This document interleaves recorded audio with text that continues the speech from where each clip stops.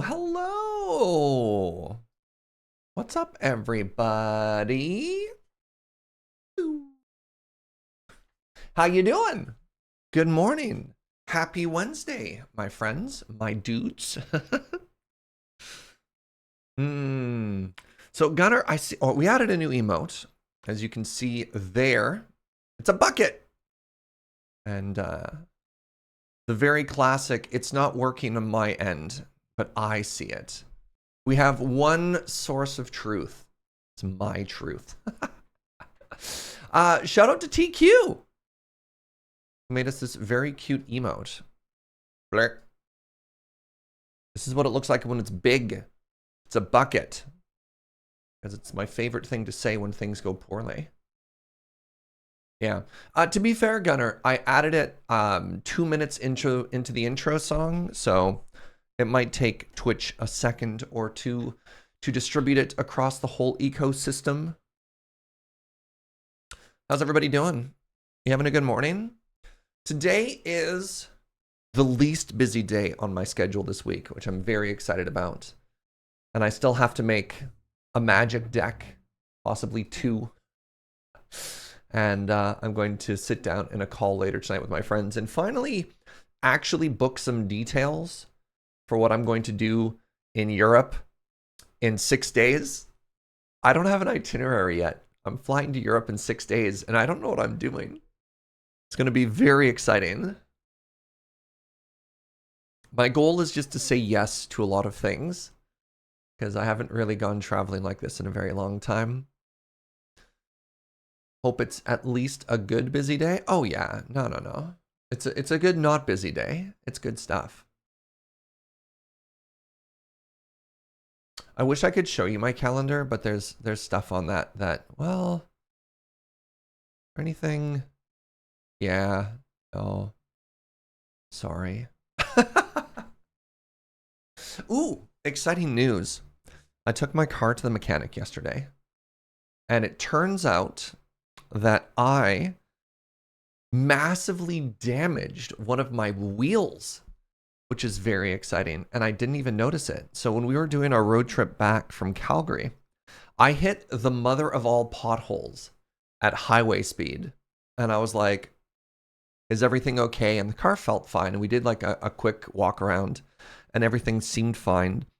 And then I went to the mechanic yesterday, and when we did the walk around afterwards, mechanic is like, well, we've got something that needs to be fixed immediately. And when a mechanic tells you something, it's like mechanics and doctors, when they sense a certain amount of urgency, you're like, oh no. And there was, the best way to describe it is like a goose egg on my tire. Like a tire is normally like, it's kind of square shaped, and I went, whoop. And luckily, nothing had happened since then, but kind of spooky. So I need new tires, which is really frustrating. Now, luckily, the rim is fine. The rim is totally fine. The tire is bumpied. Now, what's really frustrating is because I drive a Volvo and it's an all-wheel drive, at the very least, I have to replace 2 tires, if not all 4. And I'm just like, man, I didn't want to spend like $1,000 on my car this month. Oh, for you bent the rim but didn't damage the tire. Yeah, I damaged the tire but not the rim. So that's fine. That's something, it's like a little gift that's going to be waiting for me when I get back from Europe. Here you go, a present. Boo. There you go, Gunnar. Congratulations on unlocking the bucket emote. Definitely gotten hit by those all-wheel drive, replace all the tires things. Yeah, I could be a little cheap. And if I can find just 2, I could, like, a 2 and 2 is fine. Look, my car is 16 years old. It doesn't need to be mint, right? Not familiar with Volvos. What makes it necessary to replace more than one? So with an all-wheel drive car, just because, so normally what happens with a car is you have 2 sets of wheels, which are normally commonly the back sets of wheels, are responsible for propelling the vehicle, and the other ones just kind of roll and or steer, pardon me, or there are front wheel drive cars where the front ones have all the power and the rest gets dragged behind it. With an all-wheel drive, all 4 wheels are what propels the car forward, which is good for stuff like in rain or like snow. If some of your wheels start to spin, the rest of the car can grab and you still have an amount of control that does it. But because all four wheels are responsible for your motion, it's important that all of the tires be in a similar amount of condition. Because again, all four are equally responsible for the job of driving. So you need to make sure that they can equally do their job well. You can understand how if, yeah, I don't know. That's the best I can do to describe that as a layperson. This is why I gave up on driving. It's exhausting to maintain one and keep it registered. Found it too tiring. Oh, Gunner. I was like, finally, some sympathy from Gunner. Something relatable. But no, it was just another pun. I went to the mechanic yesterday and they described my car as a restoration job. Oof. You've only ever driven a FWD front wheel drive? There you go. So I never considered the implications of all-wheel drive. Yeah, all-wheel drive and four-wheel drive is a great way of saying you just get going way faster before you realize you can't stop, right?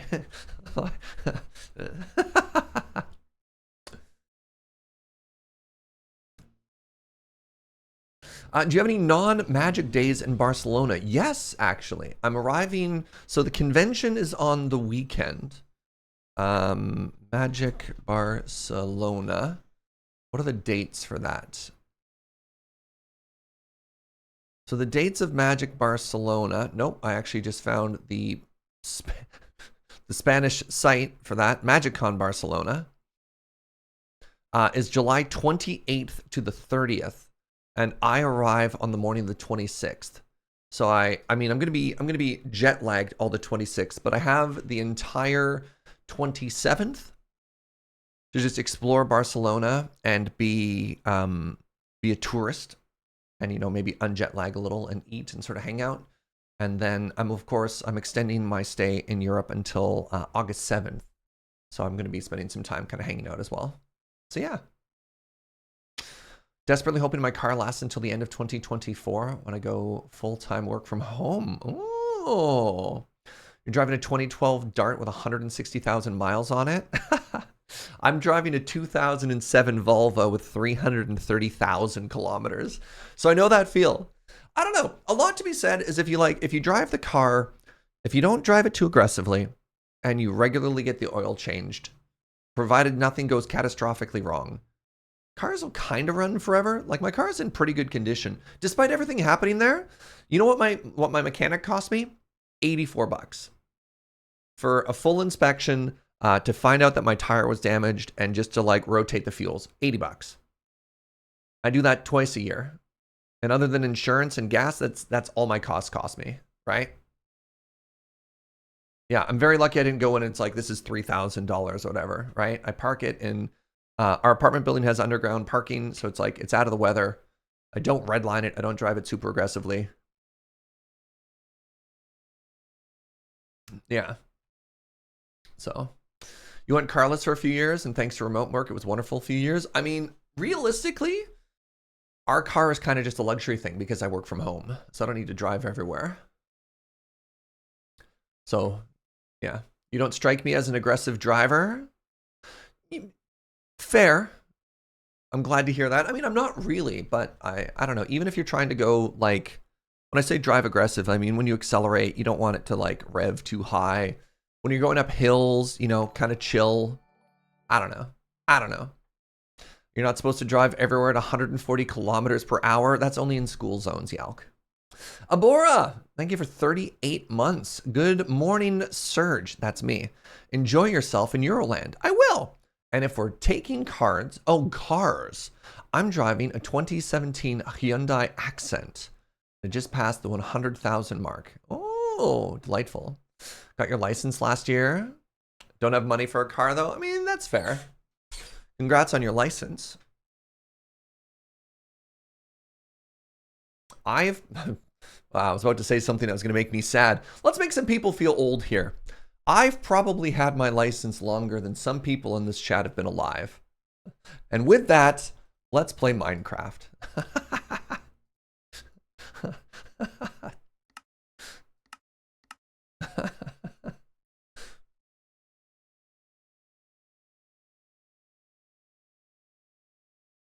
You should say something that your computer autocorrects cars to cards. Love it.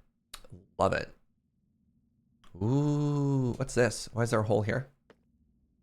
The old Nether Highway. Oh, it belongs in a museum. You're 35 and don't have your license? I mean, honestly, if you're in a position or a city where you don't need your driver's license, power to you. You know, I kind of love that. I have no idea what I want to do today. If you're at all curious. And actually, I don't know why, I kind of want to set up I kind of just want to work on this today. So I need to do a little bit of work for the museum anyways, and some infrastructure. And I'm a little bit intimidated to jump into like the whole like big old project itself.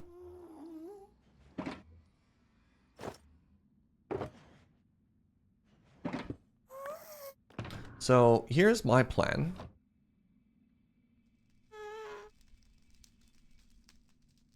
All right, let's actually set up the Nether portal to the island of the museum. And then maybe also while we're at it, we can, what's the word I'm looking for here? Make a little Nether Highway to it. All right, I want to go to, please remember friends, -19, positive 1,000. -1900, positive 1,000.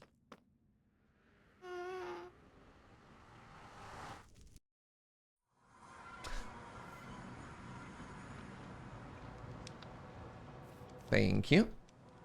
How are we planning on trolling James this morning? Oh, James is on. Didn't even say morning. SMH. Oh, it's south.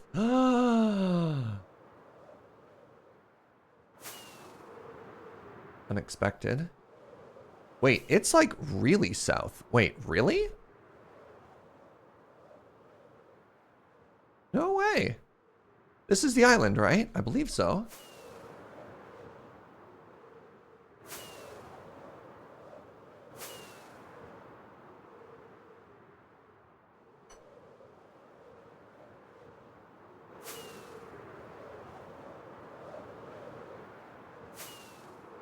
Good morning, doodly-doo. Good morning, Rixian. SMH my H. Yup. We don't have a to-do list. We should try and make a little herb garden. It's not a priority, though. Just something we can add to the end of the stream. Time permitting. Look at this good Canadian hospitality. Ooh. Ravine. Or as they say in French, Ravine. There you go. This is Museum Island. Haha, I kid.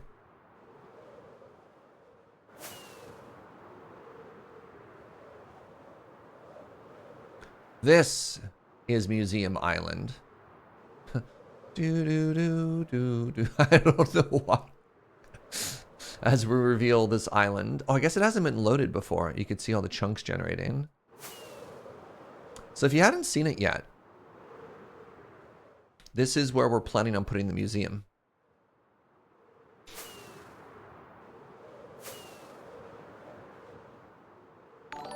Wow! The wolf is on fire. Thank you for 5 months. I'm just gonna load this whole island. Wow, it's so big. Definitely bigger than I thought it was. Ooh. Oh, it's not all gravel. Is it all gravel? No, it's just stone. We'll be adding an enormous Jurassic Park style gate at the entrance to the museum. I mean, that'd be kind of cool. It's so big. No.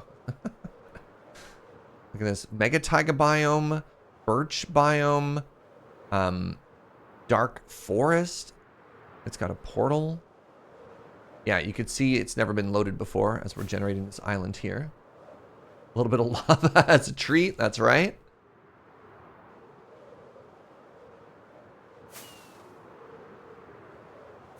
There, all right, the whole thing is loaded now. It's 2 islands, kind of, I guess. So...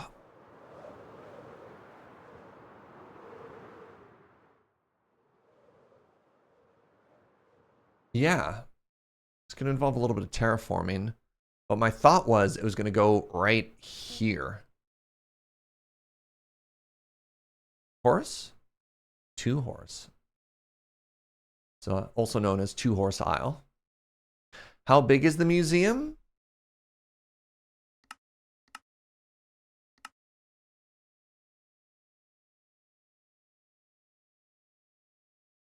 So this is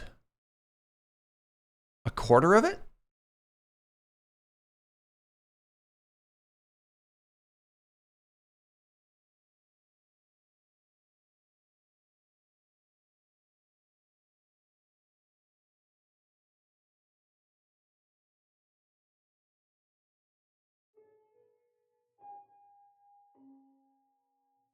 So that gets us up to here.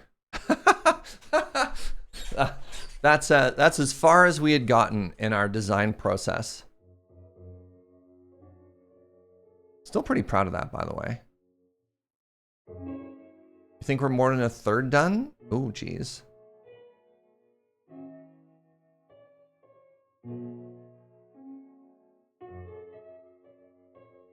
The building is so old it should be in a museum? That's fair. Yeah, at some point, maybe tomorrow. I have to do a pretty short day tomorrow and maybe start early. But yeah, that footprint right there is that tower. Oh yeah, I guess we're closer to a third, maybe. Because yeah, we'll have built all of this section up to here.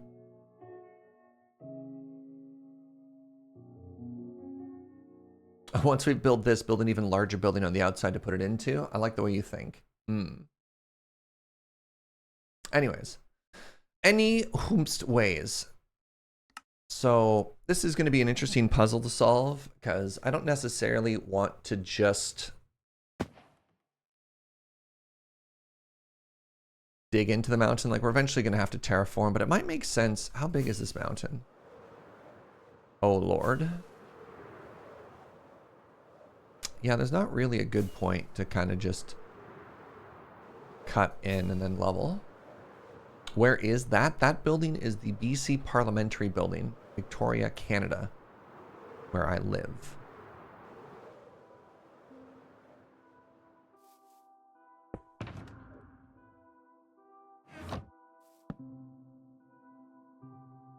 When do we build the giant Greco-Roman style marble statue of James? Ooh. My favorite style of wrestling. You live in the BC Parliamentary Building? Don't dox me. Inkslayer, please. That's why it looked so familiar? Yeah. I'm Canadian. This is news to me. Next thing you're going to tell me that Loading Ready Run is Canadian. Would be funnier if we weren't.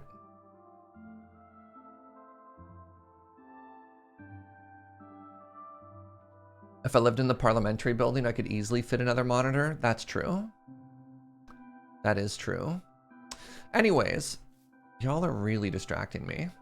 Your friend went to Victoria on the Alaskan cruise. Classic. So if the museum is here, which again I like, manual breathing. I prefer automatic. The museum is here. I think it makes sense for the portal, at least for now, to be here. Well, no, we don't want to mess up the sight line too much, right? I think when we travel in, we want to see it directly. So what if we put it off to the side, question mark?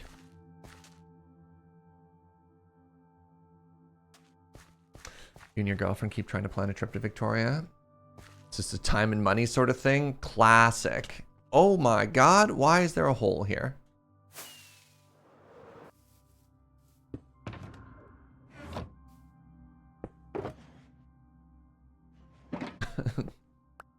Wasn't a fall. That was just a strategic decline, Joe. Joe. What if... Well, this is awfully convenient. What if it was here? So you know what I'm talking about? We don't want it directly... We don't want it directly in the way. Like if we fly and approach it, we probably want the portal over there. Or, here's a question. Here's a question. We hide the portal in the fountain. That's probably a bad idea. Put the portal in the gift shop right at admission.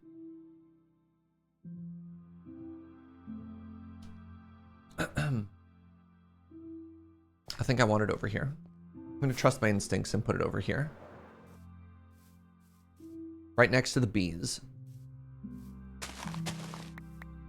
All right, so when I was in the Nether, we were standing at a very specific height. Hello. At a very specific height. What height was that? I think it was 72.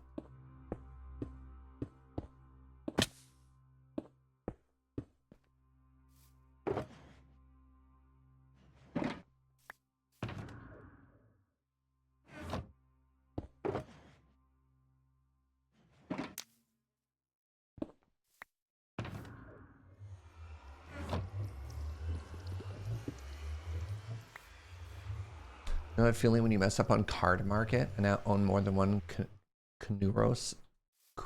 I don't know that card. I sometimes, in a rush, buy one more card than I need. No, they're chilly. Oh, this is extremely convenient. Oh, look at that. Wait, what is this?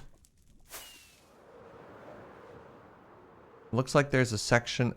What in the world is this?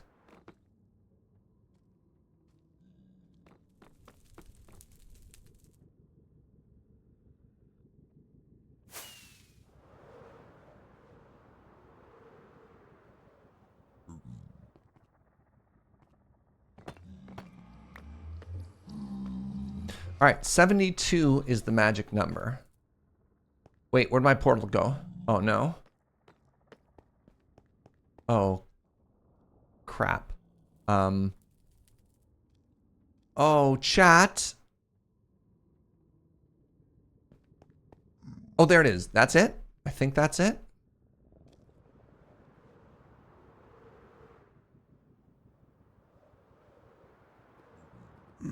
Chili Striders? Yes, Chili Striders. Okay, so I need to move this portal.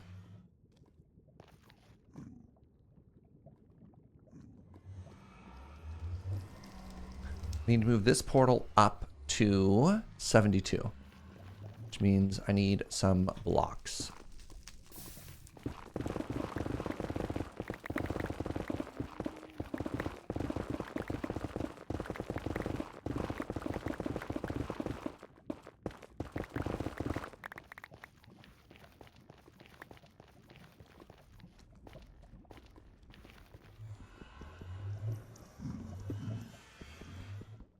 Shatter sound. Oh, the graveyard hate dog. Yes, that one. I remember now. I should do this.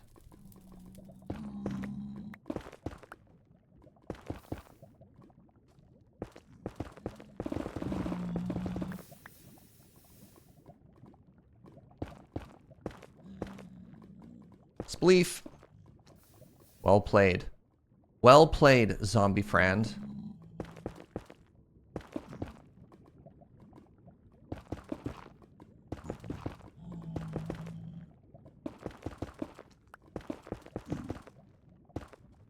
Good morning, Waterlow. Hydra Lord, thank you so much for 17 months. As ever, Alessandra, thank you for 11 months. It's been a hectic month having to escape Florida. Oof.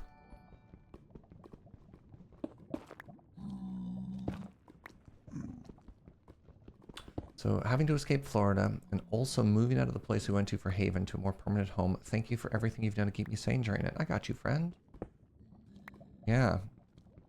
Good luck in a very hectic time. Definitely wishing you all the best. Okay.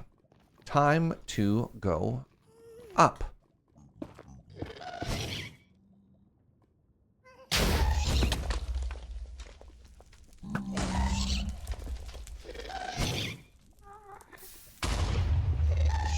Wait.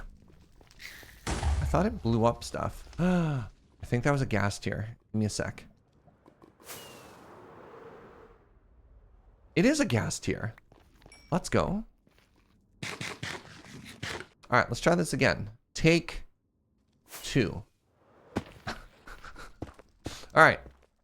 127. Whatever.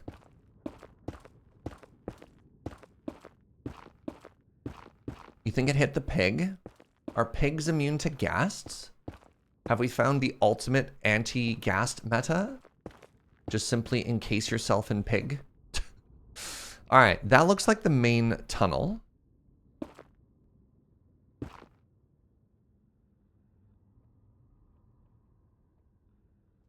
All right, 241.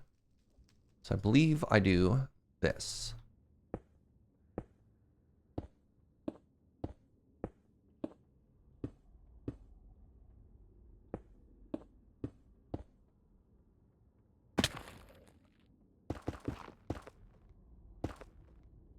Perfect. Great time, Optifine. Thanks, dog. Jeez.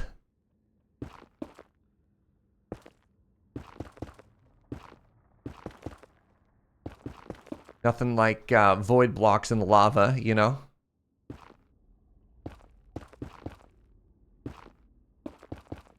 I guess I should probably have lit the portal and tested it before I made a platform, in case I was wrong. All right, and through? Wow. Okay. You know what? Sure. And through?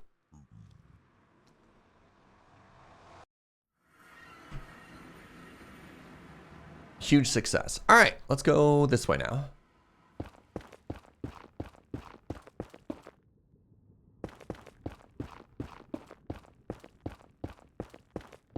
Morning, Lilith.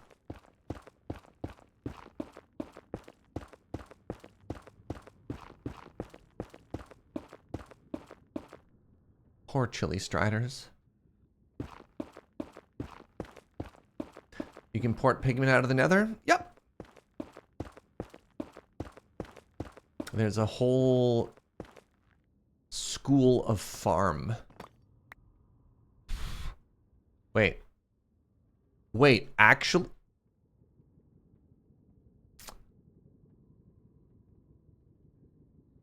I'm 1 block short?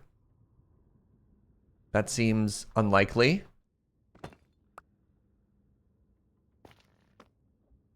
Also, I'm not supposed to connect off the side branch. So I'm supposed to go this way. How? How could I possibly be short one? That doesn't even make sense. Hate that. Hate that for me.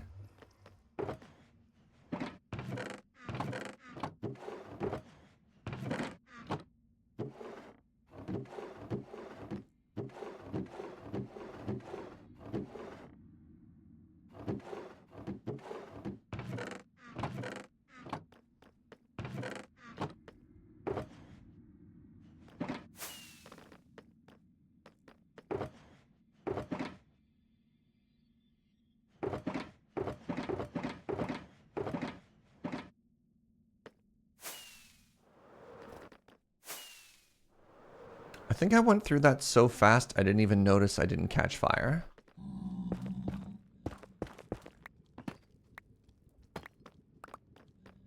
Alright, so this is bad, actually.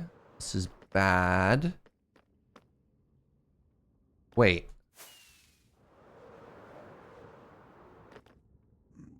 No. Yes?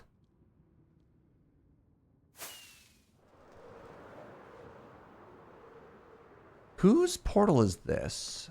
Where does this portal go? This portal might be... This portal might be the problem?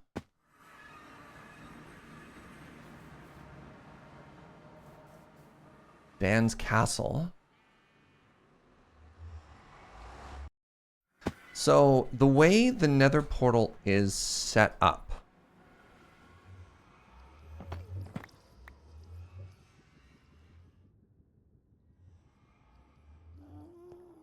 you're always supposed to connect to the closest main branch.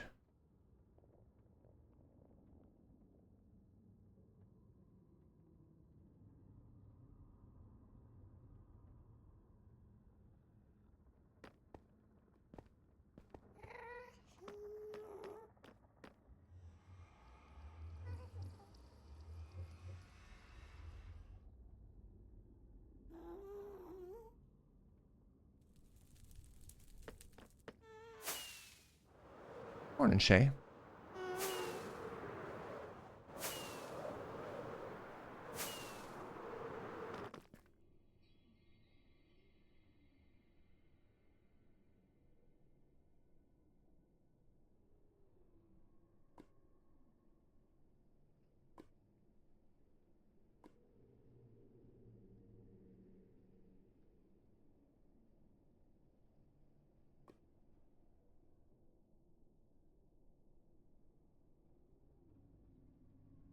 Hmm. Hmm.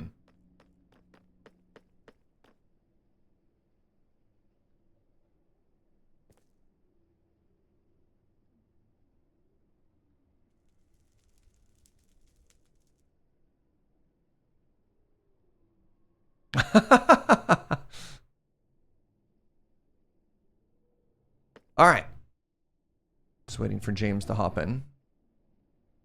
We've got a plan. Good morning. What's going on? All right. So I have made the portal to Muesum Island, and it's over this way.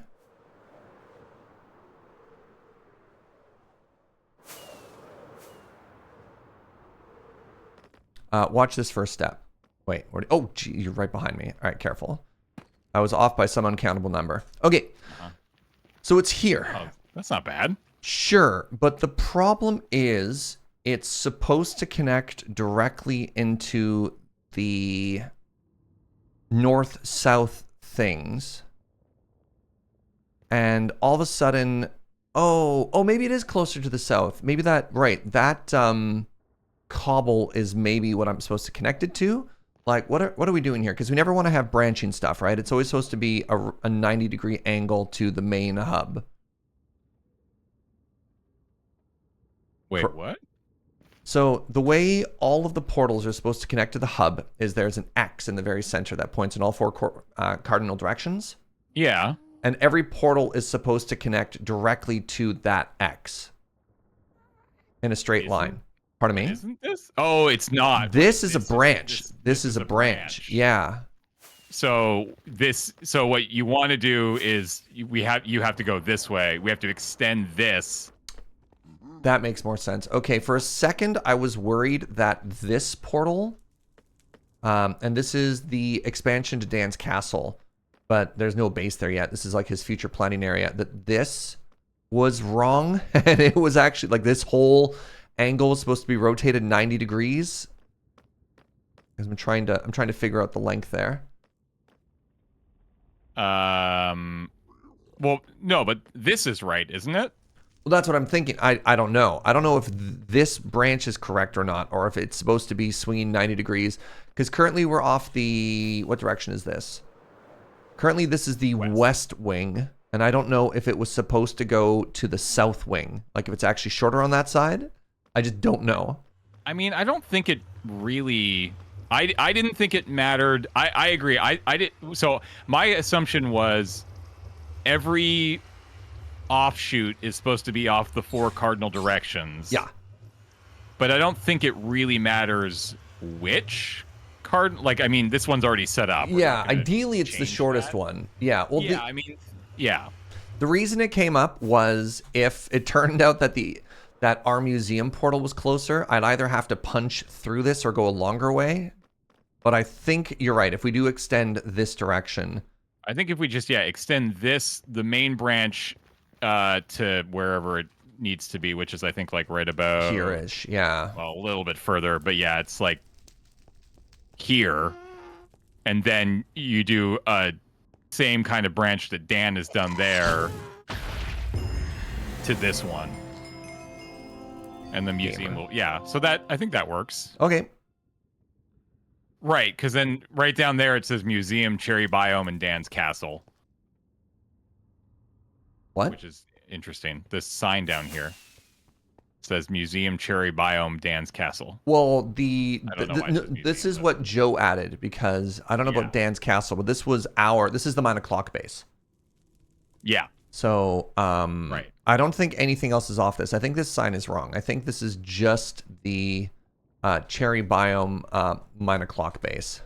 Which doesn't go this way now anyways. No, it doesn't, but if people did follow it. Yeah. Yeah, so basically, yeah, we just have to extend the main branch. It looks like, well, what is this, 240, probably about 250. And right now it's at 177. So it's about 80 blocks this needs to be extended. It's not the worst. No, that's incredibly manageable. It's going to be it's not nothing. No. And considering we still haven't even come close to finishing the extension for the 9 o'clock base. Yeah, I was like not going to worry about that. And I thought maybe I'd hammer off this part from the museum. Also, if you look on the map, the museum is way further north than I thought it was. But I guess it is kind of a straight line. But like we had talked about doing a line directly from the museum to the 9 o'clock base, and I like that kind of technically also violates the plan that we have. Yep. But I mean, as long as this is connected and things end up getting way faster. Where does this actually? Can I go through this? Yeah, of course. Ah, the fool. He's going to fall for our trap, Twitch chat.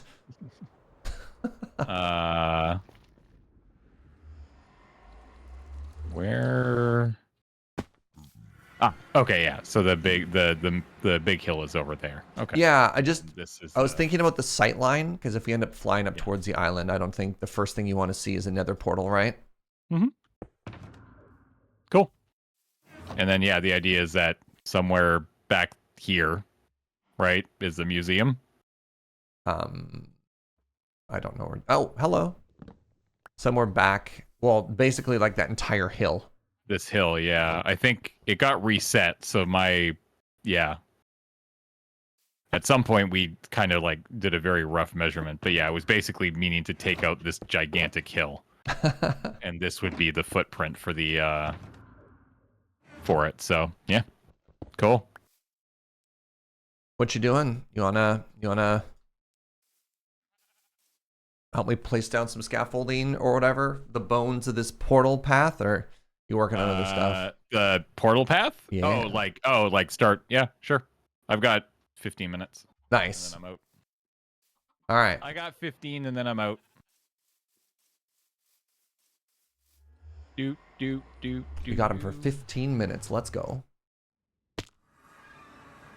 All right. So this branch you're standing on, it's garbage. It's garbage. Pardon me. So I'm going to seal it and remove it, and we have to pivot 90 degrees in the other direction. Ow.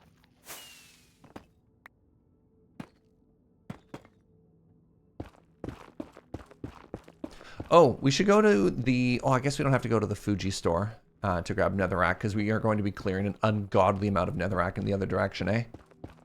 It's not really. No? In the direction that this needs to go? No. Oh.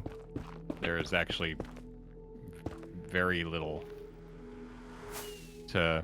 it's some, but it ain't much. It ain't much has been called.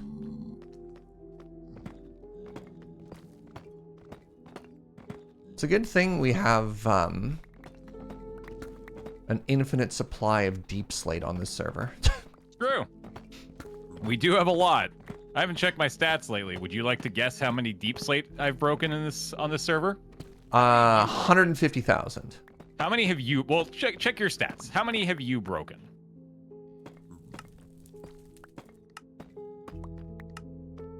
64,000. You've broken 64,000. Let's look at mine. I've broken 680,000. 600,000? Almost 700,000. My guy. 612,000 stone. 72,000 dirt. 63,000 diorite. 63,000 tough.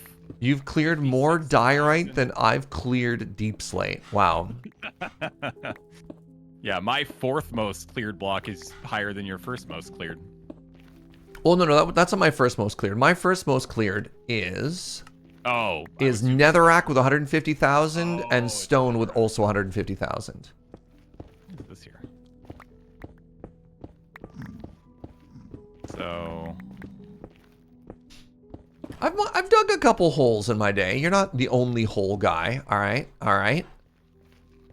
I mean, I know I'm not the only hole. Eric is here. Yeah.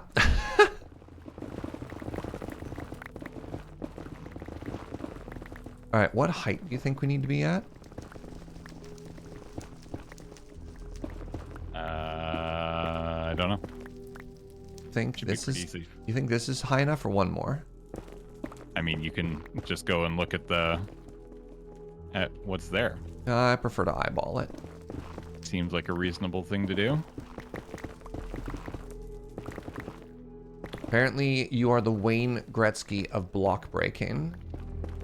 I mean, I think that's not unfair to say. So, the GOAT. I should turn the toggle back on. So it's negative 240. Oh, that's convenient.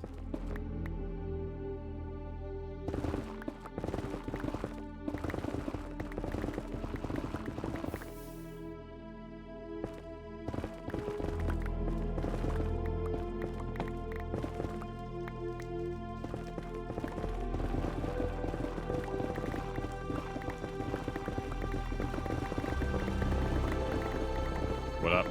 What's up? Presumably, yep. You've gone one block higher than I did.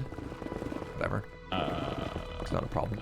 Well, you're probably gonna. Well, you probably, because there's a roof here, you're probably gonna need it to be able to actually place all the upper blocks. Yeah. No. I mean, you're not wrong. Giving us extra space is never a bad idea. Probably fine. And then where are we actually? Negative 240. Negative 241. Yeah, I posted that in. That's about the center point. So if we go, we maybe could take it to about negative 250. Why don't I see? Shouldn't I see the portal? I think it's behind something because we have to. Well, we have to swing to the left after that too, right? I thought it was like straight. I'm so confused. It should be to the left.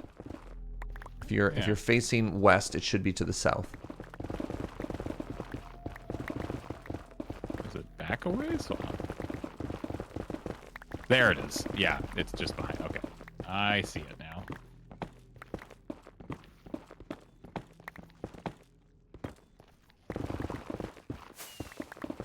Oops. Ow! Jeez. Are you okay? A little headache. It's fine. Nothing some Advil won't fix. Dude, Swift Sneak 3 though, isn't it a game changer? I mean, I literally only just put it on my pants, so I don't actually know, but it seems like it's going to be pretty useful. I mean, that's like mainly just for like building, right? When you're like right on the edge there, and oh my god. Specifically for what the kind of work we have to do for this, when you're like, yeah, it's incredible.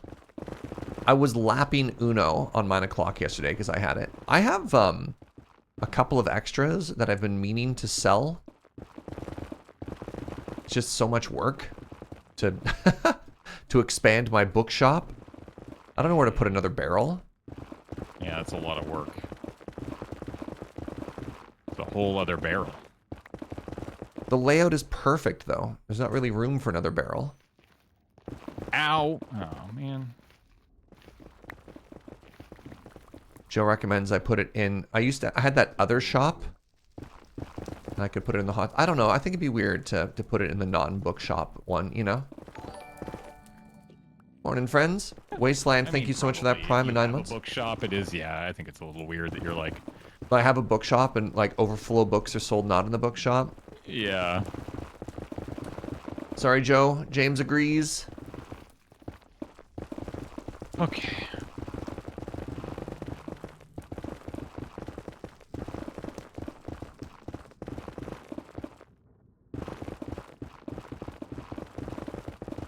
What did I... Oh, I had that one-time discount on a beacon that I sold, but I don't know. That was before we had the beacon shop, too. Joe's pointing out that I have like a special for sale barrel that we've used in the past, but I don't know. I mean, I thought about duplicating a full set of trim and selling it, and I was like, I don't know who's actually going to buy that. I mean, I did that too, because I have one of all of them as well, alright? Yeah. But also, like, what do you sell it for? Because it just costs diamonds to fix it, right? You get them once. I mean, I think if, like, I think a good price, because is there... If you include netherite, 16, there's 17, there's 17. Well, 17. there's 17 if you include the netherite upgrade template, right? Yeah. I don't know, I think you just charge, I don't know, maybe like 20 diamonds? Jesus. Well, that's just like just a little over a diamond for each, which I think is reasonable. Oh, you mean for the full set?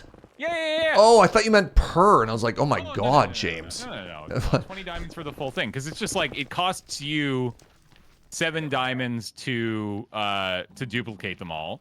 So charge 1 diamond plus 3 diamonds extra for your your time. Seems like a reasonable price. All right, now that I feel a little bit better about that. I was like, oh my god, James, that's so expensive. Old greedy Turner over there for a second.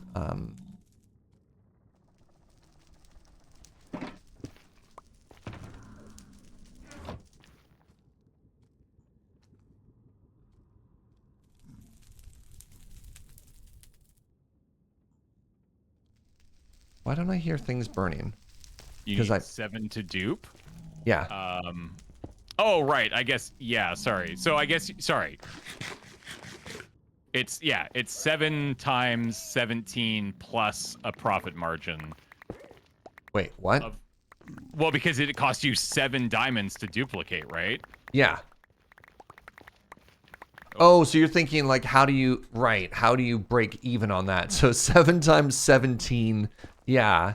You're like, all of a sudden. Well, so, I mean, what you can do at that point is you put all of the diamonds in a box, right? You just put them there, provided you have an extra copy for yourself, and then you just do a service fee. 1 diamond as a finder's fee to duplicate, but help yourself to as many copies as you want. Yeah, that's fair. And then you offer a duplicating service as opposed to a duplicating fee. I mean, is anybody on Hermitcraft doing that? So, Jevin made a shop to sell them, and then False just has a free booth where you can go and you can just duplicate whichever ones you want. Ah. Okay. So she kind of just destroyed his business, which I find very funny.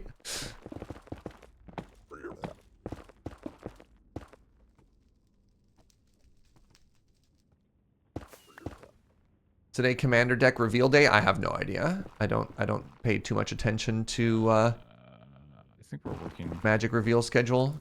James. Yeah. You have your thumb on the pulse of the Magic community. Is today Commander Deck reveal day? I have no idea.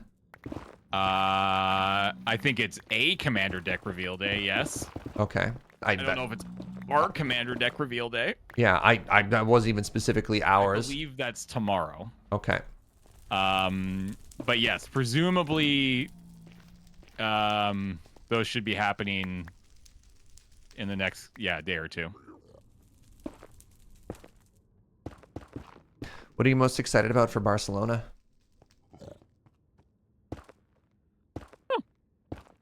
honestly don't know. I mean, just getting out of Victoria is always kind of nice. You have any strong attachment to tapas? I mean, yes and no. I don't know. I don't really consider myself much of a food guy.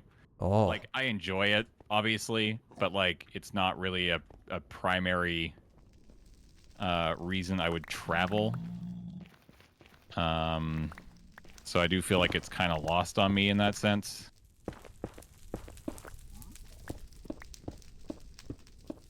Who doesn't have strong connection with the tapas? They're great. Mmm. How's your Spanish? Oh, very bad. Bad enough to say that your Spanish is bad in Spanish, or even like worse than that? Oh, even worse than that. Oh. But I'm not super concerned. I just plan to do a bunch of good-natured pantomime. Yeah.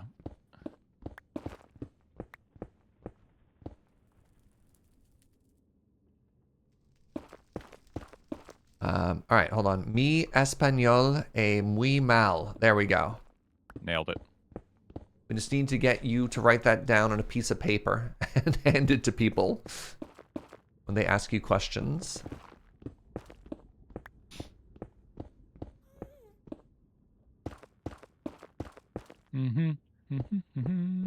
Oh, apparently I even pronounced that wrong.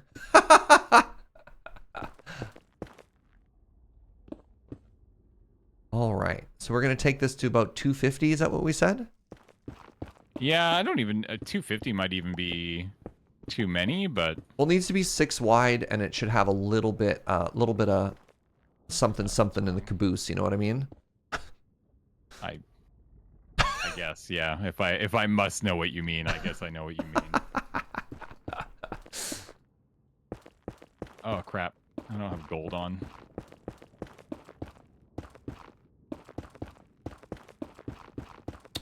Are you going to do the North American tourist thing where you're just going to speak English but louder and slower and get angry when people don't understand you? No. Also, I feel... Oh my god, this is ridiculous. This is Swift Sneak. Oh, look at this go. You all zoomy? Oh my god. Ah! Right, no gold. Still no gold. Hi. Yo. You see how zoomy I am? Ooh, you know what I can collect? All this glow stuff. Yeah, this is a really awkward thing to try to do without gold. Whatever.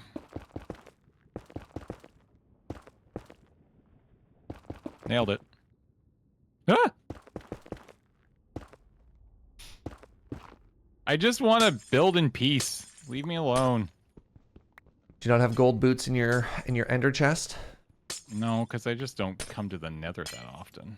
So it's That's fair. Come up. I mean, considering the amount of hours we put into this Nether hub. Yeah, the Nether hub really makes it kind of frustrating. Also, good lord, look at all these piggies.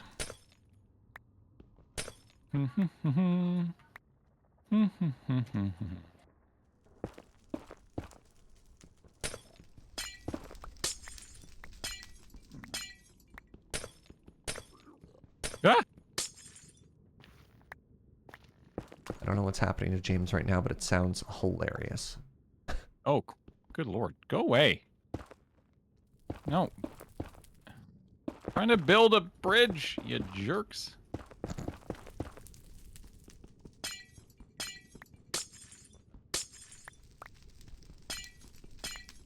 Jojo, Oh god, this is gonna hurt. Oh, could today be a 2 coffee morning? I does love. gold trim count as gold? It doesn't, although No! I do love that idea, though. Yeah, gold trim doesn't count as gold, and netherite trim doesn't count as netherite either. No, but I do actually kind of like the idea of if you do have a full gold trim, like on all 4 pieces of your armor. Oh, I opened the boxes and now they hate me. Yep. I think that'd be actually kind of neat. Yeah, That'd I be mean, a fun honestly, way it's of elegant, keeping- right? Yeah, like it's a fun way of keeping yourself well protected without having to use crappy gold armor. But still, you know, I think it still makes sense. All right. Well, have fun. My stream's over.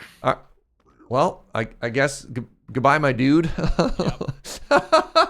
Actually, thanks for hopping on and keeping me company for a couple minutes. I do appreciate it. Yeah, no worries. I think this is what I'm going to work on today. I don't know why. I was like, there's lots of other stuff to do, but I felt like kind of like an entire museum. Look, the museum, that's easy mode. There's stuff I got to get done first, right?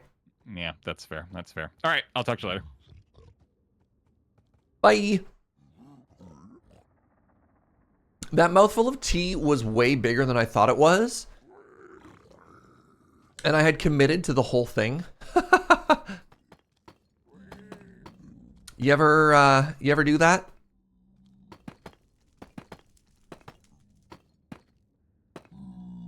Oh. That was a mistake.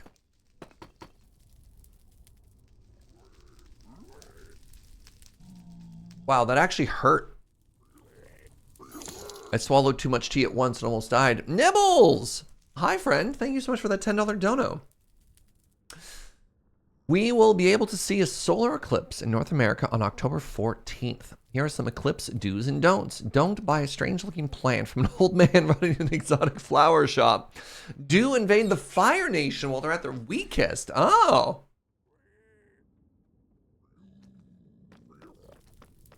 Wait. Nibbles, have you secretly been part of the Fire Nation this whole time?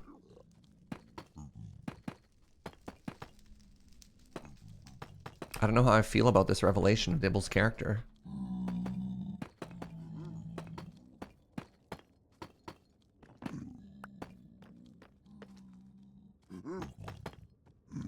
Surge is just you in chat now, it's true.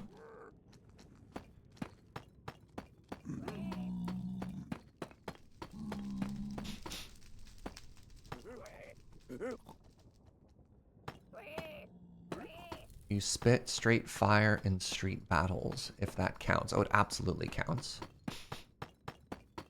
By the way, take a peep at this. The power of the swift sneak.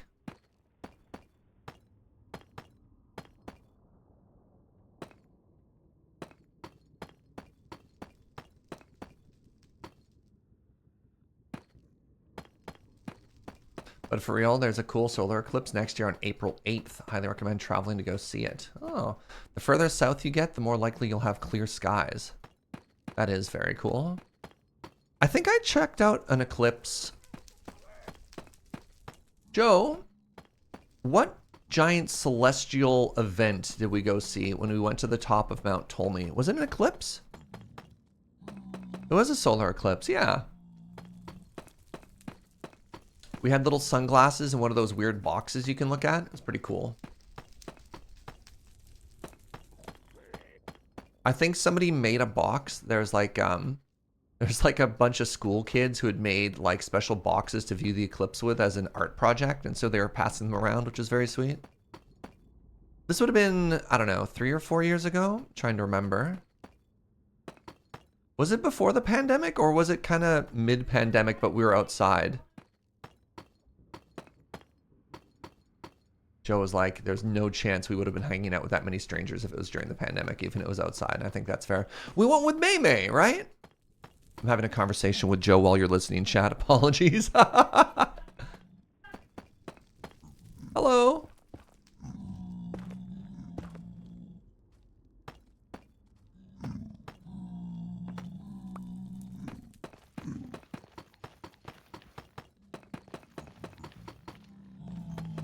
So one frustration with the Swift Sneak is I keep stepping down a layer, and I don't love that. I don't love that it keeps taking me off of it. I find it very disorienting, and I feel like I'm going to fall every time that happens.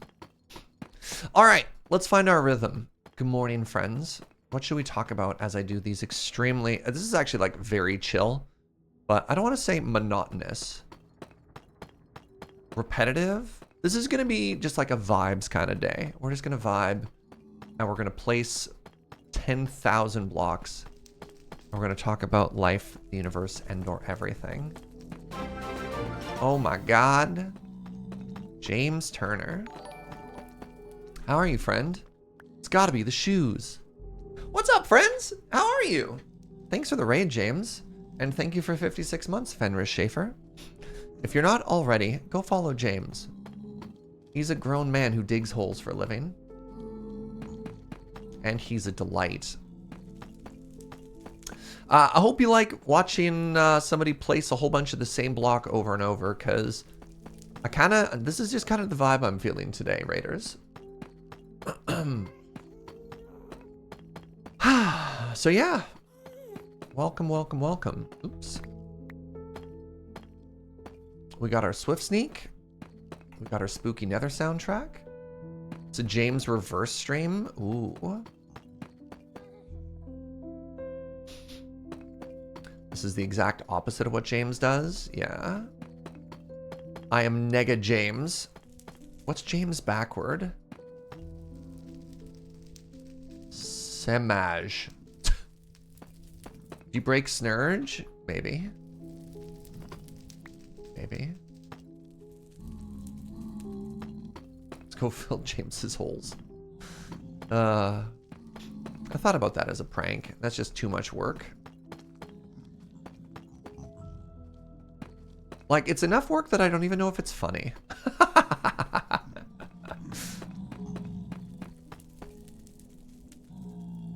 Canonically is James Snurge. Could be. Can I buy you Minecraft? No. Why would a stranger buy you a video game? Cover them with grass blocks? I've considered it, Psycho Boy. But we can't talk about pranking James. He might still be here. Same person with spamming James's chat? I mean, I guess you do have to shoot your shot, right? Like, we were talking about Gretzky earlier, and you do miss 100% of the shots you don't take. It's an odd shot, though.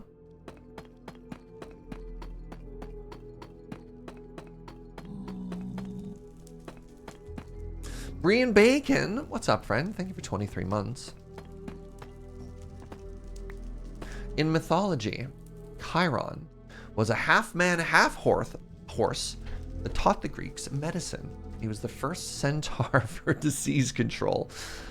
Oh, man, I thought I was just getting a cool fact, and instead I got punned. Excuse me, excuse me. I'm trying to work here.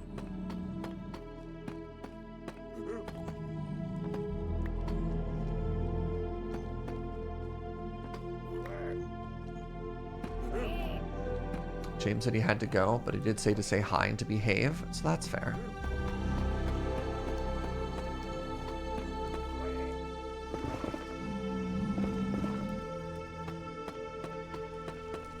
Into the oubliette. Goodbye, Fortunato. This is a construction site. Do these visitors even have their visitor pass and hard hats? I am shocked at the lack of PPE that we're seeing on display right now.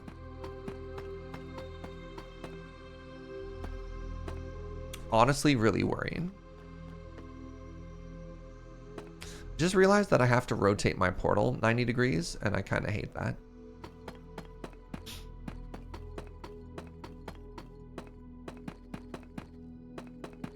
Wait, the Gretzky brothers hold the record for the most points by siblings? Wayne has 2,857. Brent has 4. I didn't even know that Brent Gretzky was a real human. Poor Brent, man.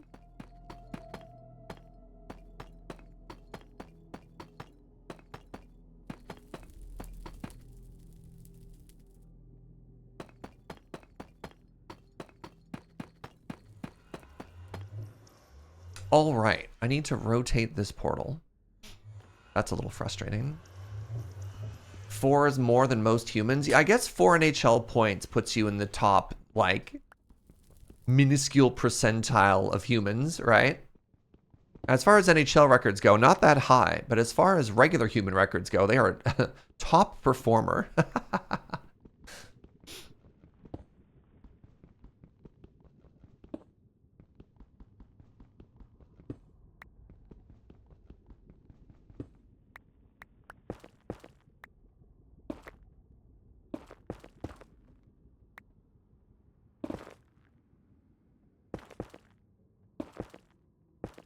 I refuse to lose even one obsidian. Who is messaging me?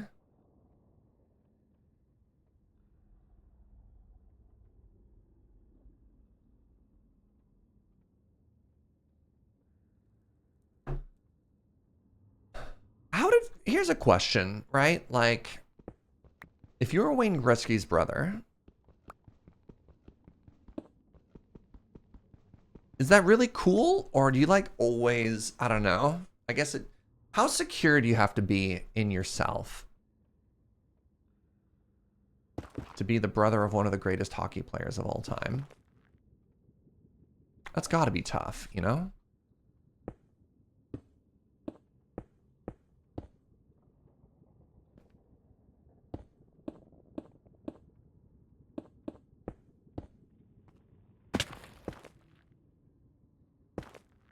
Okay, let's put that there. Need to grab this. I need to light. That's the noise a flint makes, by the way.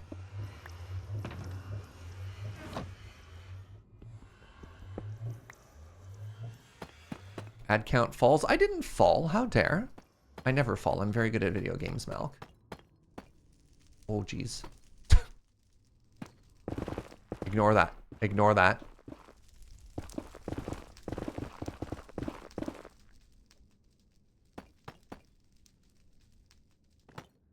You think he did other things other than being his brother? Well, he played in the NHL, right? I guess there's lots of brother families. Who was it? They're the Sutter brothers? There's like 6 brothers who all played in the NHL or something ridiculous like that. Depends how much you care about being famous. Yeah.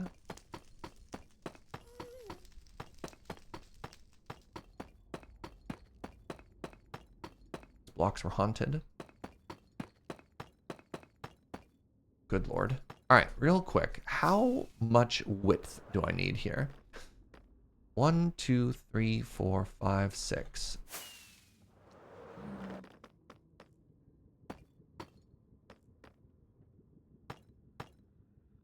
Probably not gonna have enough blocks for this, eh? Well, you know what? We can fix this easily. We can we can plan around this.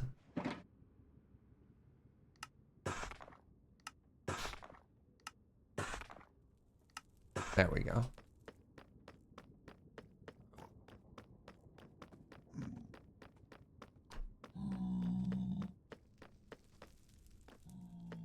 I mean, it's probably better to have a famous brother than to not have a famous brother.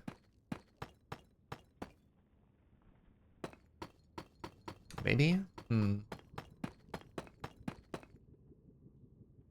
What if it's similar with Peyton and Eli Manning in the States football? But they both have a... I didn't even know there was another Manning.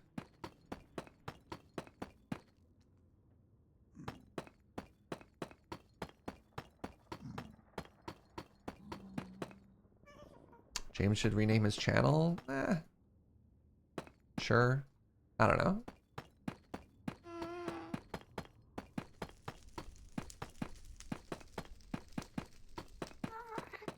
Oh god, the steps. Oh, hi. It knocked me into the portal. I mean, Kathleen did that for her channel, but...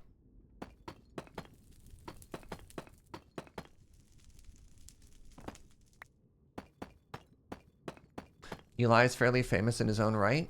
Certainly more successful than the 4-goal Gretzky brother. I mean, I hadn't even heard of Brent Gretzky. That's a great piece of trivia, by the way. Right? Brent Gretzky. I'll try and remember that for the future.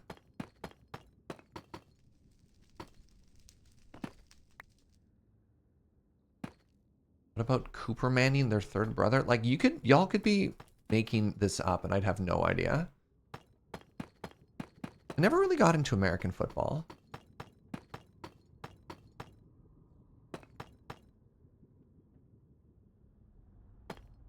Aren't points in hockey goal and assist? Correct. Yeah.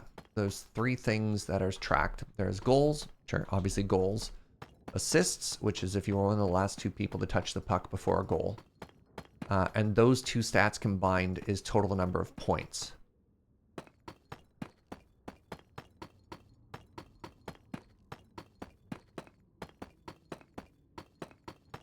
I know medium amount about hockey. What's up, Livik?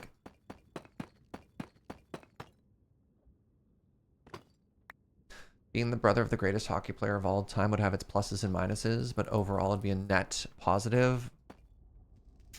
Uh-huh. All right, quick. Oh, God, stop it. I'm removing all of this. Quick question. Is Gretzky still the GOAT? Or has he been... Has somebody finally gotten, like, more points than him? Maybe not an individual season, but I know... Ovechkin and Crosby. God, that shows how often I've been watching hockey for a while. There were some interesting conversations about Mario Lemieux potentially being on track to be the greatest of all time if he didn't have so many health issues. Like some of the seasons that he was playing were pretty wild.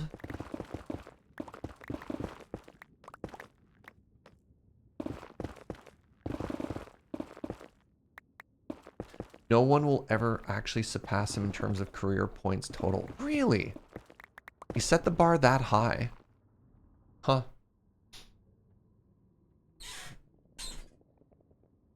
It's a difficult question to answer because players after him learned and overall today's players are better than they used to be. Yeah, for sure.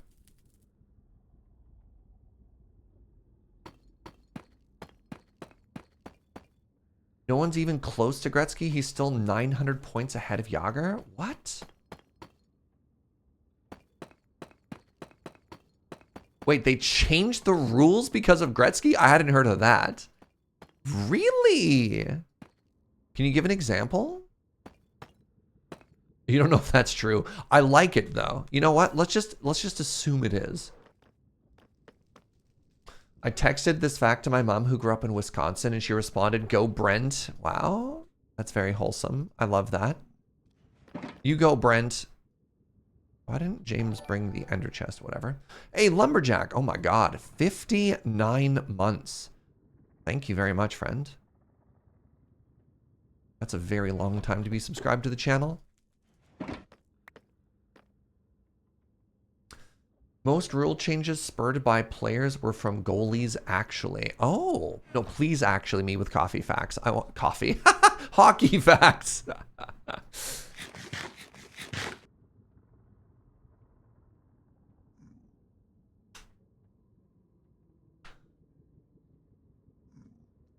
Gretzky's all-time gold record will probably get passed. I mean, that makes sense, right? Like... after a certain amount of time, you expect that to happen. All right, I need whatever this block is called. This block is called the Deep Slate Tile.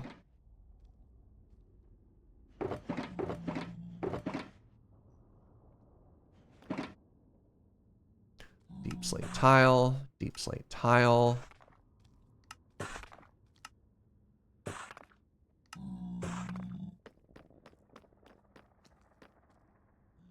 No!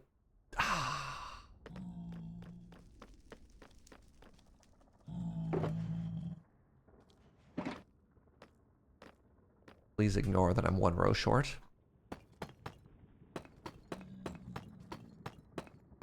Could have happened to anybody. Goalies used to not be allowed to leave their feet until Plant said and just took the penalties and won anyways. Martin Brodeur was so good at handling the puck, they created a zone where goalies couldn't touch the puck.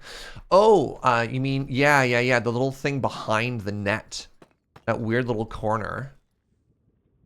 They changed that because of Martin Brodeur. Really?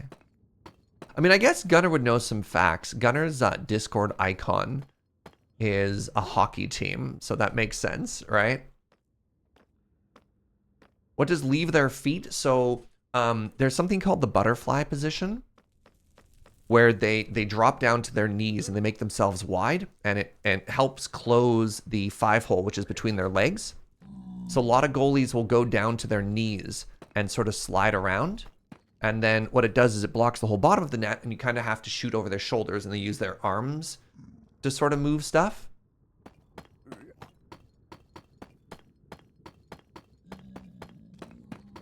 So the downside to that is if you can slide back and forth, they don't have as much ability to move side to side, but it does a really good job of like positionally blocking. Kind of think of how in soccer, how goalies will sometimes charge out of the net, because if you think of it physics wise, you just restrict the number of angles that a person has to try and shoot into the net past you. Wait, the butterfly is no longer in vogue. I mean, that's fair. I imagine things have changed quite a lot. I'm probably at least 10. I don't think we've had cable at home for a decade. What's the new meta in NHL goalies? This is fascinating to me. I realize I'm probably isolating a huge chunk of the audience, but mind you, I think that's what happens when folks talk about Magic too, right? Tootsie Roll is a new fad. I don't know if you're joking or not. That could actually be true.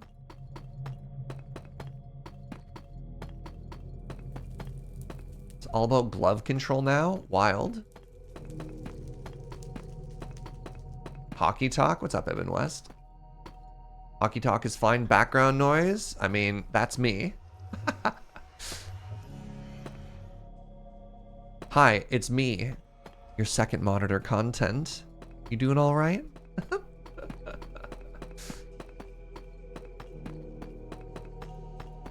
Baseball's more your jam? Apparently the new hotness. I don't know how many of y'all are into this. The new hotness is F1. Everyone's watching F1 these days. Things you don't want to hear during stand-up. The build machine isn't working. Can you do a local build for today's client demo? Oof. Oof. Wait, I'm your fourth monitor today. You know what? That's all right. Who's on the other three, Yalk? That's the real question.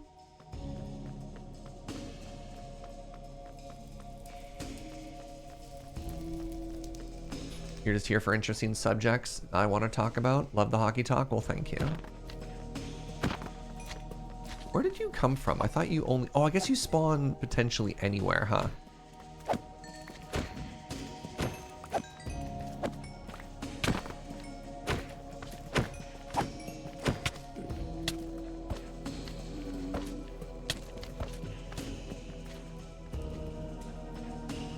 I'm on your fourth monitor, but first speaker headphone. Flattering. Work for everybody. That's fair. It's always neat trying to figure out like the rough demographic of people who like to watch the channel. And apparently it is, I'm going to say young professionals, young at heart, even if, you know, professionals who have me on the other monitor, or parents at home hanging out with their kids, which I find very flattering that you trust me to watch with your family. I haven't ever really done like a surge poll though. Who are you? Who is Brew Crew?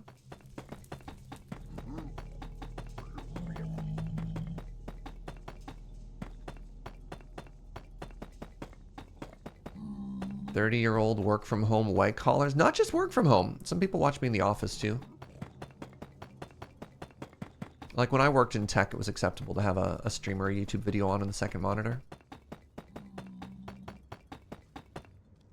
It's because we trust you not to say rude things like butts. Sorry, I said it. But yeah. Depends on your definition of young professional. Are you young at heart? What I'm trying to say here is I don't want people to respond with, well, technically I'm an old professional. And be like, nah. You're beautiful. Or whatever.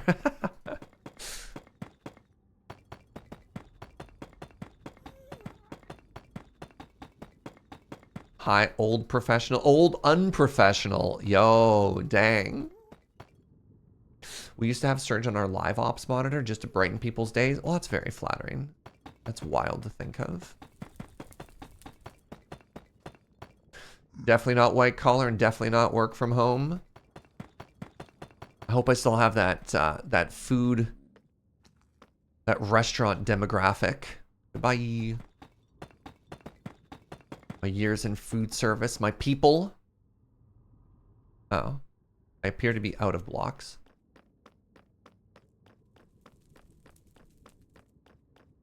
Can't work because of mental problems. No worries. Glad you're here hanging out. No judgment either. Melon Watch or 2 million downloads was a fun day. Wild. You're at the end of parental leave until the end of the month. It's nice to enjoy some Minecraft with my 1-month-old and your 9-year-old. Oh, Papa Bard, I love that. When I was, we went to Calgary earlier this year for a funeral, which was quite sad, but point of the story was quite happy. And the point of that was finding out how many, like, friends and family watch me with their kids, and I don't know. It makes my heart grow 3 sizes too big. My favorite time I have ever met viewers, fans, people, chat members. Let's go with that word because I don't know. Everything else sounds too impersonal. I was at a Magic convention in Vancouver, and I was done a game. I was at a table. I was chatting, and somebody came up and said, "Hey, there's somebody who'd really like to meet you, but they're outside of the convention because it's too loud." And I came outside, and there were 2 kids. It was like a 3-year-old and a 5-year-old. And I was like, oh my God, my heart. Because there's just too many people in the convention. It was too noisy, so they wanted to wait outside. And then they're like, say hi to Serge. And the 5-year-old was like really, really shy. And so they hid behind their parents instead. But the 3-year-old was like, hi! And they started talking about Minecraft. And then as soon as the 5-year-old saw that me and the 3-year-old were talking about Minecraft, they got really jealous. And they're like, wait, I want to talk about it too. And they joined in the conversation. I just like sat on the floor and chatted with them for a couple minutes, and my heart grew, I think, 3 sizes too big. Exactly like the Grinch. It just burst inside. It was wild. The only family-friendly streamer you follow. It's nice to see that option. Yeah. I don't know. There's moments like that that make the switch to family-friendly content we did very, very, very worthwhile. My kid loves you and Dead Pine. Awesome. I miss Dead Pine. We used to, when we were doing Vault Hunters, we'd see so much of him that to not see him for a while is pretty big. He raided us the other day. We often watch him in the morning. Still going strong with the Sky Vaults. You don't recommend having your heart grow that big? Oh, it's fine. The trick is to just have an elastic band on your chest. More coffee, my love. We get some thanks, Joe's in chat.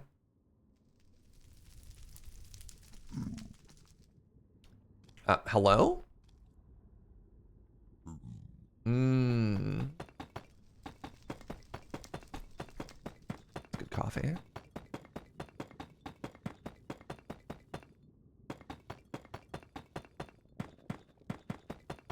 I'm so excited for Joe to do the Joe takeover while I'm gone. And again, not honest. Okay, on the one hand, it's amazing that she's going to keep the channel live because there is a certain degree of fear. No, 2 stacks. There's a certain degree of fear and panic as a creator when you leave your channel for 2 weeks like I am. And so that is just an incredible, incredible privilege. But also because she's so cute. And you often don't get to hang out with her as much as I do. So I'm excited for all of you just to get to know Joe better while I'm gone. What's the coffee today? What are we drinking, sweetie? This is a washed Colombian coffee from Say Coffee Roasters. The only thing you fear is Joe not giving the channel back. Oh, she'll be like, finally, yes.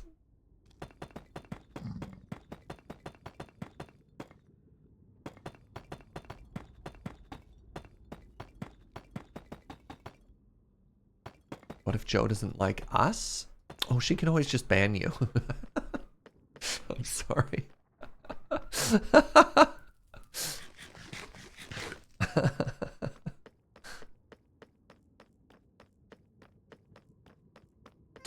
care.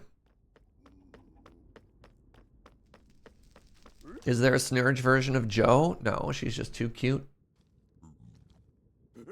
Glory to Joe. Hey, Fox with the Knife, thank you for 46 months. Is Joe going to be playing on my Steam account? Probably. That'd be my assumption. So she doesn't have to log out and log back into stuff. Because I also have Stardew Valley on Steam, yeah, which is maybe one of the main things she's going to be doing.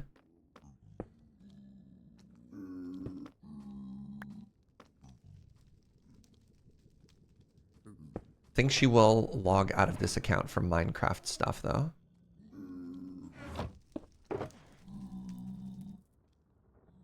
All right, now I need this, whatever it is.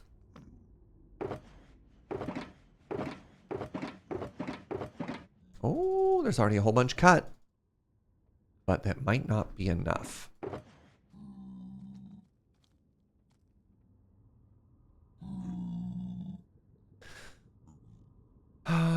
So for that...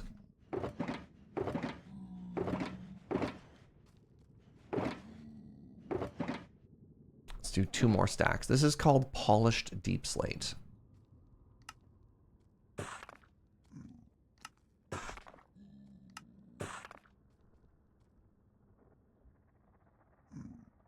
Does Joe have any particular content in mind? Totally fine if it's a secret or not. Joe's looking for cozy Stardew vibes.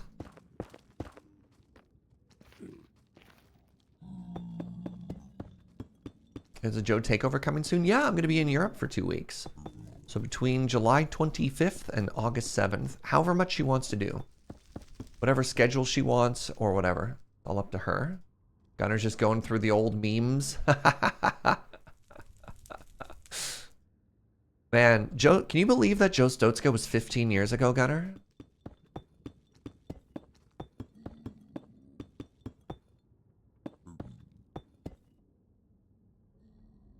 Joe isn't joining me for the trip? No. Joe doesn't want to build up hype in case people are disappointed. Joe! Who could possibly be disappointed with you, my love?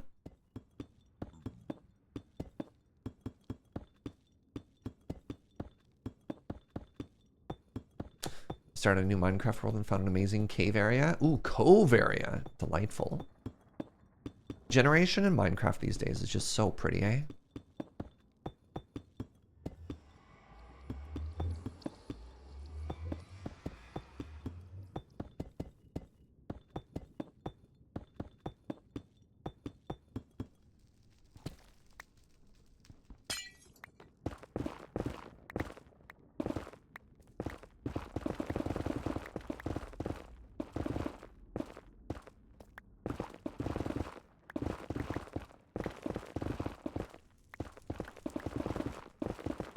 Please hold.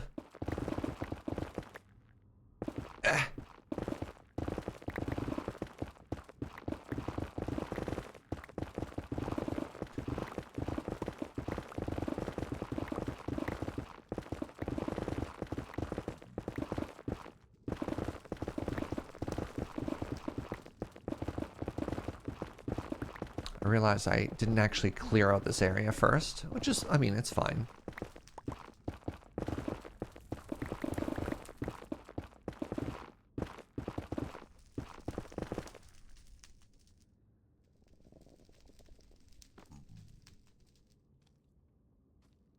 Behind the cove, there's also a mountain with cherries on it, cherry biomes on it. Oh my god, picturesque.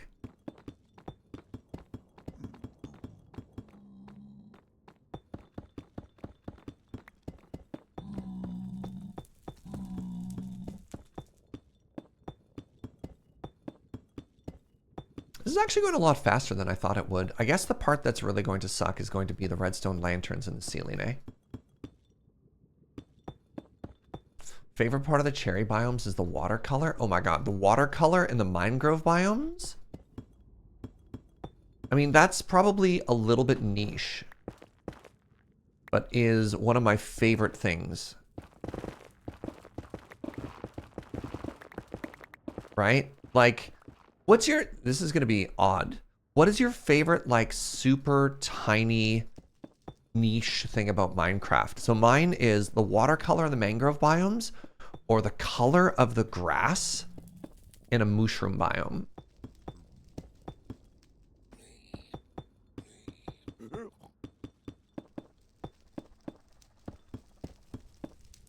It's such a good vibrant green. Or I guess the other one would be occasionally you can get like leaves transitioning between biomes. Big fan too. You like jungle grass the most. Okay. You love the ways that bees float and move? Yeah. I just wish bees had a little bit more self-preservation. But I need 2 more layers of this block. Oofa.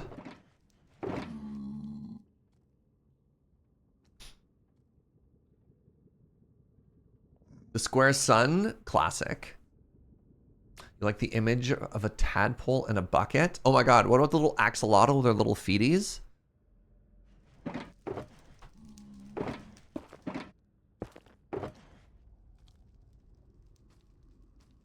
Alright, all of these are going to become chiseled deep slate.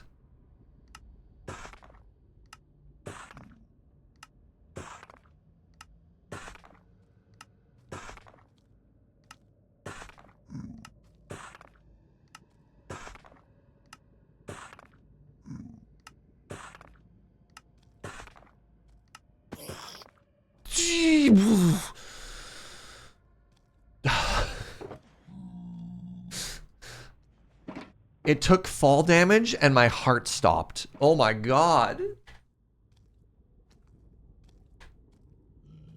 I love it when there's a large bit of flat, fairly sea level land at 0, 0. Oh, yeah, everybody pause, reboot your hearts.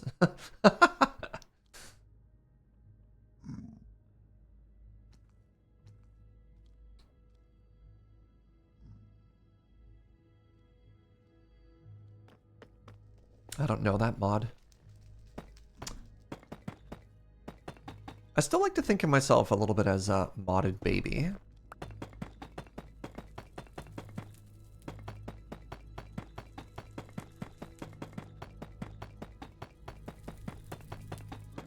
You love the way maps work?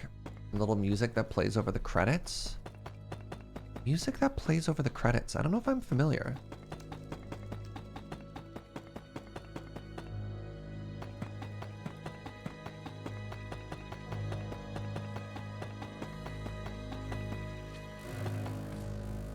What am I stuck on? Right, I'm gonna have to mine out some more stuff when I get around the corner. It's a mod pack. Okay.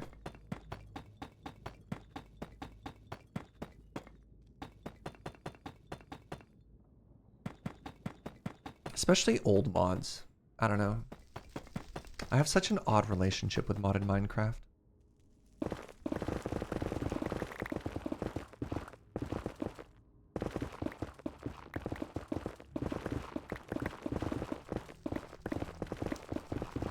Mods can sometimes be fun, but it also leads to like the most egregious backseating.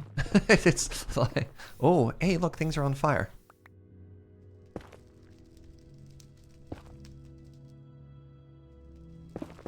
Hey, look, more fire. That's exciting. Please stop. Alright, there we go.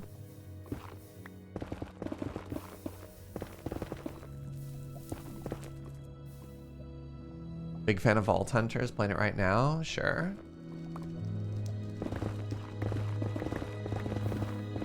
You know what, for the amount of blocks that we find out here, the amount of lava, pardon me.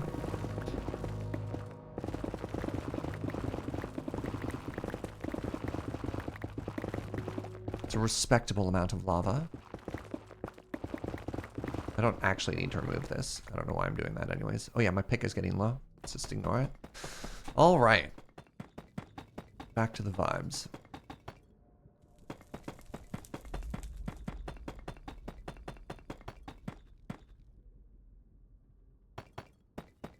Biggest problem with mods is documentation. They're by and large super unintuitive. You don't know what you're doing. So, a little bit, yes, if you're trying to get through one particular one.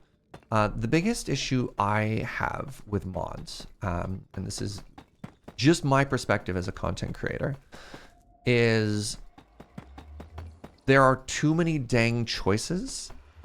It just adds too much to the game. And as such, the number one question that comes up whenever you're trying to tell a story, whenever you're trying to stream it, is why haven't I done something else? And that gets really demoralizing when you get asked it about 10,000 times. Because you're like, why aren't you using this instead? And you're like, well, you can't do everything. Like, the biggest constraint you have is time. So, like, if it was just a matter of here's one mod and figure out how to do it, it'd be fine. But often because they come in, like, very large packs, there's the giant context of why haven't you unlocked everything and finished everything? Why aren't you doing it the way that I did it? And you're like, oh, goodness. This is getting to, like, a very real place right now, though, and I don't want to. So I'm always very hesitant to just jump into a new mod pack because of that. Yeah, mod packs will have like 3 things that do the same thing. Exactly, right? Exactly. Day9's answer is don't phrase questions in a way that implies the person is doing something wrong. It's tough, right, Ibn West? Like, I really try as well. Maybe that's a good way to do it and just get mods to give the mods a little bit more freedom to sort of delete stuff like that. But it's also demoralizing. Like, chat here moves slow enough that I don't know. I often have to engage with everything, even if the flow doesn't work. Like, something I've tried to do and tried to communicate is I get really distracted really easily. And as such, like, apologies if I don't read or engage with every message in chat.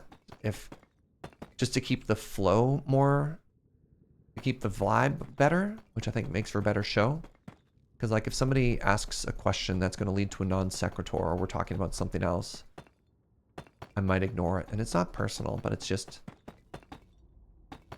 to keep me from going, you know, Mach 30 at all times with my brain, with the flow of the conversation. And I think later on, you know, as a channel grows, if there's enough questions, if there's enough chat activity going on, and especially if people are talking to each other, which is great too, because you have multi-threaded conversations, you can kind of pick and choose what works. And I guess that feels bad if you're a chatter, but at the same time, I think there's also sort of a self-selection where there's an understanding in a really busy community where you recognize that, you know, everything's gonna happen. You prefer smaller chats personally. No, absolutely, Nibbles, and I get that too. And like, people will tend to acknowledge that and sort of join communities that are a size that they feel like they're getting what they want out of chat, you know? All right, we need to go spawn proof the edges here with these tiles. Where are we? We are here. So we need the deep slate brick tile. Deep slate brick tile. Deep slate brick slab, pardon me.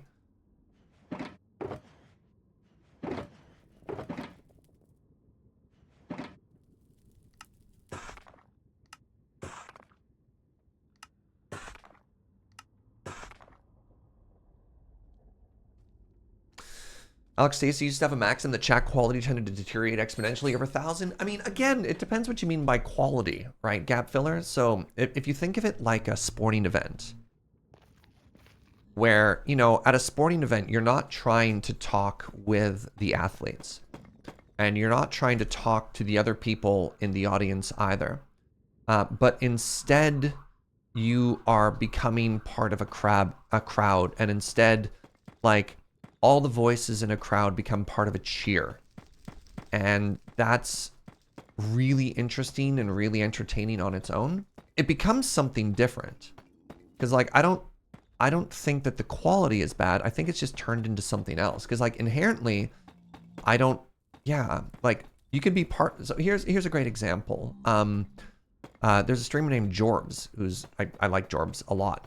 And his chat is typically between 1,000 and 3,000 people, right? Like his viewers when he's playing Slay the Spire. And he has fantastic conversations with them, and you talk about it, right? You can have conversations, you could talk, and it just requires moderation.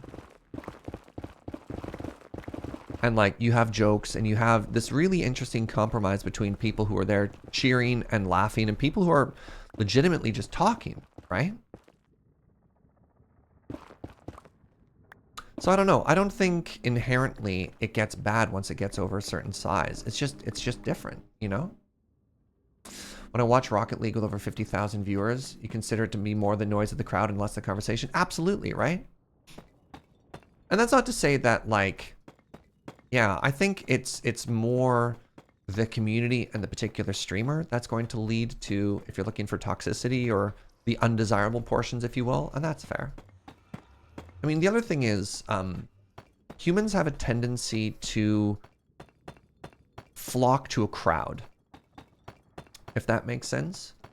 So like, if there's a bunch of people who are watching a streamer, more people are going to check out to see what it is. And new people who don't really understand the rules or the vibe are, you know, they might bring something in. But again, I don't think that's inherent to the number of people. And that's auto mod, you know, channel moderators, all kinds of stuff like that will help out. If you could turn off the noise of a crowd at a sporting event, you'd also do that? No, fair. Some people just don't like crowds, and that's absolutely fair, but I don't know. I tend to try and be a little bit more optimistic to just suddenly say that at a certain size, it's then toxic. The mod team sets the tone as much as the streamer. I think more so, Gap Filler. Oh, that's exactly what you just said. Yeah. So chat is often the first thing that people are going to encounter. Because like when a person joins a channel, like I might be in the tank, or the streamer, not necessarily me. They might be in the tank. I might not say anything for, you know, 45 seconds to a minute or something like that. Depending on what you're doing, if you're just vibing or whatever. It could be longer if it's a particularly intense moment in the video game. And so somebody in chat might see chat as their first experience. And so what the moderators let through is going to be a big indication of the vibe of a place.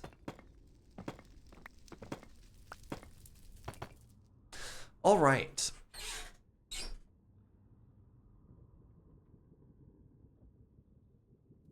You know what community has a pretty good chat? Age of Empires community. Neat. Okay.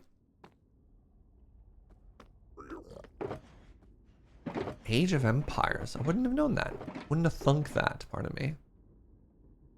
Let's just do this.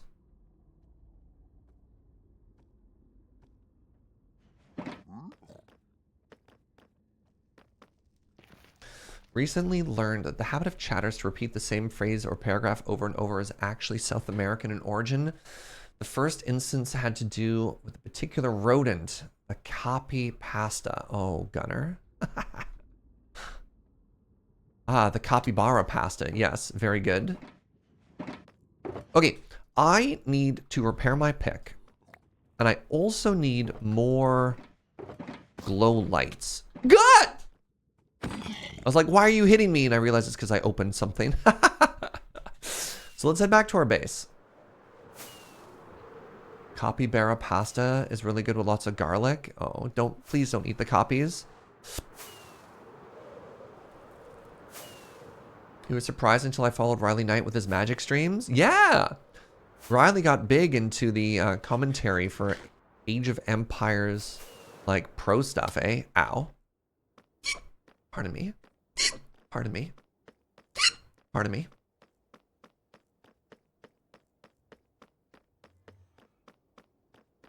We might have to do a little light mining session.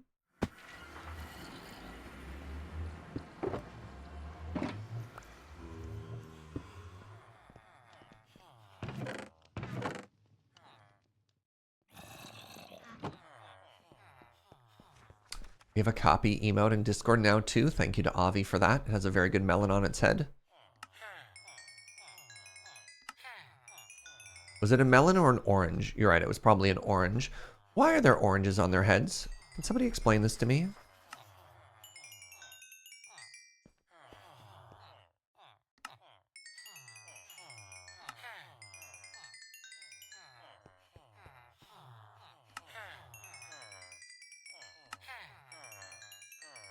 Sounds like an Ian question. I'm sure somebody in chat is knowledgeable on all things copy.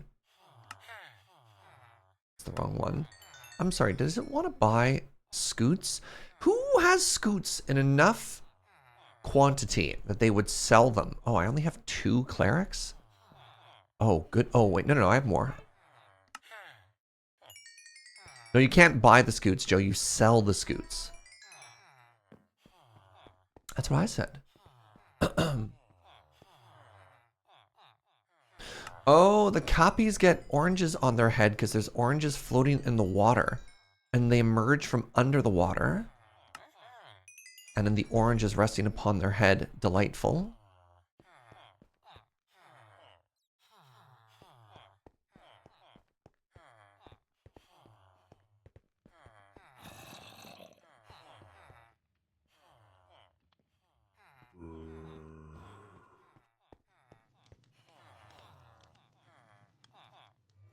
Ooh. Look at it. Look at its little face.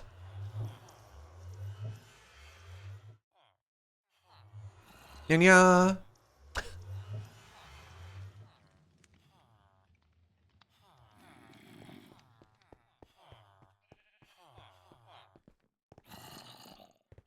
My sister went to Argentina for a summer, and there were wild copies hanging out around the village all the time. They didn't care about people.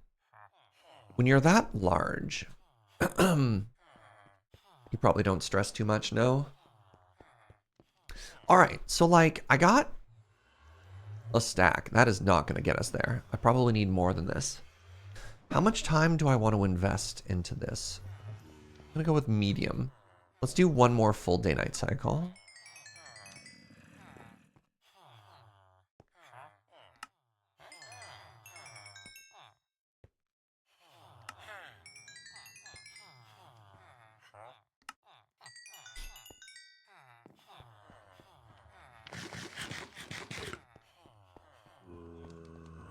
I don't know if it's off topic, but how would someone get around to adding something like Optifine or Faithful to Minecraft? It's pretty straightforward. You just download Optifine off their website. It gives you a little Java thing just like this. Double click and install it into the folder and you have Optifine. And then when you go to launch Minecraft,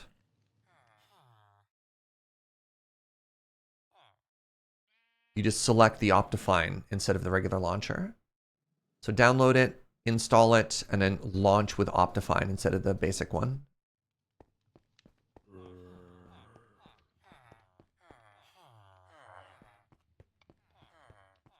All right, is it sleep time? It is. Pardon me, I need your bed. I need your motorcycle and your jacket, or whatever he says. All right, I'm going to pee while we wait for the villagers to refresh their shades for the day. I'll be right back.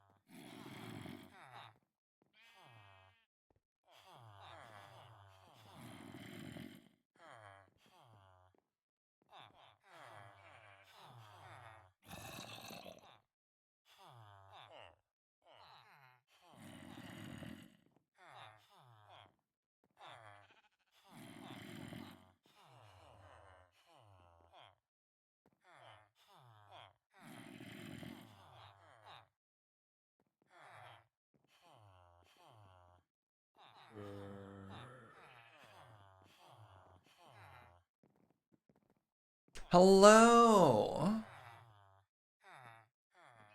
Mr. You.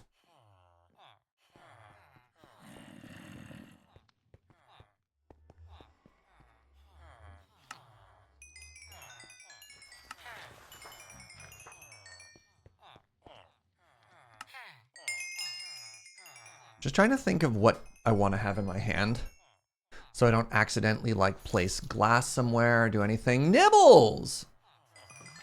What's up, friend? Thank you so much for the $10 donut. The sun evaporates the water. The atmosphere condenses the clouds. The clouds precipitate the rain. The ground collects and filters the water. The fluids have been recycled. Delightful. I was just like, where are we going with this? It is the most poetic someone has ever made a bathroom break. I just want you to know that. This is a server, Nick. This is a server we've actually been playing on for a couple years now. That was a beautiful poem. Yeah. Yep. Private.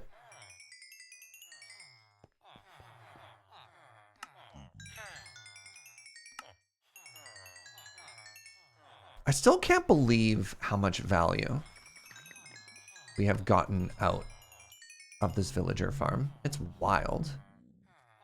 You're an artiste. Your dono messages are my canvas. Dang. Well, I'm very lucky to be on the receiving end of your art.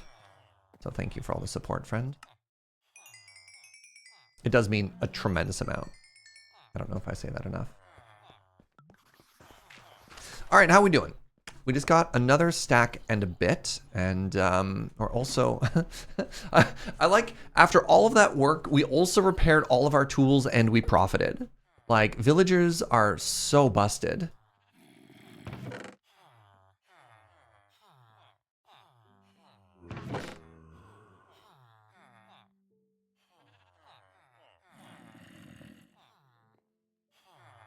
What's one thing you can never leave the house without? A door? Joke's on you. The only way I leave a house is via defenestration. Checkmate.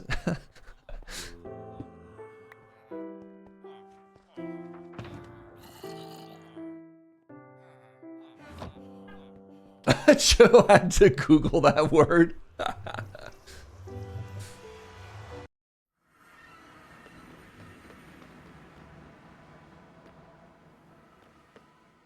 Does defenestration imply murder? No. For some reason it does in your mind.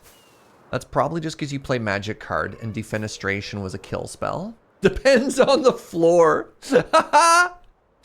True though. Which way were we going? Isn't defenestration involuntary? No, I thought defenestration was just exiting through a window. Let's go to Google. Defenestration. The action of throwing someone out a window. Okay. Interesting. Okay. To push someone out a window. So I guess you cannot self-defenestrate, can you? The defenestration of Prague is a historical event. So that is to dismiss someone from a position of power or authority. All right. To exit out a window. Thanks, Windows. No. You know what? Not gonna worry about it.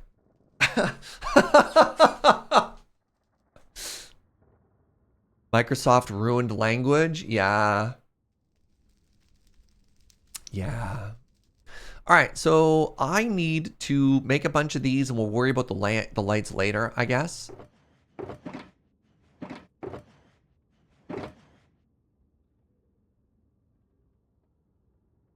I'm gonna assume I'm going to need 18 stacks.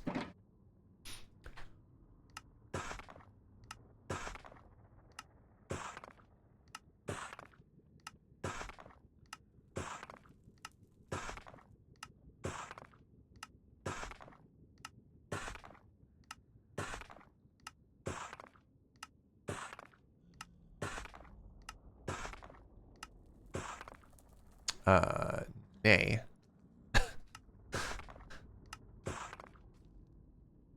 Yeah. Defenestration sounds better than de-dooring. I don't know why instead of de-dooring, I thought adoring. Like, wait a second.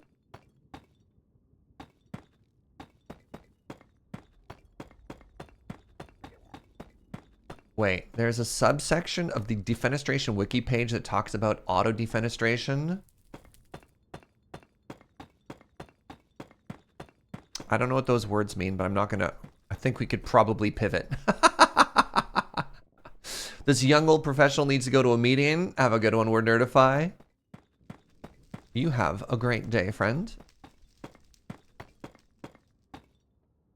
Now, I don't know what to do anymore. So let's just go this way. So this is 6 wide. I also don't know how we're going to make light look good in this hallway. We'll see how things line up. Something I didn't think about was the position of the hallway in relation to the lights in the ceiling, but I think that's okay. I think you just find a pattern that works here, and if there's a little bit of transition, that happens too. You know?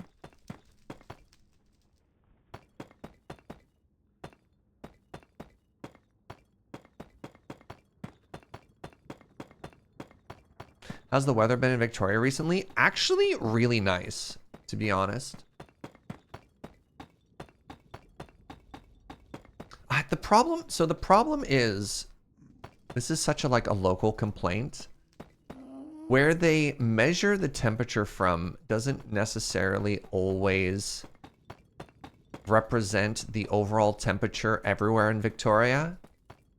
So according to like Google Weather, Victoria has been between like 21 and 24 degrees and blue and very nice. But when I get in my car is like, it's 28 degrees Celsius. I go lurking. We got you, Mazray. Have a cozy day, friend. You do what you gotta do. That is A-okay. All right, so now what I need to do is I kind of need to like 3D print these sections.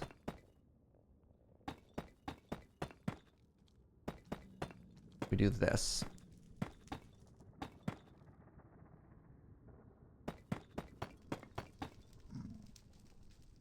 Your car always measures the heat from a pavement. You have to check the reading while driving.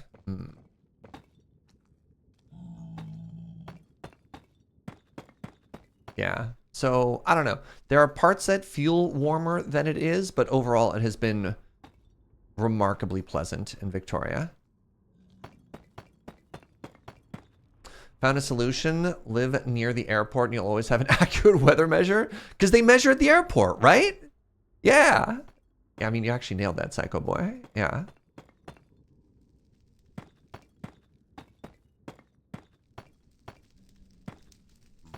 I guess the car... Does the car always say it's warmer than it is? I don't know.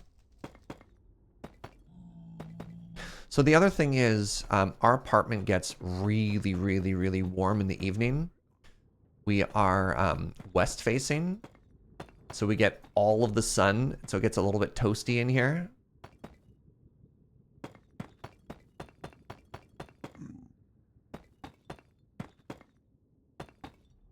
But no, overall it's been delightful. I know it's been extra toasty at a lot of other places in the world, and I feel pretty lucky this summer in particular. I mean, I've had a lot of pretty miserable summers with heat domes and smoke and everything. So I'm like, I'm glad I got a break. Glad I got a break. But yeah, it's been nice. My car said it was 37 the other day, but it was only 34. Exactly. Look at these exaggerations. You put a cheap little weather station in your backyard. Weather Underground links it with all the rest of the area. Oh, that's kind of cool. So there's, in Victoria in particular, all of the schools have like little local weather things as well. So there's like a website that you can go to that gives you more like neighborhood breakdowns of the weather, but yeah. Trying to accurately calculate the temperature is futile. Good use of the word futile. Just like all weather prediction, it's ultimately all in vain. I love that ski area in Colorado, Gunner. It's weird that all weather would be measured out of there, but I get you. See what I did? I turned it back at you. I played the Uno reverse card.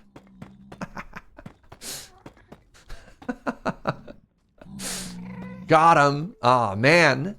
Oh, that feels good.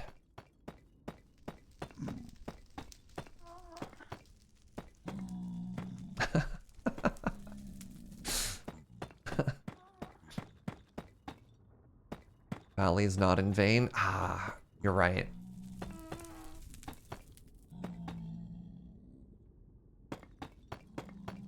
Can you imagine if I got this pattern wrong? I had to move everything. I'm actually nervous enough that I need to double check now. Everything looking good?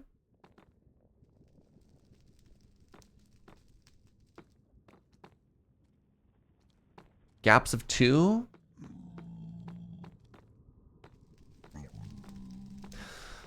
Yeah, it looks like I'm nailing it. All right. Let's keep going. Wait, I guess while I'm there, I should get more blocks. Because, you know what? We're doing all right. Let's go.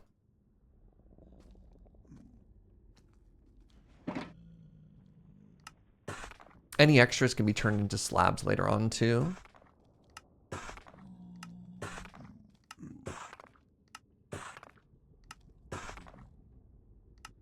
You know what we'll do? We're actually going to count how many ceiling lights we need. Oh, God, I'm so smart. Imagine counting. I'm excited for this new meta.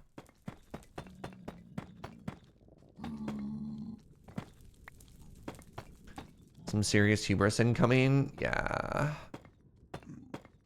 I hope not.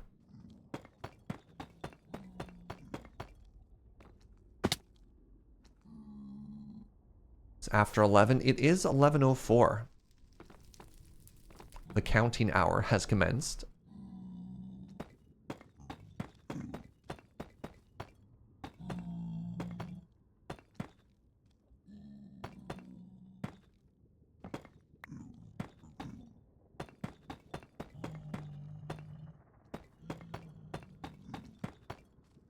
Oh, you know what I just realized? I realized I'm going to move that wall. We'll see how well it lines up, but I'm going to move that wall such that the pattern ends beautifully. Ooh, I wonder if it just works out. This is where I'm somehow going to set myself up to be off by exactly 1, but no. It'll be perfect.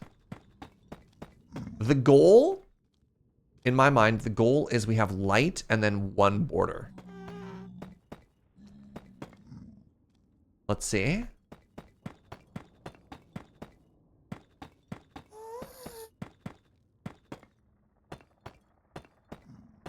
It's not going to be that expensive to move and wall, though.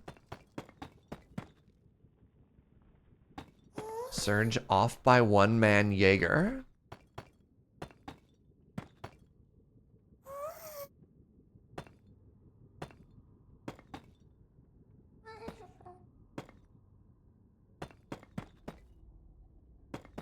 If you're off by 0, are you 1 off from being off by 1? No. We don't have to be... You're not off by 1 twice. You're not off by 0. You either is or you ain't. Off by 1, all right? Wait. Well... That's frustrating. No, this one doesn't matter. It would have been nice. It would have been nice if it was, you know. Would have been nice if it was 1 over. But it doesn't matter. But no, That's the wall that we care about. So we'll see.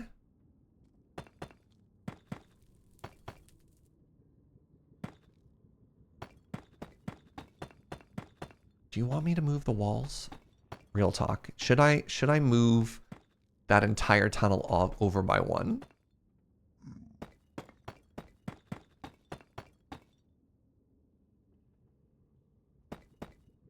Oh my god, it's off by one. No. No. No. They're both off by one? No!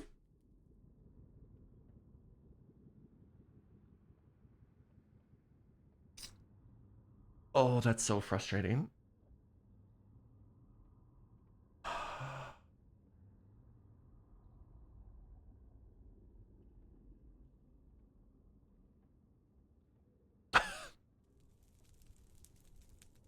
Oh.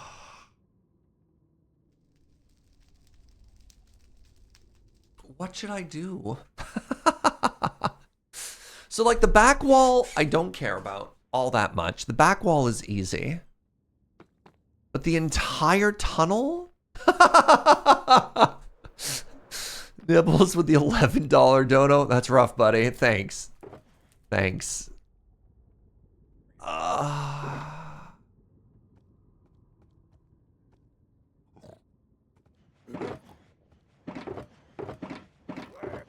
That's rough, but thanks. Thank you.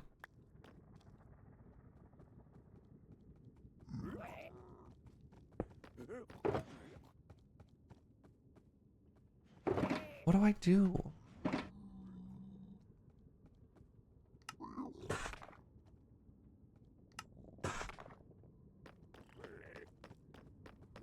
You think the end wall is fine? No, no, no. The end wall, I want to have just one line of light because it goes 2-1. You know what I'm saying? So it'll just look so much better. Did I not grab?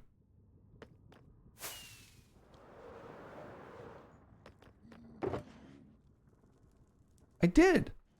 I did grab.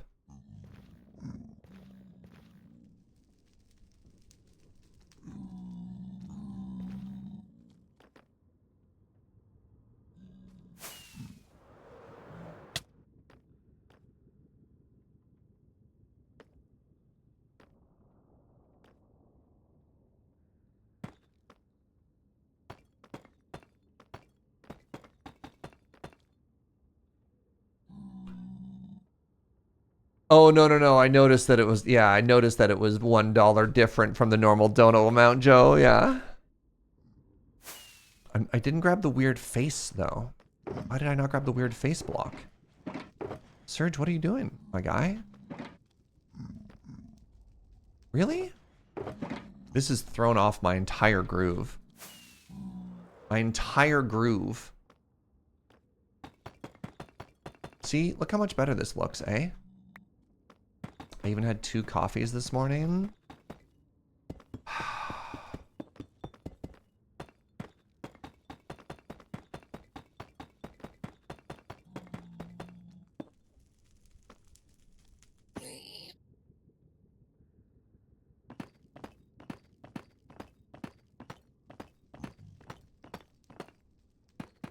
See, I think we can all agree that that looks better, right? With the roof.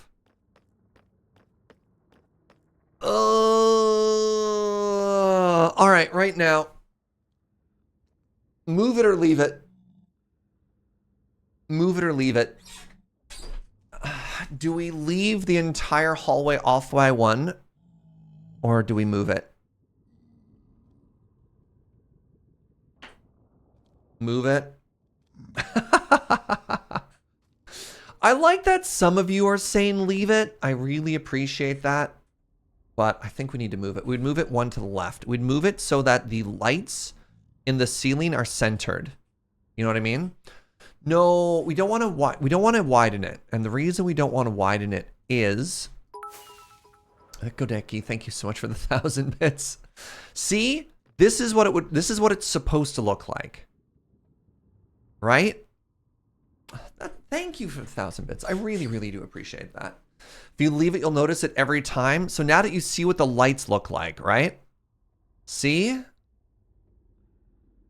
Oh, double check that the light pattern's correct? Yeah, so, right, you see this? It's 6 wide.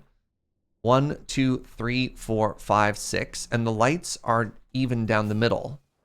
So right now, you could see where the lights line up, right? So this wall needs to be here, and this wall needs to be over one. Down the hallway before the split. Isn't that right, though? Because, like, these lights are the same. And it's too wide there. Oh, do you mean at the very end of the hallway? Make sure it lines up well as well? I'm not quite sure what your concern is, Narkuru. I'm pretty sure if I just move it over one, this lines up. I'm going to move it. I'm going to knock down that wall, chat. That you didn't accidentally skip 3 between lights in an area. Oh, do a double count the roof the whole lengthwise? 2, 2, 2. We're doing a little code review here of the ceiling.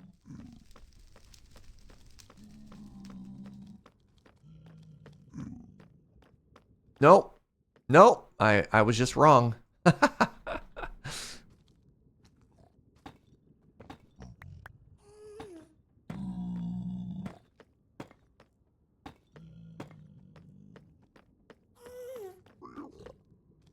All right.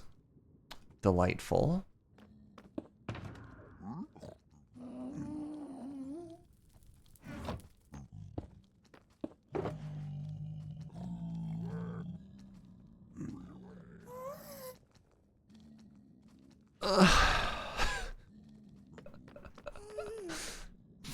Easy double check. No. Absolutely. Absolutely. I like where your head's at.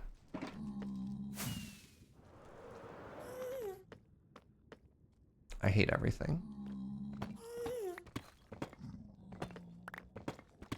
You know one thing I don't hate? Joe. Joe's like, what do you mean?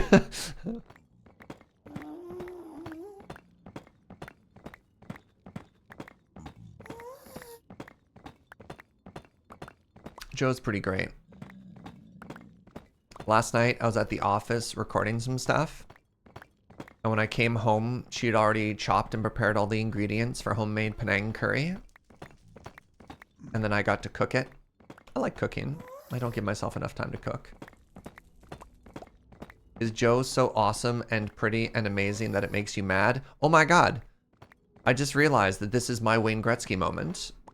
Do I feel inferior because how amazing Joe is? I don't, you know, now that I think about it. And maybe I now understand what it's like to be Brent Gretzky. I do work with Chair every day. You know what? Hold on. Yeah. This is very relatable, actually. Is Joe an astronaut?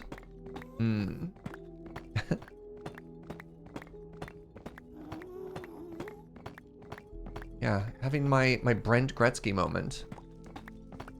Is it because I have stars in my eyes when I talk about her?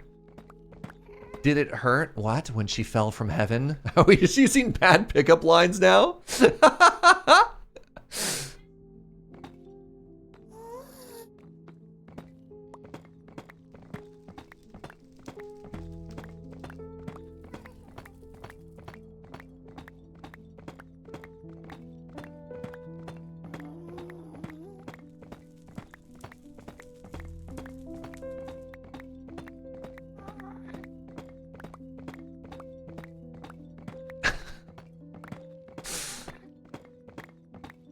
Can't believe it was off by 1. How? How?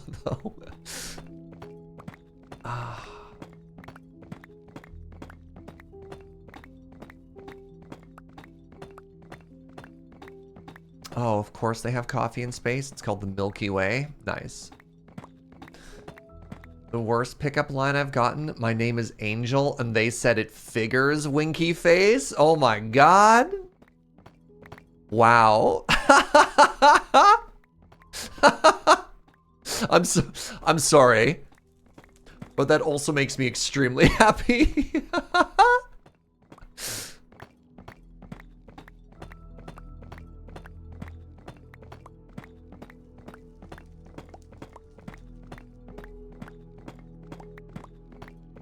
Wait, there was a coffee machine on the International Space Station from 2015 to 2017, and it was called the ISS Presso?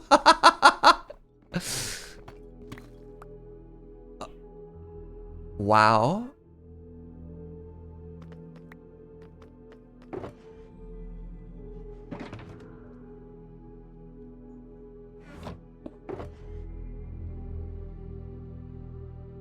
They hire Gunner to handle their naming? What's going on over there? Hey, look. There you go, Punch-a-Chunkers. Something a little bit more familiar. Something more your speed.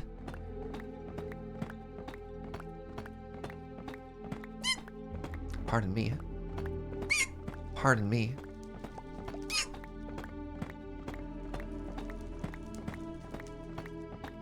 That was the rare triple. Turns out NASA has some smart people. Oh, there's nothing. Nothing about that can be attributed to intelligence. This is very horizontal. Be more comfortable if we're moving down. Look, Narkuru, I'm doing the best I can. This this cultural exchange program that we've got going on here, you know?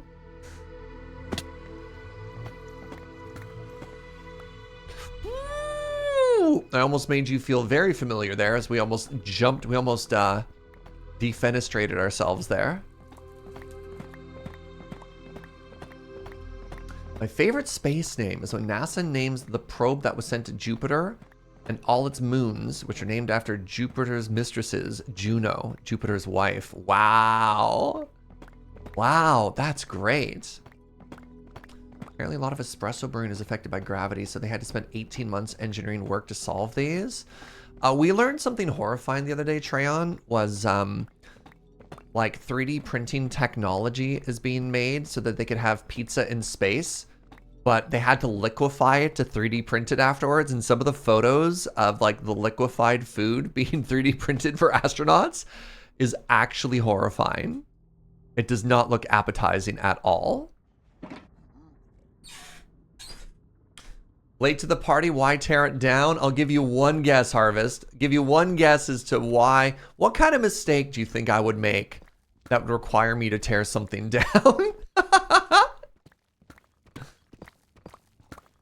Liquefied pizza is a horrible phrase. Well, you have to, yeah. You have to liquefy the pizza first so that you can then unliquefy it. September 30th, 2017, Paolo Nespoli used the espresso machine on board the ISS to celebrate International Coffee Day. My hero! Oh my god. Not pretty enough? That must be it. Yeah, you got it. So there's a 50% chance that this build could have been off by 1, a 25% chance that it was off by 2, and a 25% chance to be spot on. So it was twice as likely to be on brand than anything else. That's depressing. Thank you for doing that math, Robot Hitchhiker. And also, how dare you do that math? Why didn't you do that math ahead of time? Why did nobody warn me that I should have counted before building it? How dare you? You're streaming your mistakes. Oof. The portal was off by 1. Yeah. It was before 11. That's fair. No, you can do math before 11. Only I don't do math before 11. That's my excuse. Get your own excuse.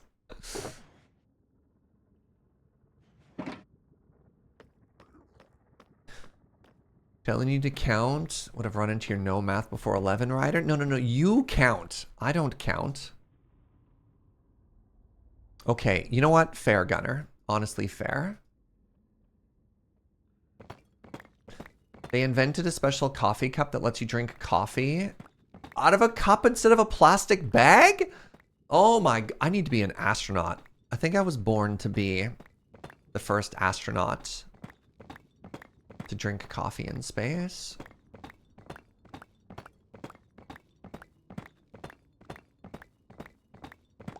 Have I ever thought about intentionally being off by one just to see if chat would catch me? I think I'd get that wrong. Like, at this point, I honestly do feel like I'm cursed because this isn't a bit. I don't set this up. It just happens. And at this point, I'm kind of scared to find out why. Ooh, what if I brought my Bripe to space?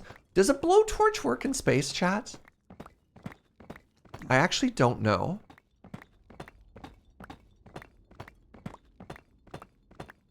Like, can you weld in space? Somebody get Chris Hadfield on the phone, thank you. As long as you're somewhere with oxygen. But like, would the dispersion of, like, is the way that oxygen coming out of a blowtorch, or the fuel, because it's not necessarily oxygen. Obviously, you need a fuel source in oxygen. I digress. Is that affected by gravity? Like in the you know, I don't know. Fire bad on the ISS, the atmosphere. Yeah, okay. It would function in the station, but they don't want you to use it. Yeah, I imagine it'd be bad.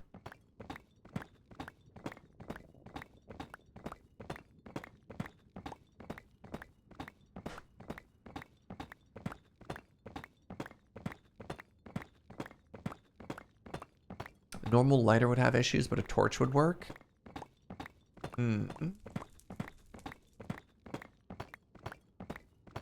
Yeah, you typically don't want an extremely controlled atmospheric thing like the inside of a space station. You probably don't want to mess around with fuel.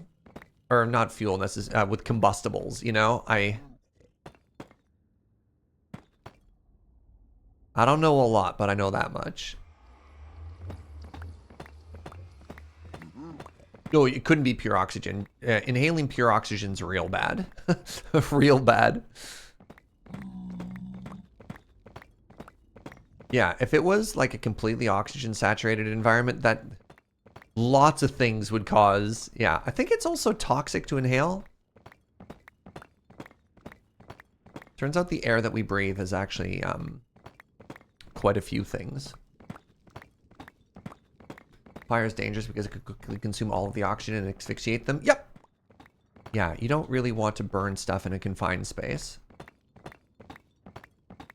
Some blowtorches, like underwater ones, have an oxidizer that provides oxygen. Oh, that's kind of cool. We're going to lose some of these blocks, but I need to be careful I don't accidentally shift myself onto it and then break the block I'm standing on and fall to my death. They have a 21% O2 on the space station. Can somebody tell me what the average oxygen percentage is in the atmosphere, out of curiosity?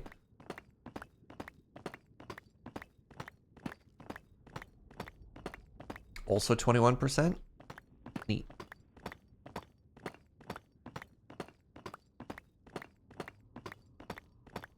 Apollo used pure oxygen, ripped those astronauts? Yeah. Is everything toxic at a certain percentage, or is that poison? Oh, I'm so sorry. Oh, I did not see you. Oh, goodness. I just committed a murder. I'm gonna have to go lay low somewhere. So the air that we breathe is 70% nitrogen, 20% oxygen, and everything else makes up the remaining 10%. Yeah, that sounds about right. Lately, it's only like 10% with all the smoke. Yeah, that's an oof. That's an oof.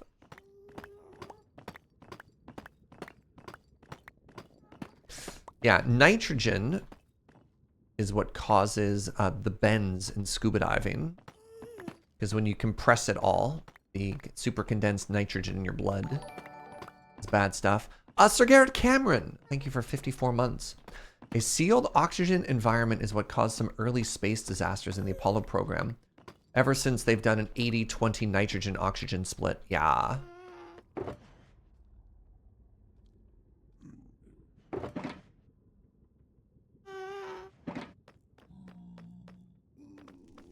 A significant percentage, 1% is argon. Isn't argon radioactive?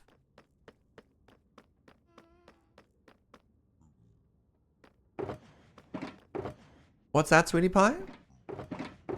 Oh, Snurge is broken? Let me disable Snurge and save you your points. I apologize, everybody. Poor Snurge. Also, poor Kitty, our Snurge dev, who keeps trying to work on Snurge and Twitch keeps changing things.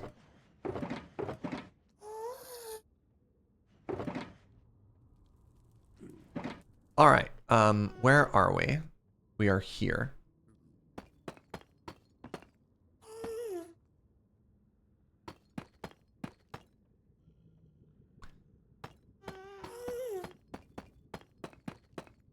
What's up, Suna? Argon is a noble gas. It's not very reactive, pardon me. Radon is radioactive. But I suppose anything's radioactive if you give it enough neutrons. Azure Heights! Yo! Hey, friends. Azure Heights just unlocked a tremendous milestone, getting their netherite bean. Can we throw some hearts in chat for them? Is there a 4-year sub in the museum yet? We'll get there. Thank you so much, friend. Maybe Snurge needs a vacation. Maybe Snurge needs to go to Europe. That's fair. Argon can be radioactive. It's why water-cooled reactors have issues. Oh. Lunch! My Joe. Thank you, sweetie. All right, give me a second. Let me finish this row.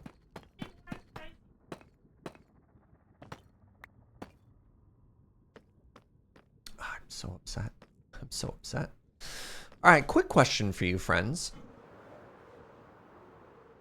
Is curry spicier the next day when it sits?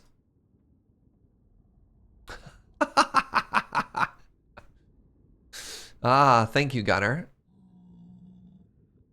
Is day-old curry spicier? True or false? What's up, kits? Depends on the curry. You've never had curry? Oh, I love curry. Depends on what's in it, but typically, never had leftover curry. I always, as a matter of life choices, if I'm ever ordering curry, I order enough so I can have leftovers. Leftover curry is the superior curry. So if you're doing Indian curry, I think that's not true just because fresh naan is so good. I don't like day-old naan, but fresh naan, But I have, this is a Penang curry that we made yesterday.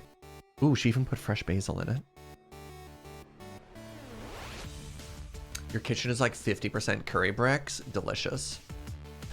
Hello, friends. Welcome to lunch. Today on the show, this is curry that we made ourselves. Well, we didn't make the curry paste itself. We started with a curry paste, but then cooked everything else down. This is a dish that we actually learned to make in Thailand. So in 2013, which I was shocked to find out was 10 years ago. What in the world? That can't be true.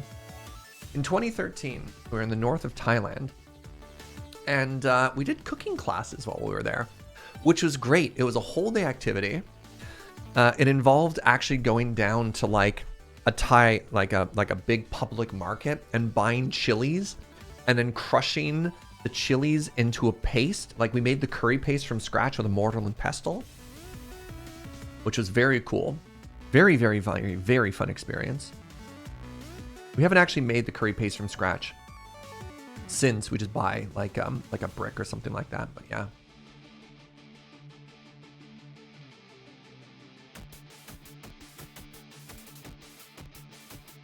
Whew.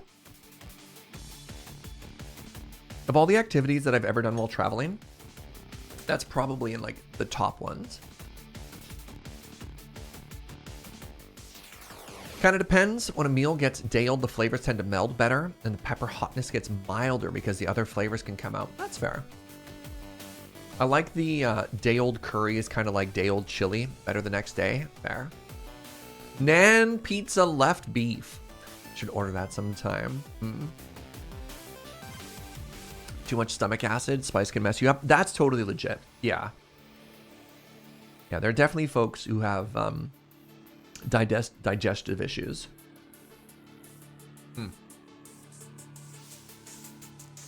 But things that we added. We've got sliced up Thai chilies in here. We've got, this is one of the key ingredients in Thai cooking, the kaffir lime leaf. That's the good stuff. Very, very, very distinctive flavor.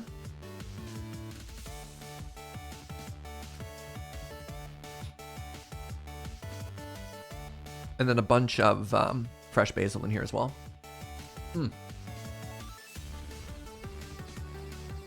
Your number one activity while traveling is escape rooms. Interesting. I think I've only ever done like 3 escape rooms in my life.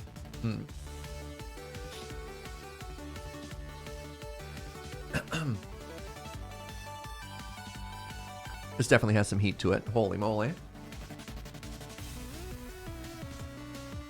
You've only ever done 1 escape room and you're trapped in it? What's that, sweetie? Oh. Joe says, I guess frozen chili peppers don't get less spicy. These might be... Apparently these were not fresh chilies. We had a bag that we froze.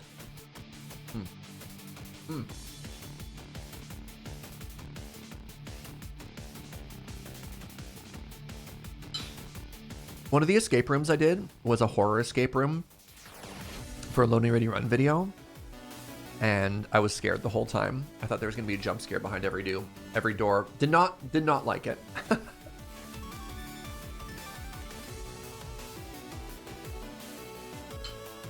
I do not enjoy horror.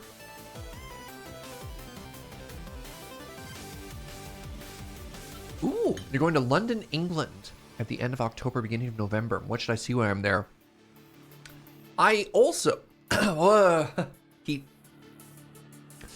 I also am going to be in London, England, potentially at some point in this trip. So I'm very curious. Any Londoners in chat?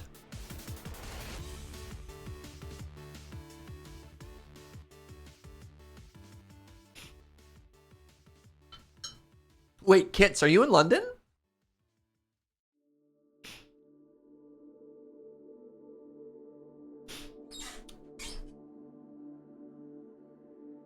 My plane ticket back from Europe is out of London Heathrow. And I've been chatting with Uno. London's a lot closer than Barcelona. Yeah, Uno's not going to Barcelona. But I do want to try and meet him in jolly old England. I would love to meet you in person as well, if you're down.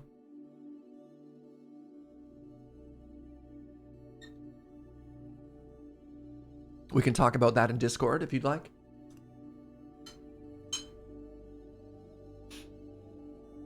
What are the chances of that flight being changed? God, I hope not. Did I tell you about my plane woes? Hey, Themlin, thank you so much for 53 months. I mean, if you like theater stuff, seeing the globe is always fun. Yeah. Yeah, I mentioned a bit of stuff. Yeah, my flight out got moved like 6 times. Canterbury. I don't know what Canterbury is. Isn't that a chocolate? Sorry, that's rude. Canterbury.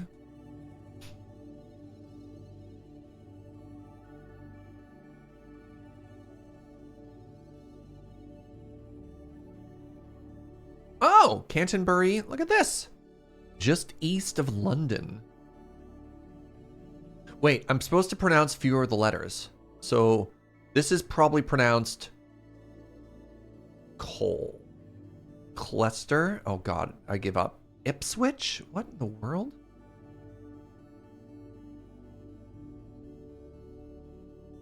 It's so big.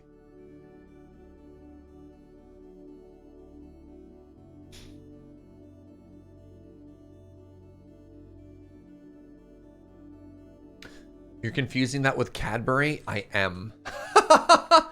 I am. All right, something else to do in London is the Tower.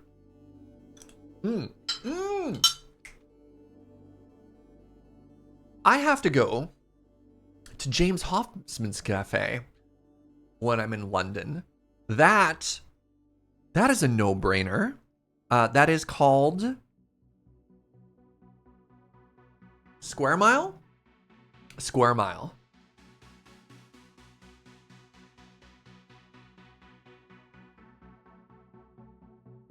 I know my entire London itinerary.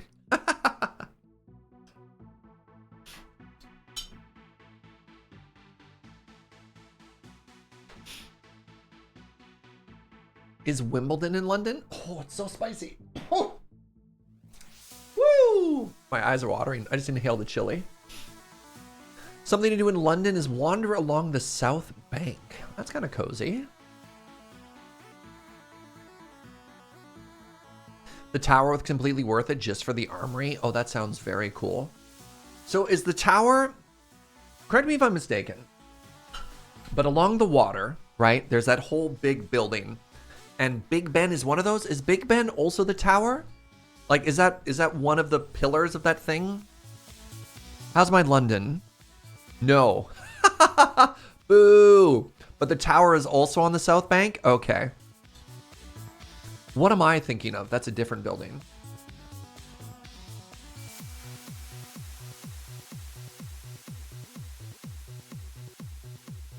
A lot of not great trivia with the tower, by the way. Yeah, because it was a prison, wasn't it?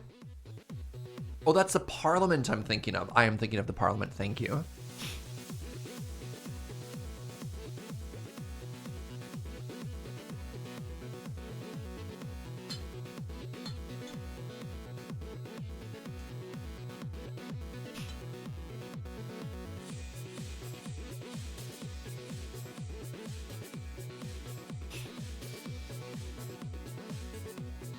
Tower's haunted? I bet. I bet.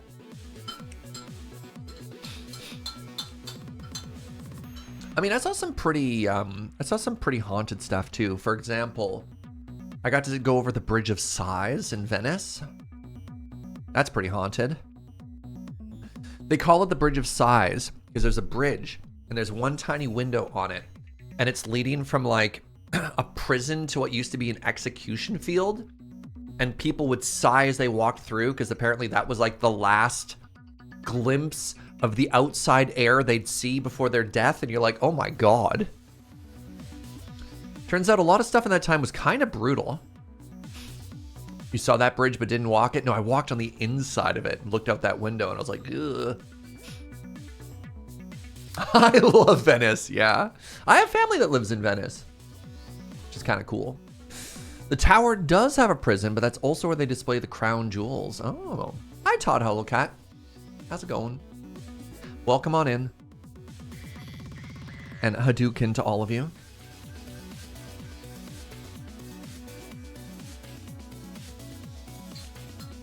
You have family in Bologna? Mm-hmm. My nonna was from Zara, which was a part of Italy that after World War II became Croatia. So the Italian family tomb is no longer in Italy, which is wild. And then they moved to, and my pronunciation is awful, Formia, which is, I believe, in the northwest coast. It was where they relocated after the war.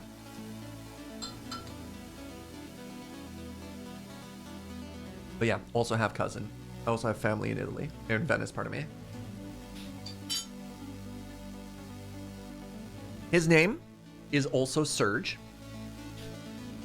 He is a small, very passionate Italian man who is fluent in like 6 languages. Oh my God, have I told you about my cousin Sergio? Anyways, he's smaller, but he's older. So he's Big Serge and I'm Little Serge, which is very funny. He loves wine, and he has a couple of the greatest quotes I have ever heard in my entire life for somebody describing flavor. He visited Canada years and years and years ago, And my family didn't have a lot of money at the time, and so they couldn't get nice wine. And so they bought boxed wine to have with dinner. And he had a sip. And he just like, no reaction on his face, put the glass on the table, pushed it away, and just said, "There are no grapes in this wine." And you're like, wow. That is the most devastating burn I've ever heard in my entire life.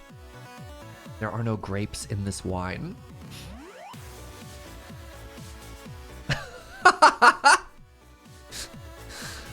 And then I can't remember how much longer it was. A couple years later, or maybe many years later, he came back to visit again.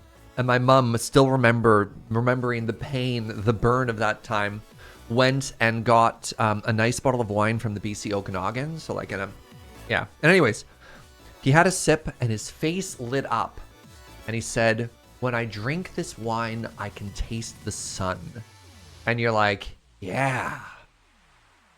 Right on.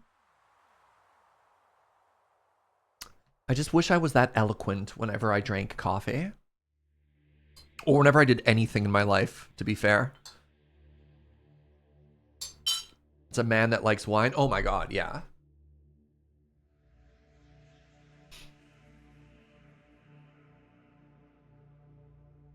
What's that, sweetie? Is that me when I drink coffee? I don't know.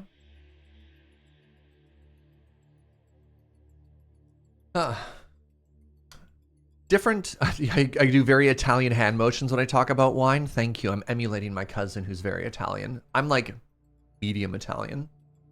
Minecraft Championship Rising 2 was announced for the end of August, where people who haven't played yet enter as teams. Have you considered trying to enter the 9 o'clock crew? That's more of a James question.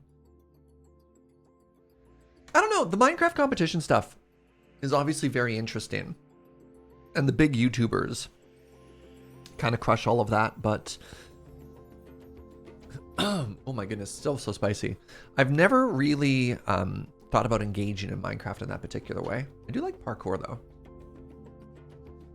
I've watched it a couple of times. It seems fun, but very chaotic. But I don't know. It is what it is.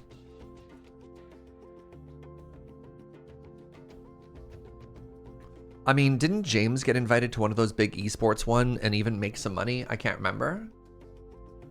Yeah, they called him Hole Boy, right? All right, give me one quick second, friends. I need to wash my hands. I'm done my lunch. Be right back.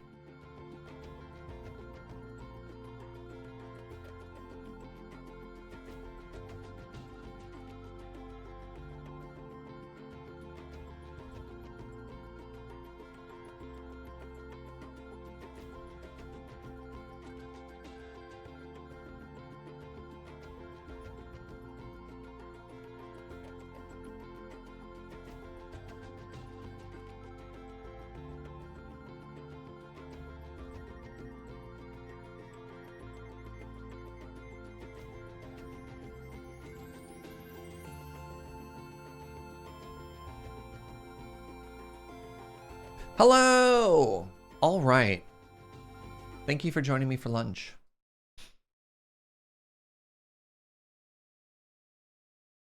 You don't have to be super poetic about how you describe a thing to be really introspective about your experiences. That's fair. There's a bunch of people in my dad's generation, and I would consider Big Surge to be from that same generation, that just have a way of putting things that I've always wanted to emulate. So another one of my favorite stories in that particular vein was I was skiing, which I've been known to do. I was skiing and there was a young guy in the group. I've told this story before, but I don't care. It's been a couple of years. There's a young guy in the group who really wanted everyone to keep going faster. So we're skiing with a bunch of boomers, right? And there's two kids. There's myself and the other son. And I'm just kind of chilling. I'm just kind of doing my thing. And the other guy's like, come on. Let's go faster. Let's get more runs in. Like really trying to push this. And if there's one thing boomers hate, it's being told what to do. So anyways, he's like pushing the group. He's pushing the group. He's telling people to go faster. Yada, yada, yada, yada, yada, yada. And then on one of the runs, the kid crashes. and he loses all of his gear and everything, all of his stuff, you know, explodes everywhere. And everyone just skis by him. Nobody stops to help him.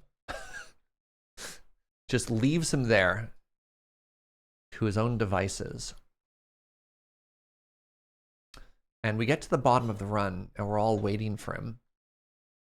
And he's a little, you know, righteously, you know, for a good reason. He's kind of like, you know, what the heck? Why didn't anybody stop to help me? And my friend's dad looks at him and just says, there might be a lesson in there somewhere for you, young man. Which again, that's such a good line. Like, that's just going to live rent-free in my head for the rest of my life. Right? Like, what an incredible line.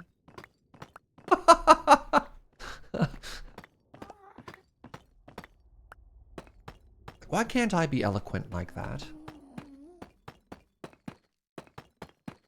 You hate that?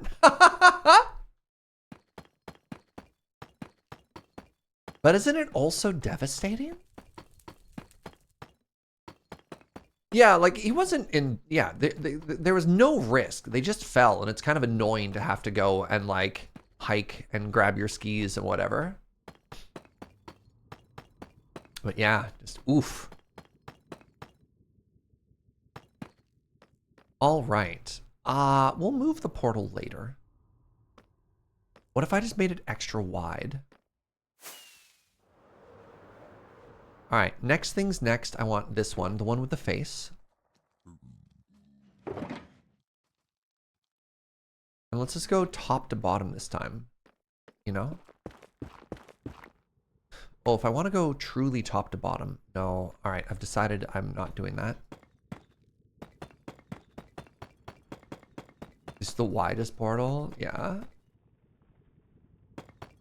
Long, long portal.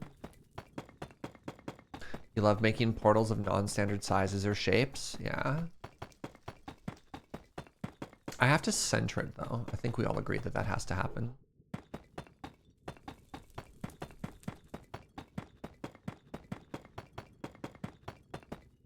Poor chili striders.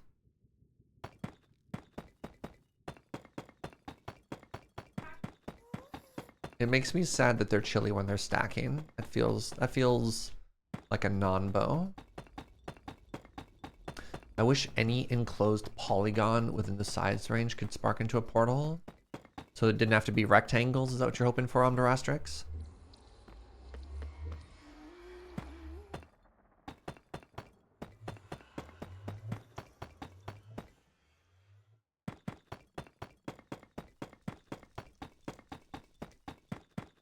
Circles, stars, whatever. Yeah, you have to get pretty creative.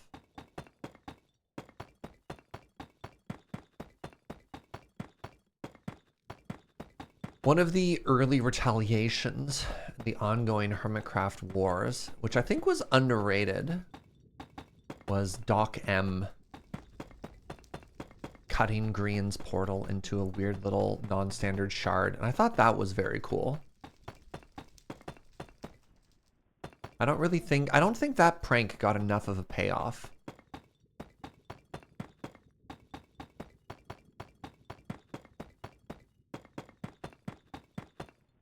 Isn't it still ongoing? Oh yeah, no, the whole conflict is ongoing, but that particular prank kind of went unnoticed. Yeah, right? Yeah, it was kind of like, well, that's neat. And then you're like, that's it? All I remember was Green being a little bit confused. Exactly. I'm like, oh, that's too bad. That's an S tier prank. That was a very... Yeah, I guess maybe they didn't understand just how much work went into it or something like that. You could watch Doc's video. He shows kind of how it worked. I don't know. Wait, they fixed it in newer versions? Well, that was done in 1.20. Like, this is from this season to Beard. Unless they specifically fixed it in, like, 1.20.1 or whatever. I imagine it's still there.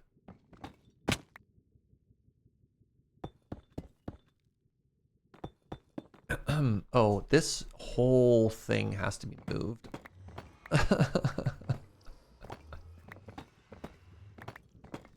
Thought they did that just before the update. Oh, was that a 1.19 thing? Is that maybe why it went away? Is because they updated 1.20 and it went away?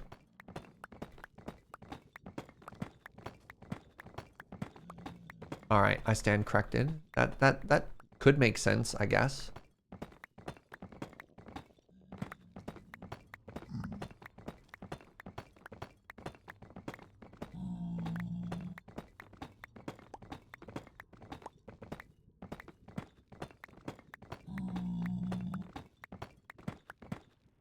I think that was pre-sniffer. No, I mean, I guess so. Man, yeah, I guess this has been ongoing for a little bit longer than I expected, eh?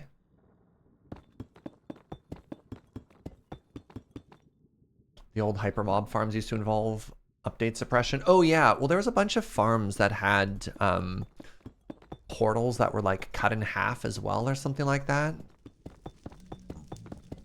I'm sorry I pushed that zombified piglin off the edge. I'm sorry you had to see that.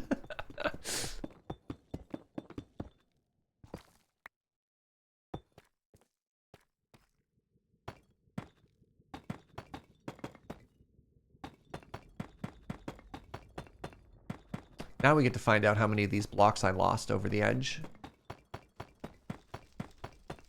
Sorry that I did it, or sorry that you saw it. I'm sorry you had to see that. In my defense, they had to get out of the way. Look, they were in the way of progress. Eminent domain. This road's got to go somewhere, all right?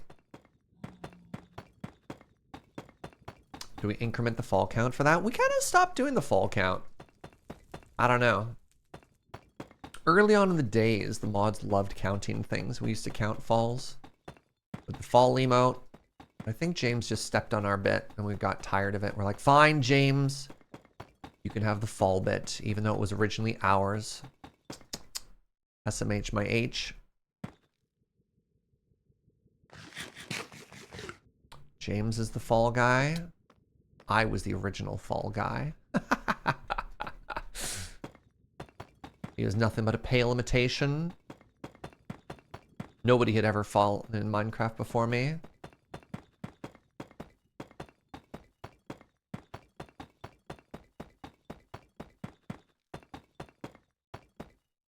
This channel even has the superior fall emote, right? Remember Fall Guys? Apparently that game's still going. Folks are having a good time. It's like that and Among Us still have very popular things. I don't think it's as popular as its heyday, but it's still going. Lee Majors was the original fall guy. I don't know who that is. Hey, Kits. Thank you very much for gifting a sub to Matt House. SMH my H is worse than ATM machine, but does it work worse than local game? Is it worse than my local LGS? That's something I say all the time. Oh yeah, don't mind me. I'm just gonna pop by my local LGS. You're like, the L in LGS stands for local, or a PIN number.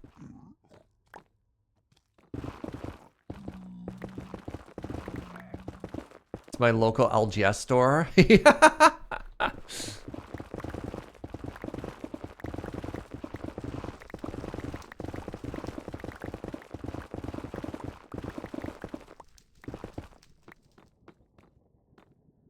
All right, the next thing I need is the slabbies.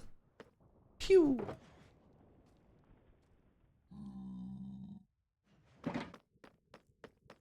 I meant to take a step out of here. Yes, very good, good. Little flyby for quality control. Everything is fine. Fantastic. Yep. It's very important that we step out for a second there and inspect it from the exterior.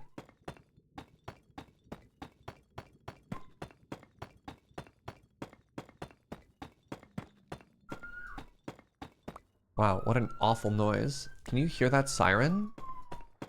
One of my least favorite things that they have done for sirens is to make them more random so that you can't drown them out. You can't just like ignore them and be like, oh, it's a siren noise. You could only hear it when I talked. Okay.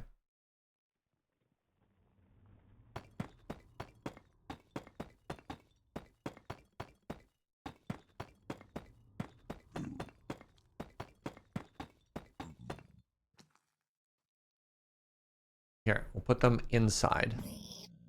Better? It's just below the noise gate. Oh. Because a lot of people often comment. Actually, I don't know if anybody noticed this. About a month ago, I bumped up the gain on my mic because people always said I was sounded too quiet all the time. And I'm curious if A, anyone noticed. The answer is probably no. And B, if there's been any distortion to my lovely dulcet tones. Because sometimes pure gain can be bad. Raven noticed? Yeah, but you're also like, you're like a sounds person, Raven. You notice these things. I got tired of people always telling me I was too quiet.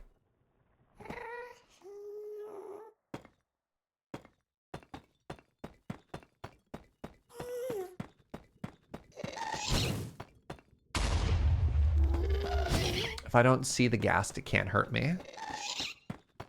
See? Most people don't know this, but if you just ignore Minecraft mobs, they leave you alone. That's not true. You noticed something different, but wasn't sure what it was? Sounds good. Pardon me as I clear my throat. My hope here is that nothing got worse. As long as it sounds good and everyone's happy, then I'm happy.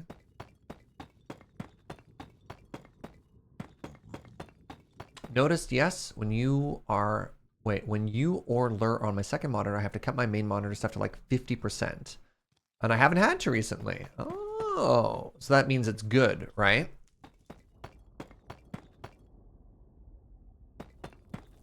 The weird thing with how decibels work is I kind of feel like I'm guessing when I try and increase them. You're like, I don't know, what does 3 decibels mean? I'm not a sound scientist. I don't know these things.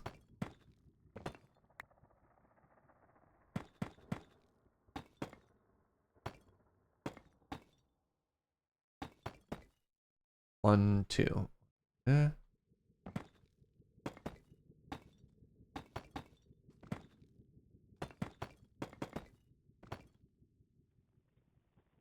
I think I like this.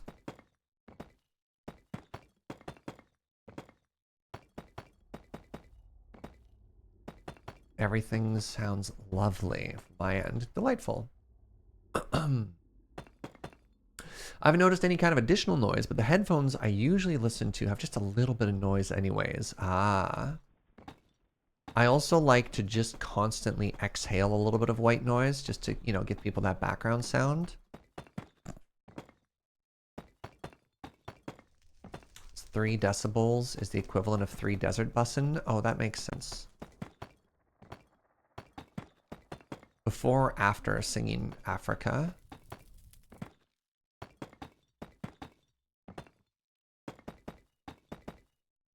A 3 decibel change yields a 100% increase in sound energy, but just a 23% increase in loudness, right? Decibels is just such a weird made up metric. That's not true. I'm sure that makes sense. But they like, it's non-linear as well. Something like that too, which is also really weird. It's all math. Yeah. It's like one more decibel when you're louder. Decibel, not decimal. When you're louder is like extra loud compared to earlier ones or something like that.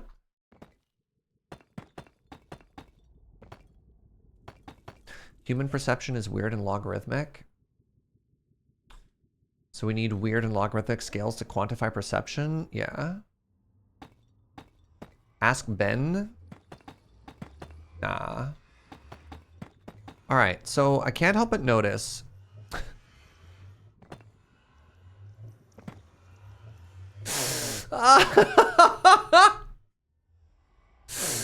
It's off by one again! Like, how? There were 3 possible measurements. There were 3 possible measurements. I'm so upset. Actually, 3 for 3 off by 1 each time. That, no.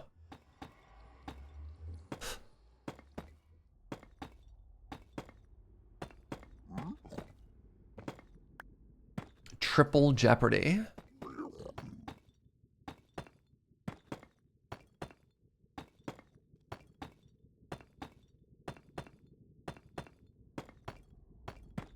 I'm so upset. Your daily reminder that reality has a sense of comedic irony. It's a conspiracy. I agree. I'm so good at being off by 1. If I thought about maybe making it some part of my brand, no one would ever believe me.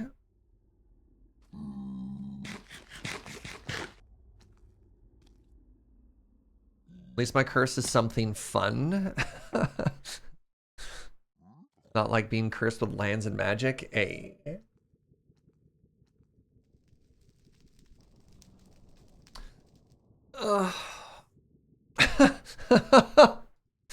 All right, let's do some counting, everybody, before we think about what we're gonna do with that stupid end thing, whatever. All right. 1, 2, 3, 4, 5, 6, 7, 8, 9, 10, 11, 12, 13, 14, 15, 16, 17, 18, 19, 20, 21, 22, 23, 24, 25, 26. Somebody, what is 26 times 4? It's 104? Help me out.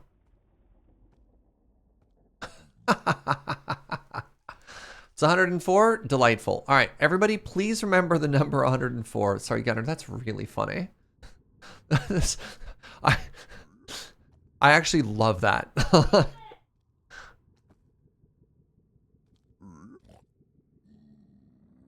Go ahead and save that. All right. 1, 2, 3, 4, 5, 6, 7, 8, 9, 10, 11, 12, 13, 14, 15, 16, 17, 18, 19, 20, 21, 22, 23, 24, 25, 26, 27, 28, 29, 30, 31, 32, 33. We're going to ignore that one. 33. What is 33 times 2? That's 66. So that is 170 altogether? 170.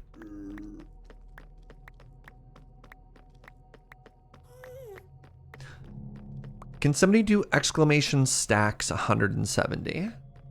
You're way ahead of me. Oh, I'm Durastrix. 2 stacks plus 42. Wait.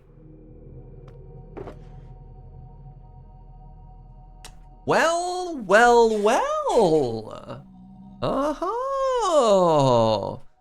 Something's finally coming up. Surge. Off by 12, but in the good way. Off by 12 in the good way.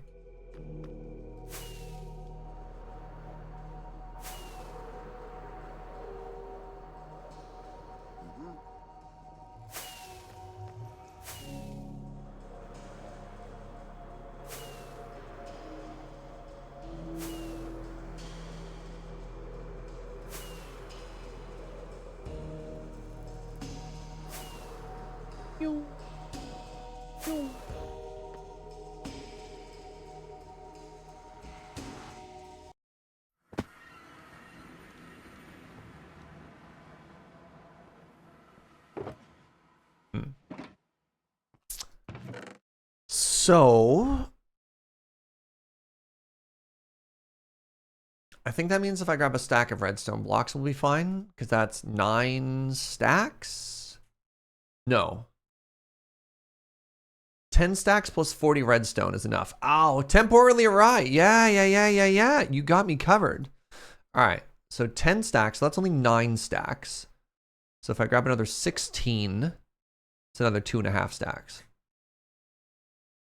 I also need that many. What was the previous answer? Number 140, 170. I need 170 of, nope.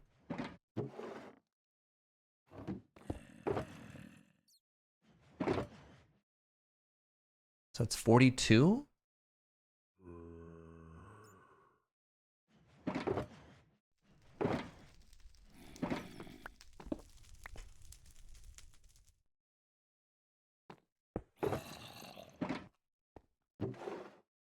That's how many levers we need.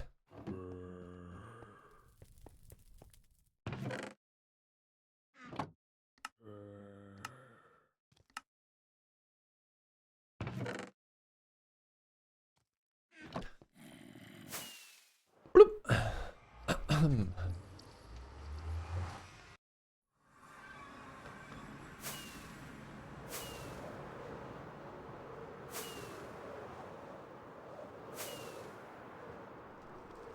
Best part about trusting chat with your math is when it's inevitably wrong. It's not my fault. It's never my fault. Ow. That lava, also your fault, chat. Oh, why am I on fire?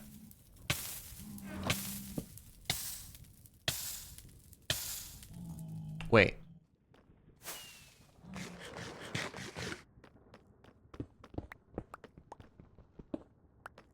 Surge, so hot right now. Where will it be tomorrow? So hot tonight. Get it? Boom, boom, boom, boom, boom, boom, boom. Do, boo, doo, doo.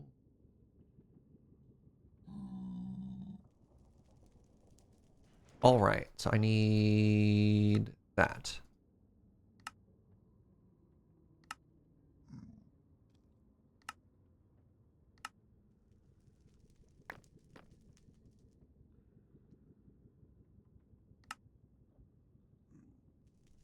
All right, somebody tell me if I did a good job or not. So 3 stacks and 42, is that correct?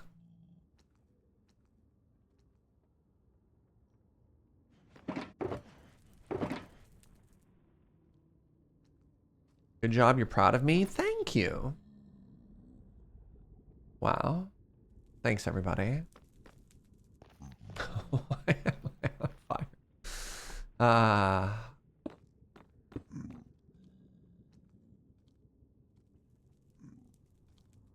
Wait, you're surprised this is the first fire quote? That can't be right. Exclamation quote fire? That's it? I don't think it brings up the first one. I think if you do a quote search, it hits you with a random one. I don't think that that functionality is exhaustive. Grr.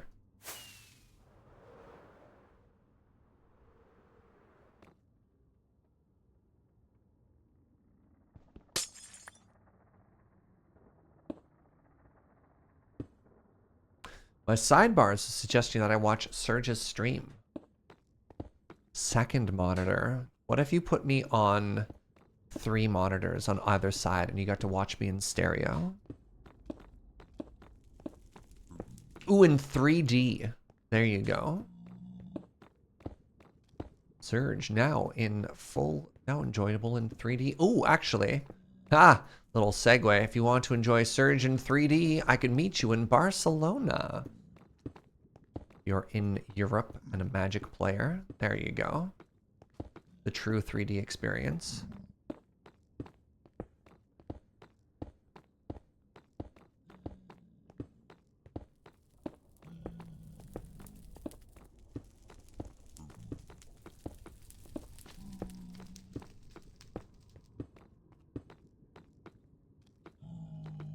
So what I want to do is this. Nope.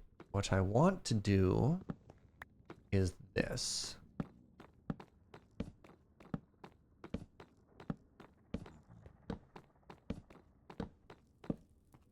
Do I make the THX sound? Only when I'm really excited.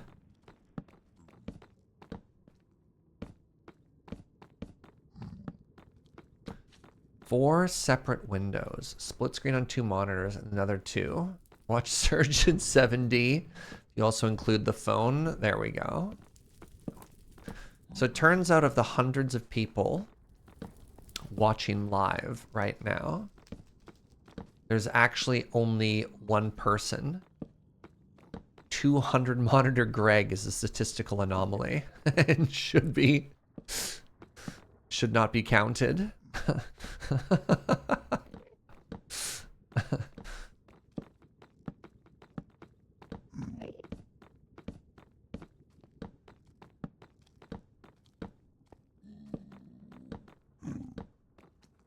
You've been discovered, I know.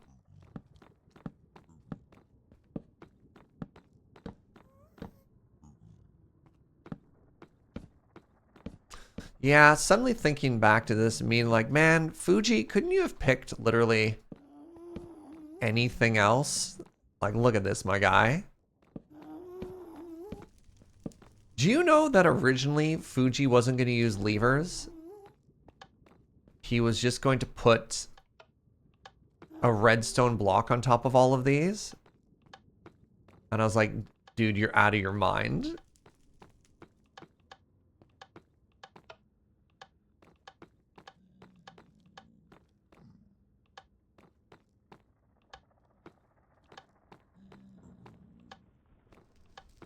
Sounds like Fuji, classic Fuji.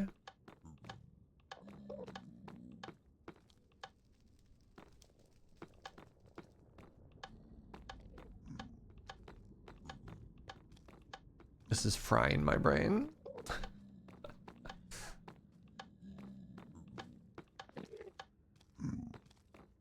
Where are you going? Taking your Enderman for a walk? That's great. Please remember to regularly exercise your pet Enderman.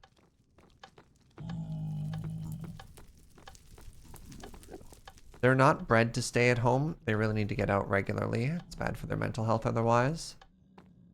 Oh, they're dancing. Oh, that makes sense. I'm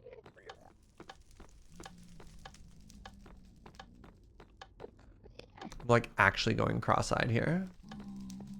Yeah, please make sure to pick up after your Enderman. They leave eggs everywhere.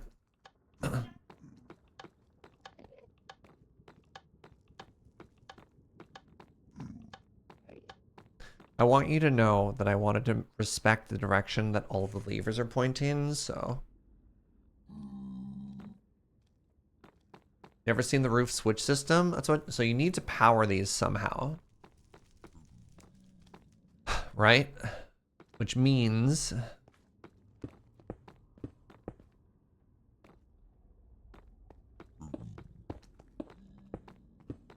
Yeah. Oh, buckets. That's right, we can use the new emote! Oh.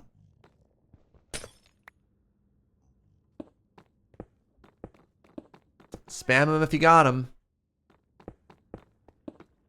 There's a new emote. I should have talked about it more over lunch. Shout out to TQ. Yes, very good.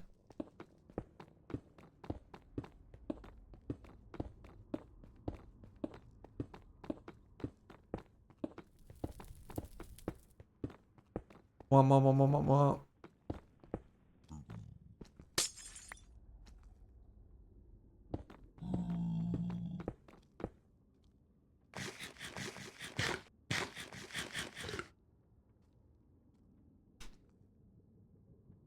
Oh.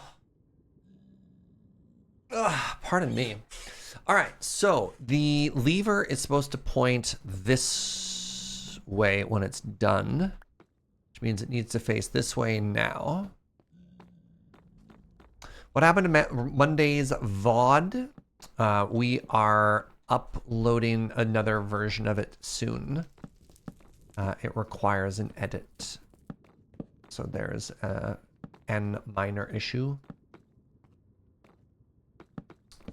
It should be up on the YouTube channel shortly though. Apologies to VOD watchers. We will fix that soon.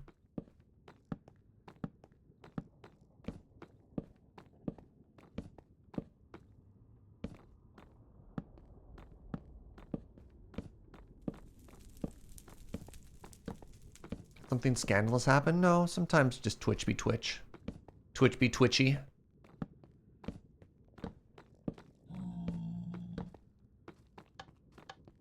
There we go.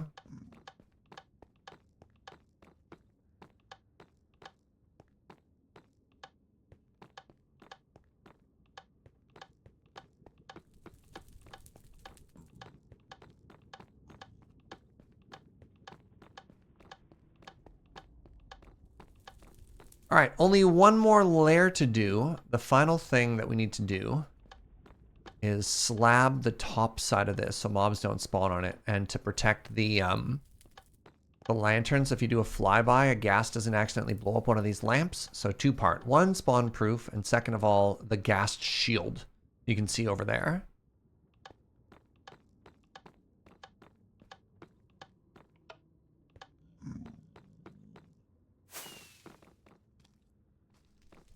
I need to get a tremendous amount of slabs. Also some more fireworks while I'm at it.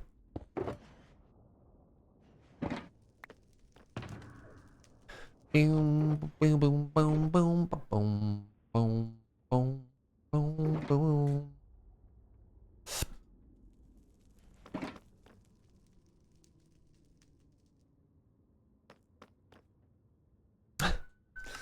A fire truck was going by and honked, and the honk startled Joe. Poor Joe. I don't know if you heard her little bah. She deserves better. How dare they?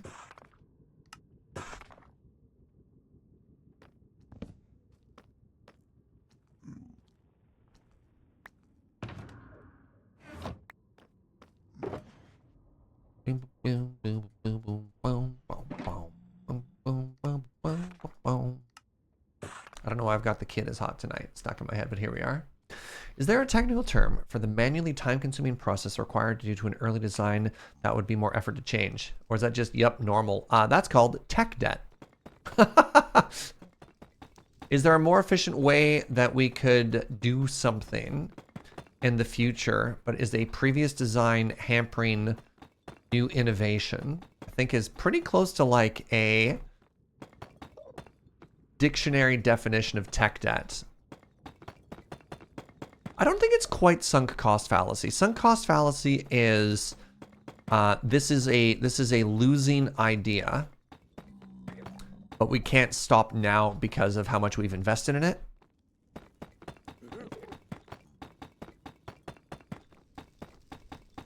Like, let's say you were building a house in an area that floods, but you've already like built the whole foundation and dug the hole, and they're like, oh, you shouldn't have a basement. You'd be like, well, we've already spent too much money. We just have to simply keep building the house even though it might flood.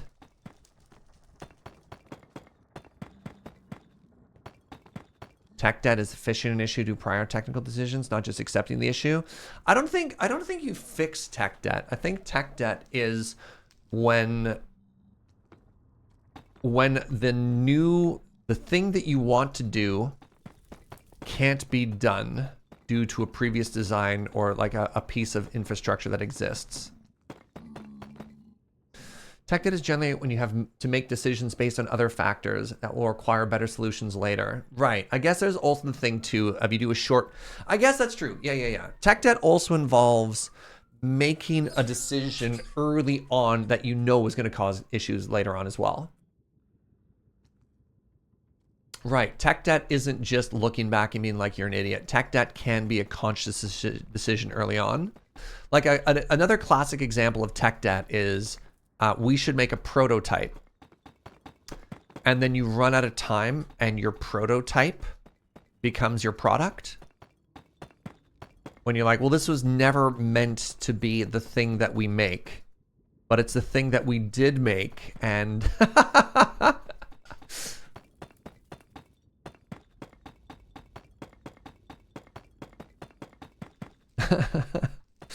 Oops. I thought it was when you have an MVP, but you have to go back and perfect it in the long run. It depends, because sometimes an MVP doesn't include tech debt. I don't know. Tech debt also causes more work because you have to work around the suboptimal decisions made earlier. Yep. Yep.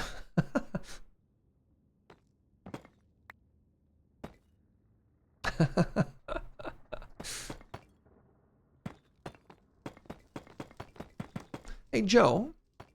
What we got for snacks in this house right now? You're looking at me with a very sad face. Do we have no snacks? Is it because you ate all the chips?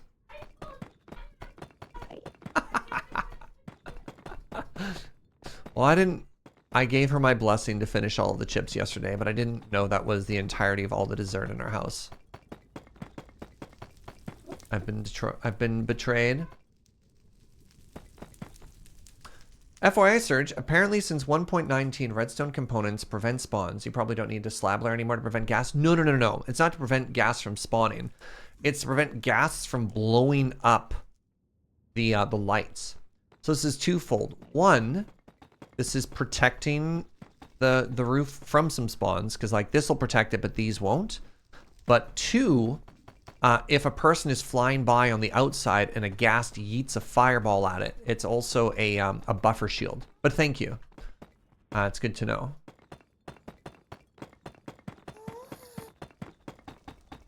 I thought redstone always prevented spawns. Could they spawn on like redstone wire before or something?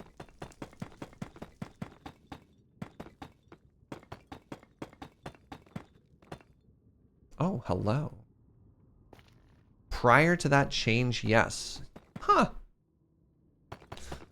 Let's switch it up. Let's do this way now. You're neck deep in tech debt at work right now. A huge portion of my time when I worked in tech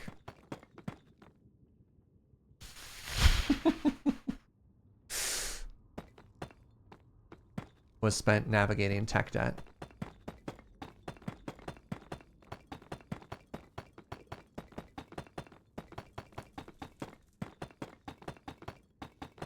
Any block that didn't have a hitbox, which included most redstone components. Fascinating. I love how much I learn every stream.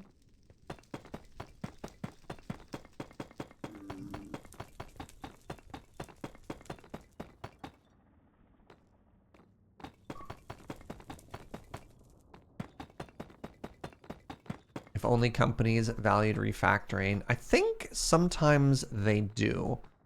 I think the issue is I also didn't work for a lot of companies that had a lot of money. You know? I think that was the bigger issue. It wasn't, I don't think a lot of companies go out of the way and they're just like, this is all bad. I think a lot of the companies are like, oh God, oh God, oh God, oh God, oh God. I'm going to have to lay off all of my employees because we're broke.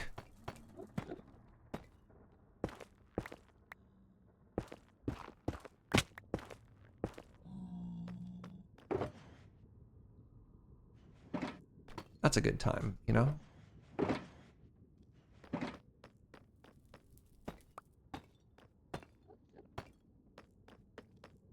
We just had a party at work because we finally finished migrating our 8,000 clients to the new platform. Now the game truly begins. Nice. Amazon was terrible at tech debt, at least AWS where you worked.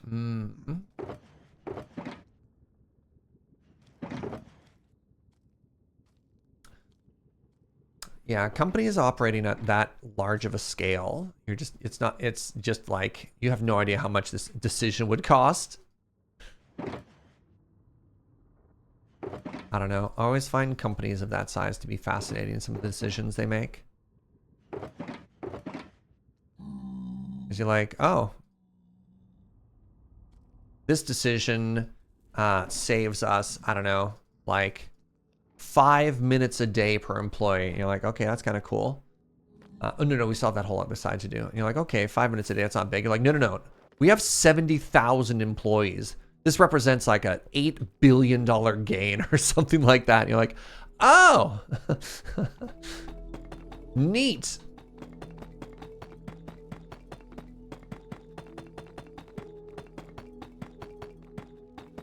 That's not my company situation. It's more like scrambling from one deadline to the next. Yeah.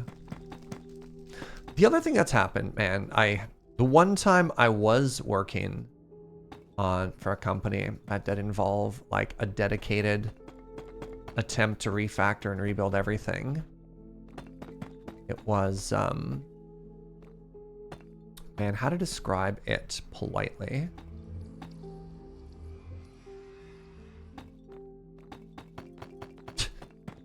You know when something like falls out of a plane or off a bridge and then it bounces when it hits the ground? And you'd be like, oh, it's still in motion, it's okay.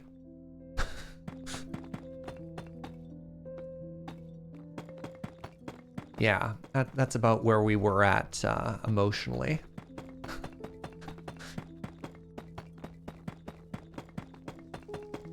Amazon employees had a term for that called frupipity, frugal plus stupidity. That's an interesting metaphor. I had heard before in finance talk, this is an awful term, they call it the dead cat bounce.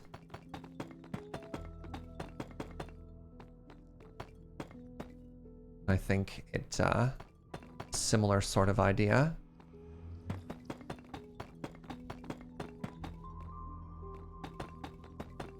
Oh lordy, yeah. Sounds like finance, I guess, yeah. The what, yeah. I have an assignment in my coding class where I make my students completely refactor their code from a previous assignment. And they always ask, why bother? And why didn't we just do this way the first time? Oh, that's awesome. I like that. That phrase is also popularly applied to any case where a subject experiences a brief resurgence during or following a severe decline. Yes. Yeah, Nibbles.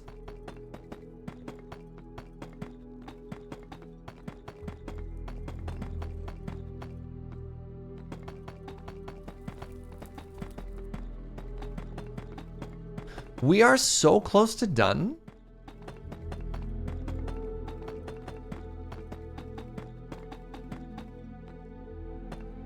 Oh my god. All right, all we need to do after this is move the portal and move the back wall forward, and we're actually done.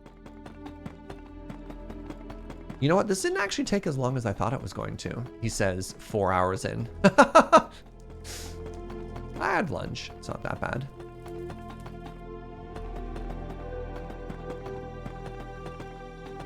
Thanks for hanging out while we did this, by the way.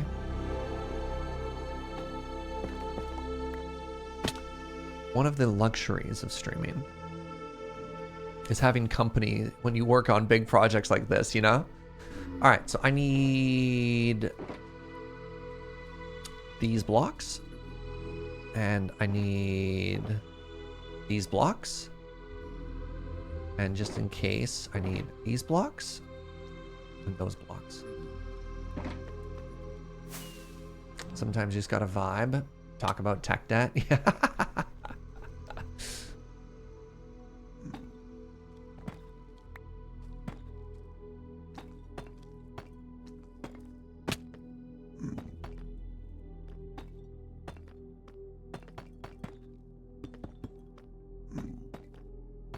All right.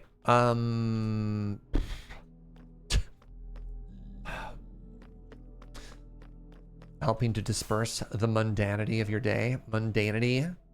All right. You know what? I've decided.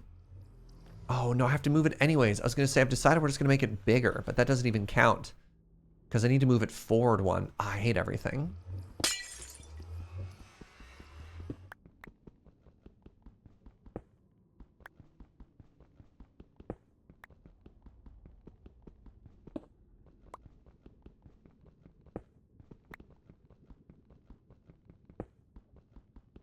I don't actually hate everything. I'm sorry. I take it back.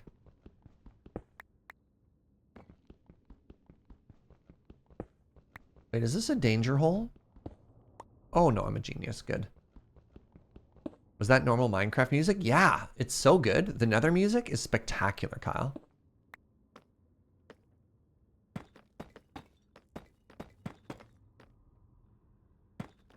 Wait. Wait.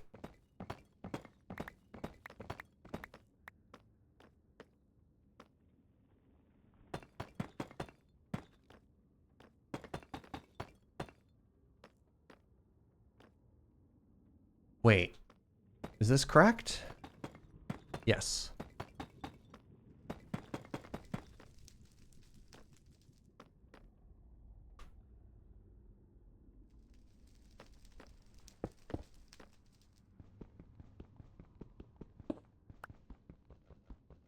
Reminded you of the No Man's Sky soundtrack?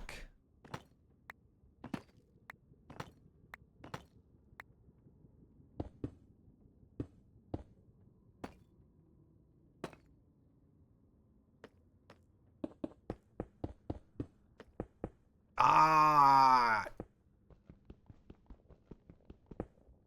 Is the Nether music amongst Lena Rain's contributions? That I don't know. Well, I mean, she did write Pig Step, and that's also a Nether song. But I don't know about that particular one.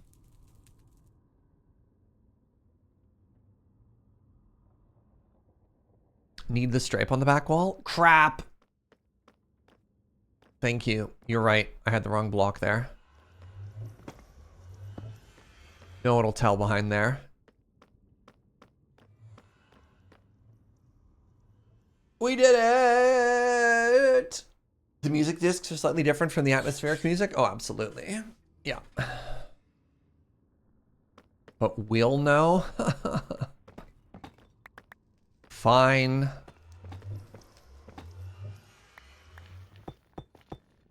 All right. Don't you ever say I don't do anything for you, Twitch chat.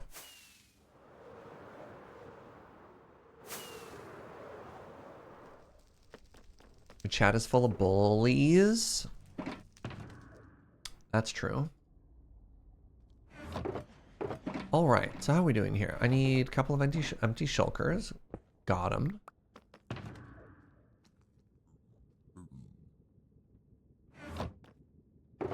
And then I can just put all of this back. Hey, I'm actually really proud of how much we got done there, eh?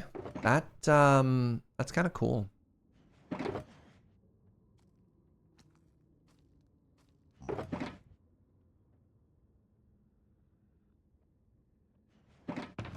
That's a goodly amount of stuff that we did. You've literally never done anything for me, Serge. Ignore all the cafe visits together. I was gonna say one word, coup. Crack Shack.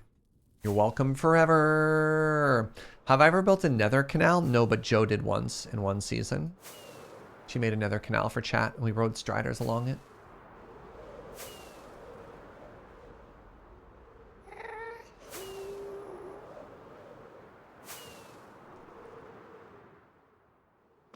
I just love that your chat is full of bullies and you use an Adam emote. There's just a milk. There's just a beautiful irony. When I think of the most like lovingly combative community, it's Adam and the Trogdolites.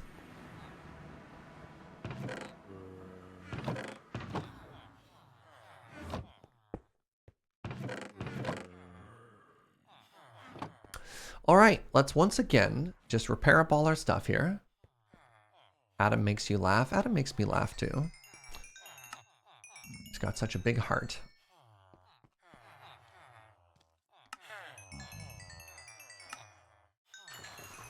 So, do you think it's time to do some math? How much math you feel like doing, friends? Are you ready to do some big old counting, or not yet? Is that a little intimidating? You love math? What do you think? Math? You're here to count. Okay, delightful.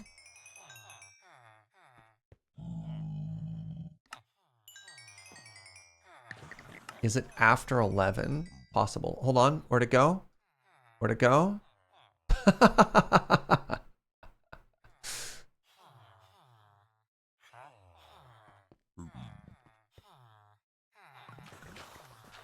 Math on this channel? I know. I'm sorry. You deserve better. I deserve better.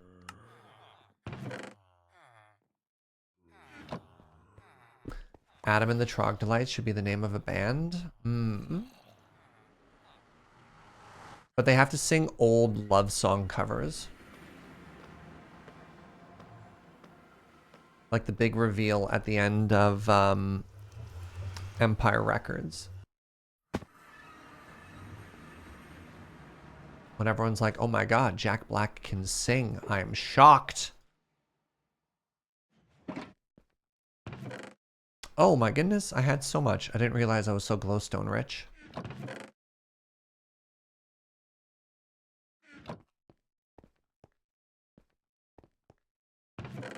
Jack Black is a delight? Yes, agreed. That's not Empire Records? What am I thinking of? The record store. Oh, that was High Fidelity. Thank you. Yes. No, you were correct. Yeah.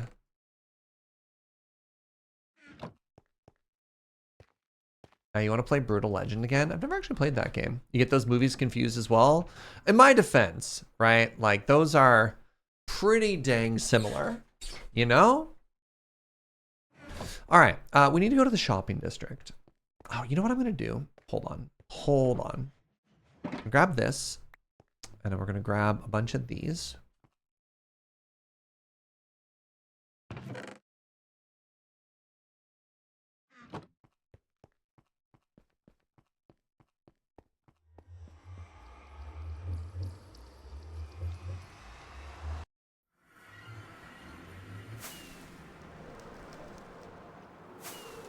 Need to rewatch School of Rock. Classic. I kind of want to see the Mario movie just to see Jack Black as Bowser. That's like my big draw to that movie.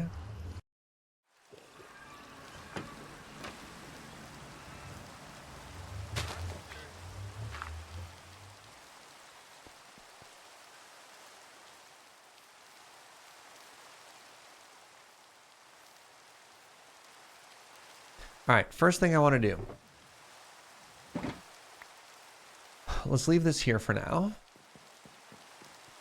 You know what? Maybe I could get some more stock in here somewhere. I could put some stock here. You still need to see Spider-Verse? Spider-Verse is one of the few movies I have seen in theater lately, and it is a delight. The Mario movie was a good MIO. I would definitely call it more of a kids movie though. I mean, that's fair. Sometimes kids movies are perfect though. So I brought this over here like I was going to change my store, and then I'm already bored. I just cannot be bothered. I was like, I'll put in barrels, and I'm like, I don't have the books. I'm like, no, I refuse. So what I'm gonna do instead is I'm gonna buy 4 stacks for a diamond. Okay. That lasted all of 30 seconds. Look. I'm a busy man.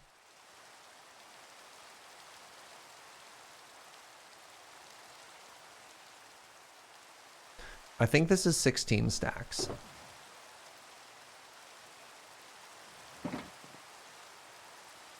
That means I owe 4 diamonds.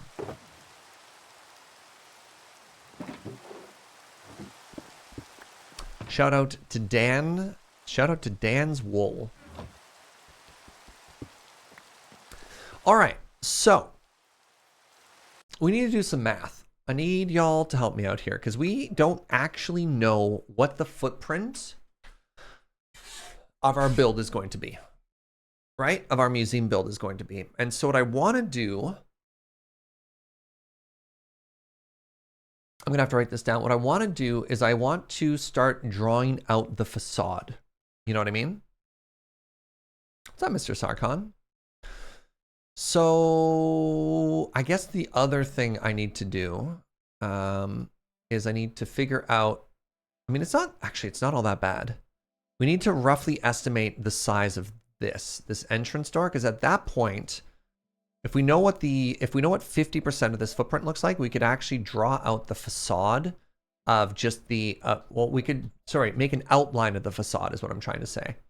And we can take this and we can bring it into our survival world, and we can start to get a rough understanding of the footprint of the museum. And I realize that is going to entirely ignore the depths, but that's fine. Also, I love how this is coming together. I think this is absolutely spectacular.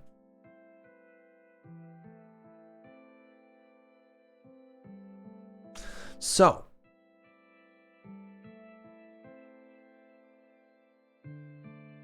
let's talk about this door. So this tower is 9.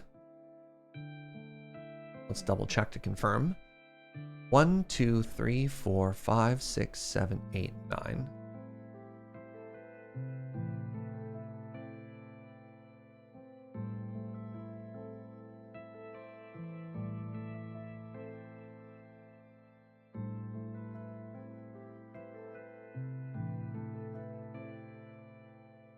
Do you think the inside of that door should also be 9 then?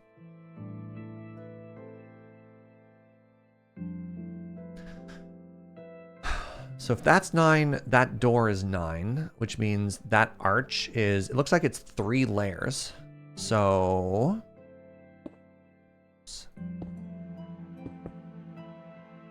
12 for the door. Are you just including the actual wooden section, or are you including arch to arch?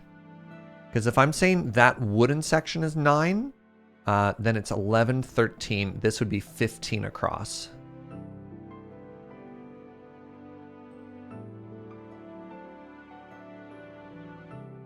So real quick.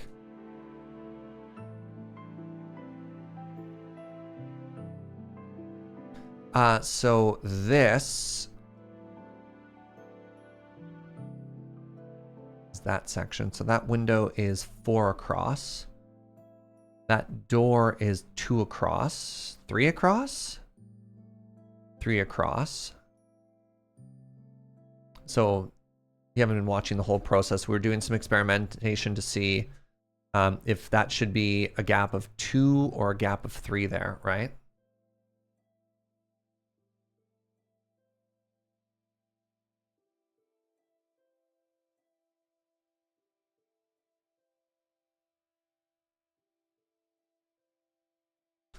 I didn't want to spend a bunch of time like having to solve and do the math here, but I think we have to figure this out. I don't think I need the aerial images for this one.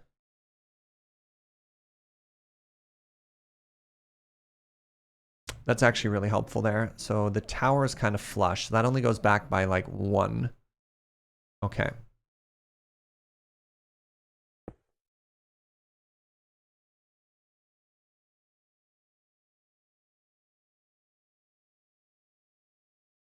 All right, so we're looking at this image for sort of a side profile to try and figure out the depth there. And this image for the straight on.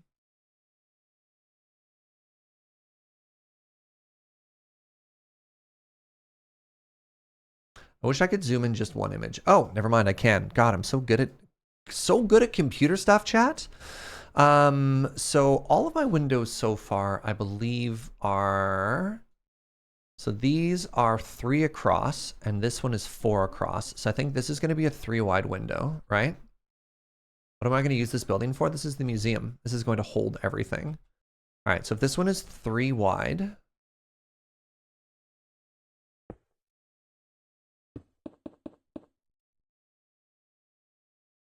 so there's a window. And then we do pillar 1, pillar 2, pillar 3, 1, 2, 3. And then the door, let's go with, sure, let's just grab this for now. 1, 2, 3, 4, 5, 6, 7, 8, 9. 1, 2, 3, 4, 7, 8, 9.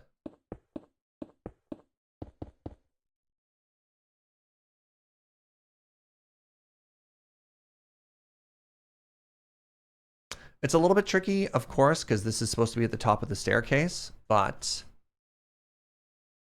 so hard to tell.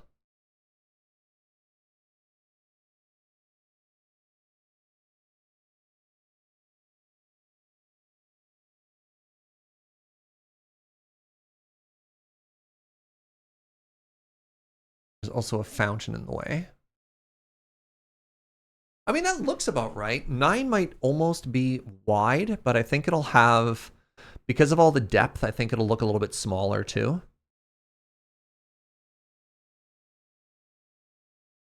That looks good to you? Thank you.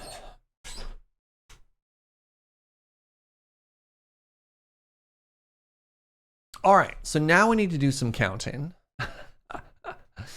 And this is going to be such a giant pain.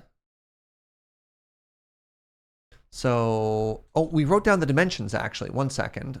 So this is 9, 16, 9.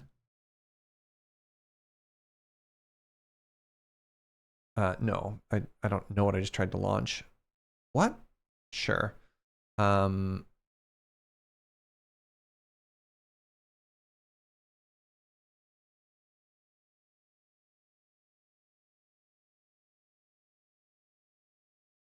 Oh, I actually have this. All right. Outer wing. So the outer wing is 9, 16, 9. Oh, my camera froze. God, I look so handsome. Look at me. That's the face of a man with a plan.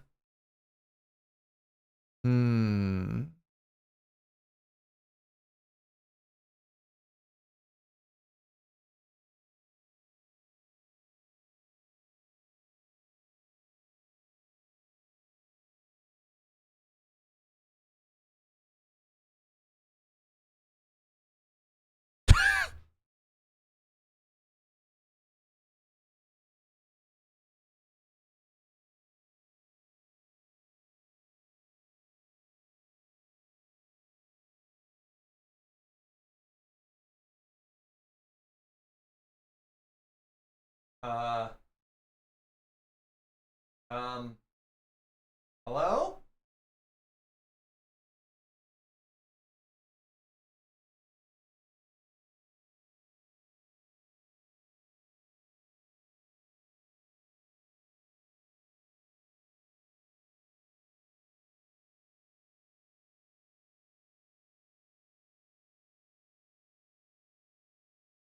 Hello. Neat.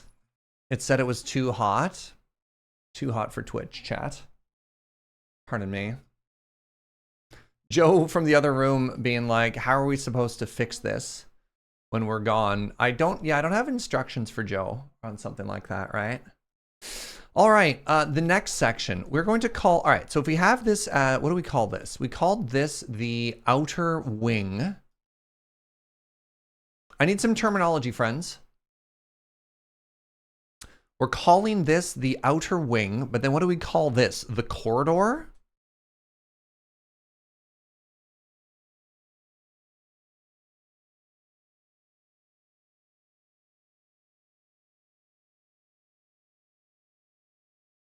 Section 1, Section 2. But it's harder to communicate what those words mean. The connecting hall. I don't mind that. The connecting hall. Sure. I mean, it might end up being that it's ooh, causeway. No. I like the connecting hall. Yeah. All right. So the connecting hall is 1, 2, 3, 4, 5, 10, 15, 20, 5, 26. We'll count that again. 1, 2, 3, 4, 5, 10, 15, 20, 25, 26. Agree or disagree that that is 26?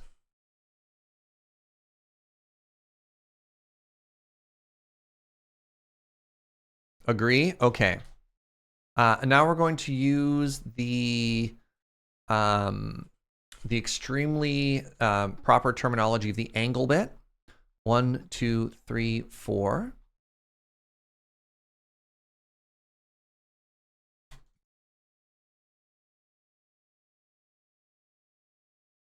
We do 1, 2, 3, 4, 5, 6, 7, 8. You know what? Actually, let's just put this. No. Let's ignore that for now. And then we have 1, 2, 3, 4, 5, 6, 7, 8, 9, 10, 11, 12, 13. And then we have the main entrance, which is 13 by 9, which is this. 13 by 9 by 5 by 1 by 1 by 1 by 9. And then we do that the other way around. 18 plus 16 is 34. And I need to do this again by 1 by 1 by 1 by 5 by 9 by 13. And then we copy all of this again, right? Then we have mirrored. We have the angle bit, which is 4. And then we have the connecting hull. And then we have the outer wing. All right, somebody help me with this math. 13, 22, 27, 30. Oh my God, 69? Really? Nice.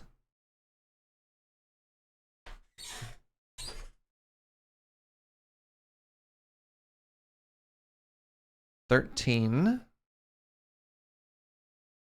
22, 27, 30, 69. Yeah. Huh. And then finally, we add it all together. So we have 34 plus 26 plus 4 plus 69 plus 4 plus 26 plus 34 to a grand width of 197. This math confuses me so much. Are we saying 1 by 1 by 1? Yeah, sorry, these are dimensions. I'm trying to convey depth. So this section is, every time I change the number, it's because it's going in or out by a certain amount, right? 9, 16, 9. This is flat. So this is 26. Then it's 4. Then this is 9. Then that's 13, 9, 5, 1, 1, 1, 9, 1, 1, right? It's like Hunter X Hunter, and you just use the X wherever you want. I learned that you don't pronounce the X. Apparently it's Hunter Hunter. That name sounds stupid. If you ask me. Right, Joe? You don't pronounce it. It's silent. Show's called Hunter Hunter? Wait, you thought it was Hunter Cross Hunter?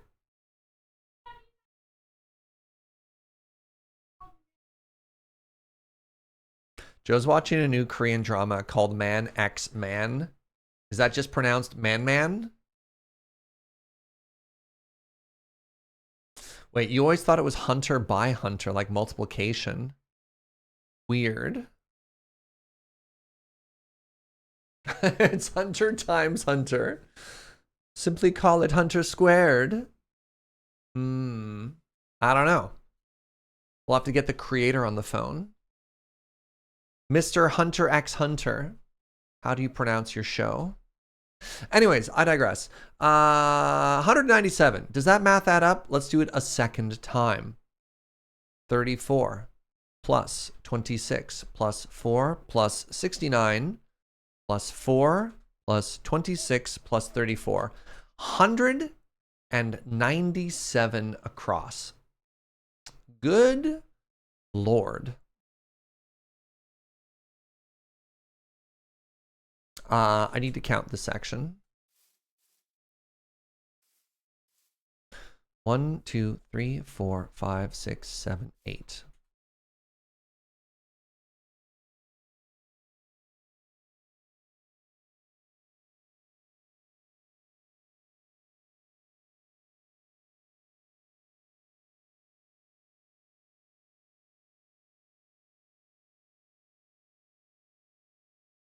My original guess of 240 wasn't that far off. Yeah. If you like romantic comedies, I highly recommend the Korean show Business Proposal on Netflix. Have you watched Business Proposal, Joe? Have you watched a Korean romantic comedy called Business Proposal? She watches a lot of K-dramas. She's going to check her search history.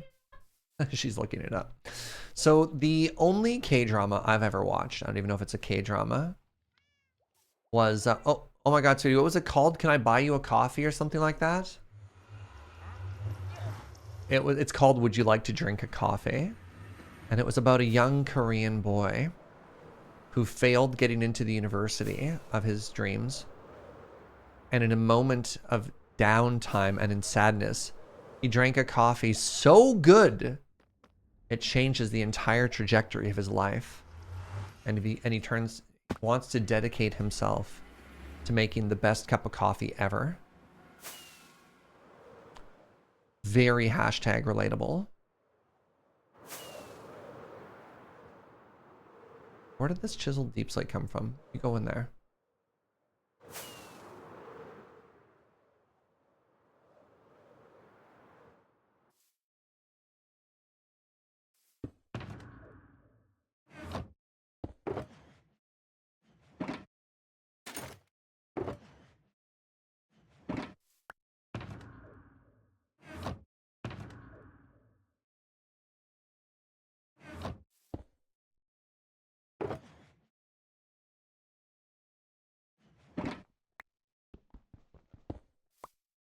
Okay.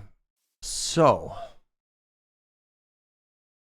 197 blocks?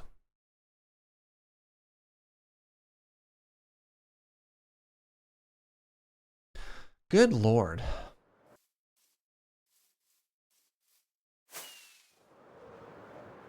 Definitely considered applying to the coffee roaster near my parents' place after I move. Nice. Yeah. So where... I might actually have to go into spectator mode here for a second. Okay. Sorry about the big cheats here. I need to fly around. I need to look at this space, and I need to get a rough idea of where do we want our center point to be? Where do we want the front of our museum to be? I'm thinking maybe near that tree, right?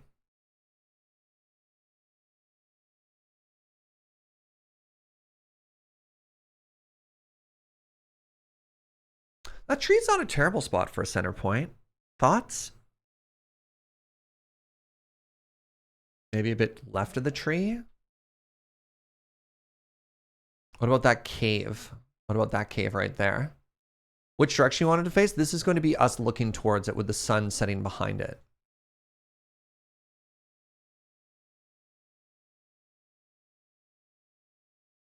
So the problem is, the more we go into the island, the wider it gets. I can't zoom out any further. It's a little bit lopsided, which is kind of awkward. Tree all the way to the left.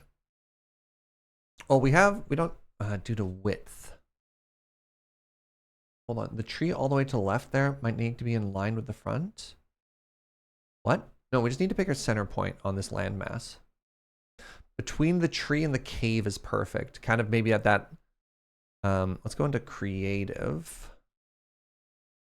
Maybe that nubbin.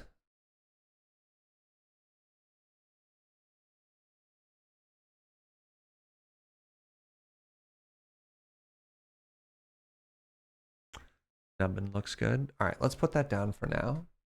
I should go out of creative mode. Can't wait for tomorrow to be done. Tomorrow I should have my last test before surgery to move the half of my stomach that's gone halfway through your diaphragm. Oof. Oof, friend. Oh, geez. Right, I haven't actually torched any of this. All right, hold on. That's the cave. That's the tree. This is the nubbin.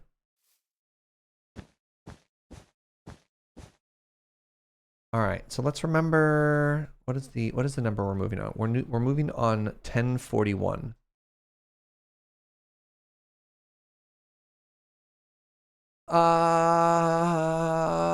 What is half of this number? 95? No. 98? 97? What is 97 times 2 is 194, 98.5. So we need to go 98 blocks in both directions. All right, somebody help me out with some math here. I also need to sleep. What is 98 plus 1042 and 98 minus 1042?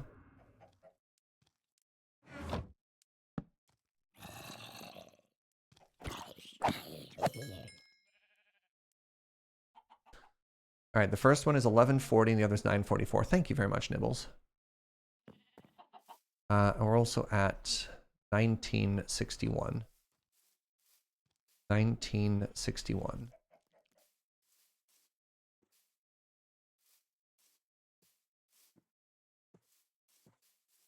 Good Lord.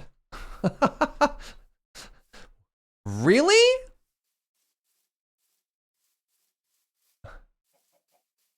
Oh my God.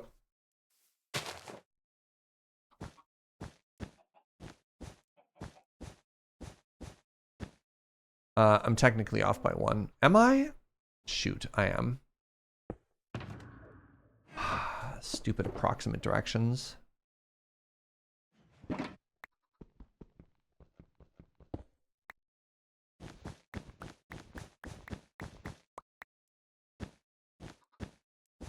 The scale of this build just got real. Yeah. I have to make it huge so we can actually see it. I hate this. I hate this.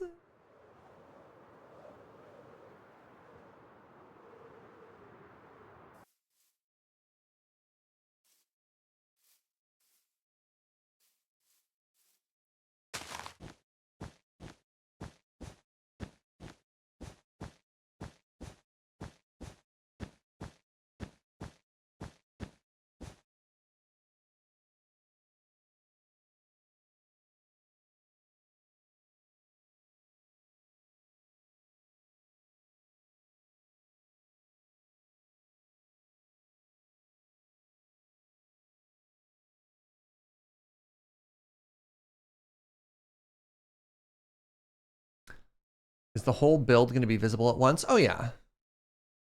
Wow. Okay, so we definitely need to push it back. Yeah. This is the Punch-a-Chunk server, which is what Mine O'Clock is playing on. Are you kidding me? It's so big.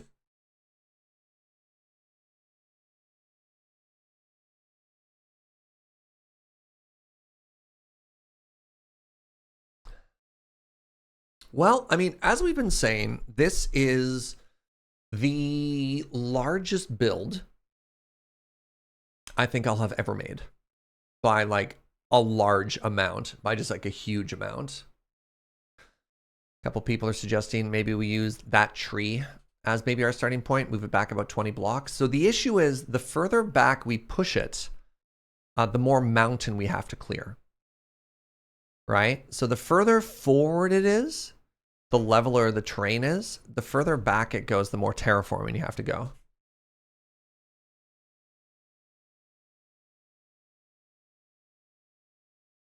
This island is right here. This is Muesum Island.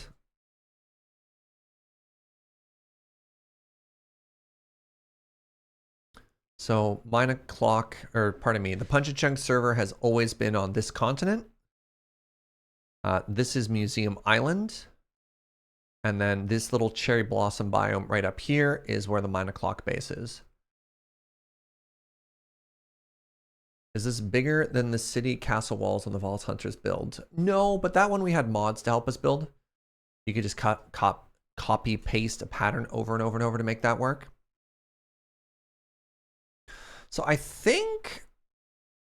honestly think that leaving that there for now, picking a height and then maybe flattening stuff right up to the base of the mountain might be a good call. I have no idea how deep this is going to be yet, right? So I think step 1 is we have these markers down, which is fine.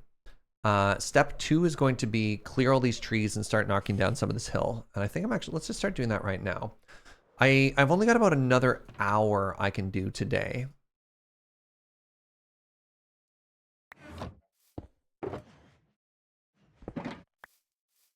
Because as I said, I have to hop in a call and actually plan my Euro trip. And then once we have a bit more space, once we started to level this area a little bit better, hello sheep friend, we can then start to have a conversation of drawing the actual outline of where things are going to go. James offered to do this while I was on vacation. Sure, but we should have a rough idea of what we're looking for. I'm not going to finish it today.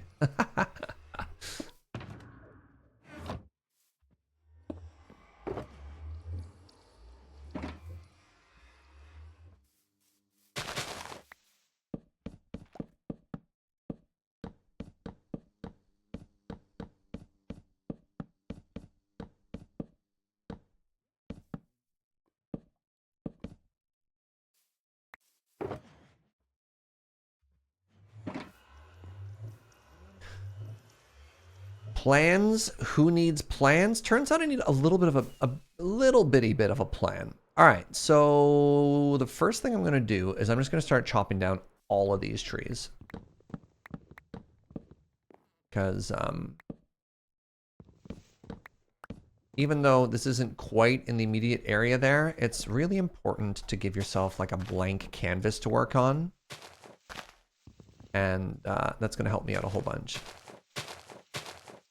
Any other wood in there? I think that's all of them. We'll see if it turns into a giant, what's the word I'm looking for? Flying saucer. And we'll know I missed something. I missed one.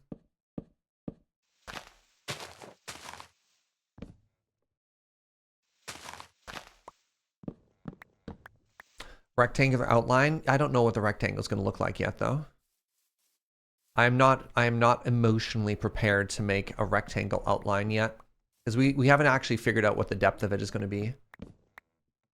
So once we can actually see the full front facade, and for the drawing as well, if you look at an overhead,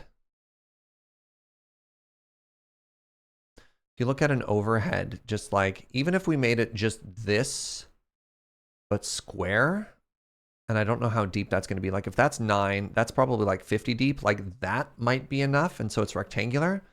I don't know if we have to do this. Like, I just don't know if there's that much stuff to put into it. So turns out even before we start building it, well, actually, if we do all this planning first before we build it, it's going to save us a lot of pain and a lot of trial and error of trying to make it in survival. So it's going to be wild. I mean, I watch a lot of YouTube Minecraft, and it's always fascinating when you hear people be like, oh yeah, you know, I spent 40 hours in a creative world testing this and building this and designing this. And you're like, yeah, okay. And now I start to think about this museum build, and I'm like, yeah, holy crap, when this is done, I might have, you know, 50 plus hours just in planning. Just in the creative world, like not even conceptually thinking about it and stuff like that. And then once we get to the interior, this is actually really cool. We have some people in the community who like are literal actual museum planners who've reached out to me in DMs. So we could talk about layout and stuff like that. I might even just take the might even take the rough like exterior floor plan. Okay, I've fallen. I need to reset.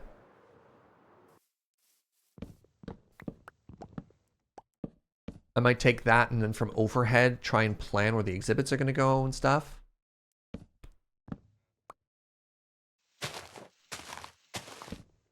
Come here for relaxing.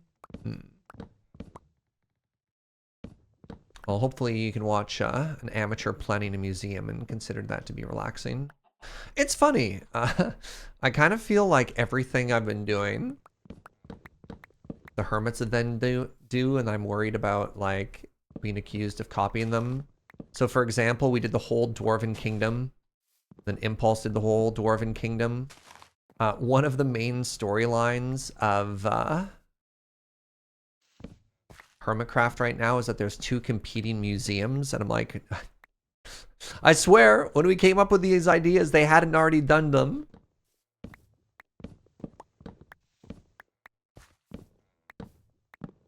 Hermitcraft is going to be The Simpsons did it of Minecraft. Yeah, that's fair. I'm probably not going to click on that link, but I appreciate that, army guy.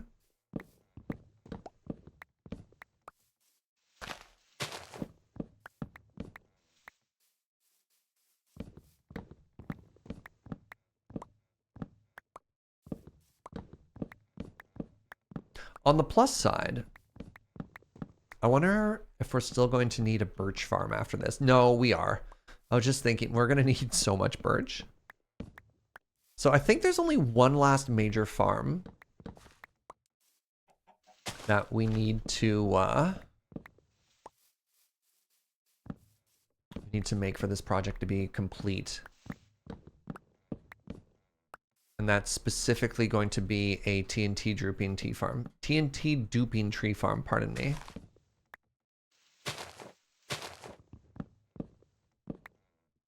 Suddenly dark inside of this tree, and I hate that.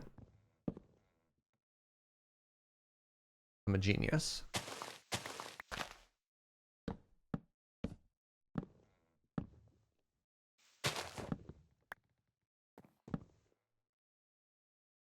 What? Where else is there a tree here?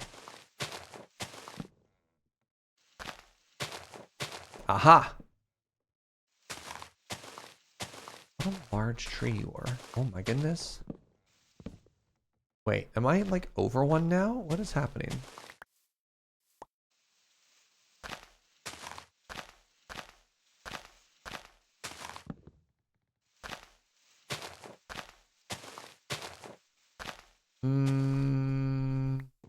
Good enough.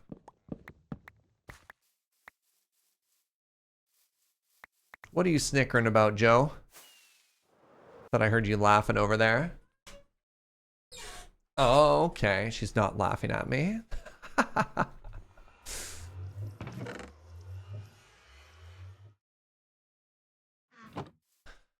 It's a big chonker of a tree. Yeah, no kidding.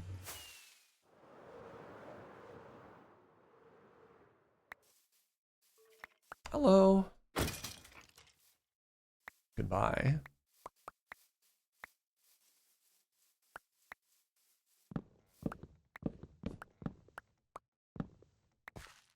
Like, we haven't even made it to the red marker yet. Oh my god. The scale of this project is it's just starting to dawn on me, eh? Oh, whatever. This is fun. I'm actually excited. Like, I'm complaining about it a little bit, but building at this scale is going to be fascinating. I've never done anything like this before. Excited to take you on the journey. You know?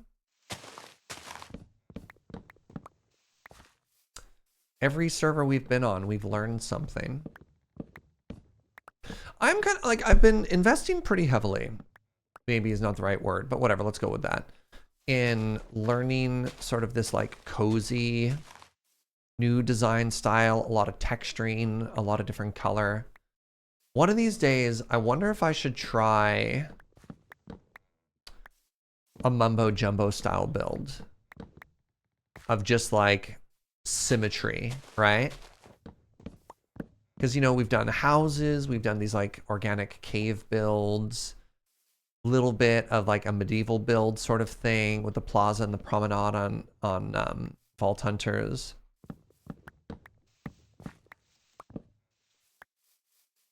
But I've never done the math build. This is a geometric shape at just a giga scale. Feel this is going to require some resource farms. We've made most of them, Kyle. So unfortunately, the biggest material that we're going to need to build it out of is sandstone, which is not farmable. So glass we've got covered. Bone meal we've got covered for white dye. Birch, we're going to make a farm to handle the birch. I don't know what we're going to do about sandstone, though.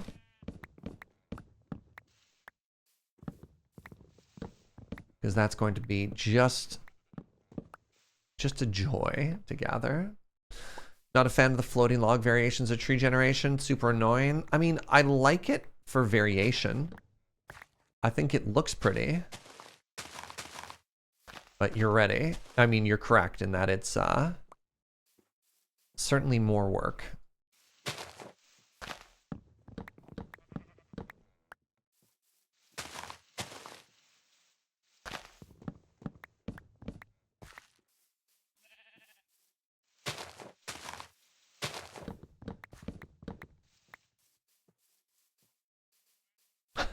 Oh, heck. You know what I need to do? This is something I definitely need to remember to do.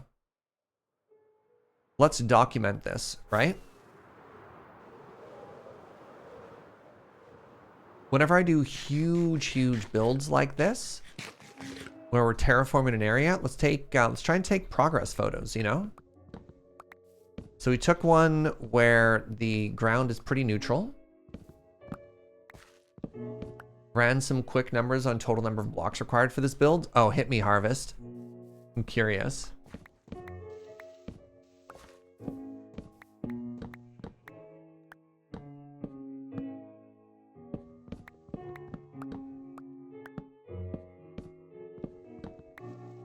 What an absolute unit of a tree.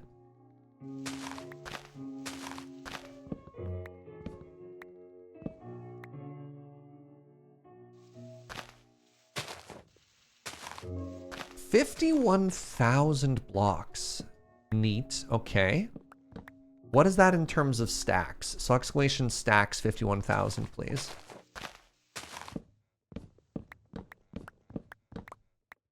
Are progress maps too much work? They could be. That'd be interesting. You're thinking you've actually underestimated it?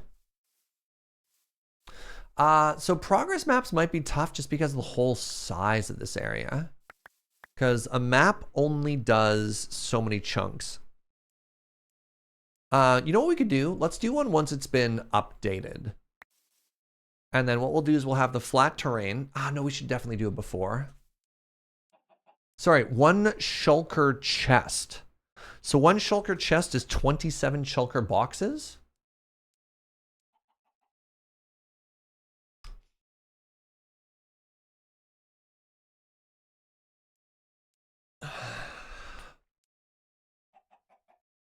Let's get distracted for a second.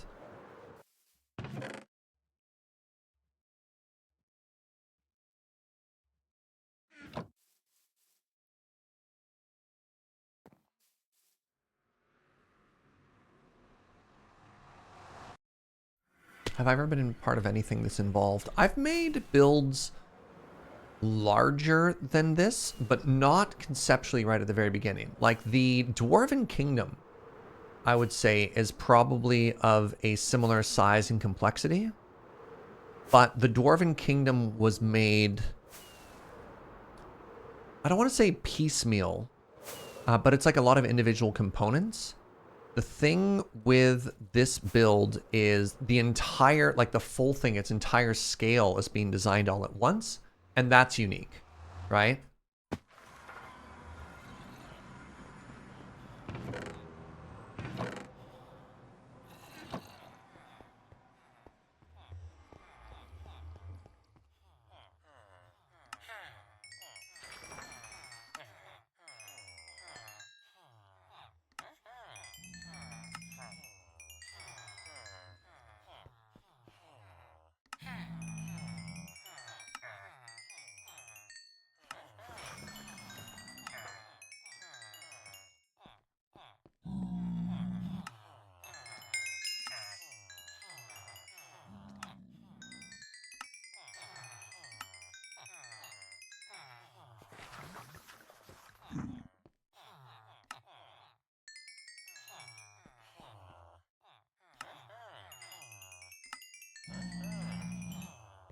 Man, this sounds great. Jaeger Dino's almost as large.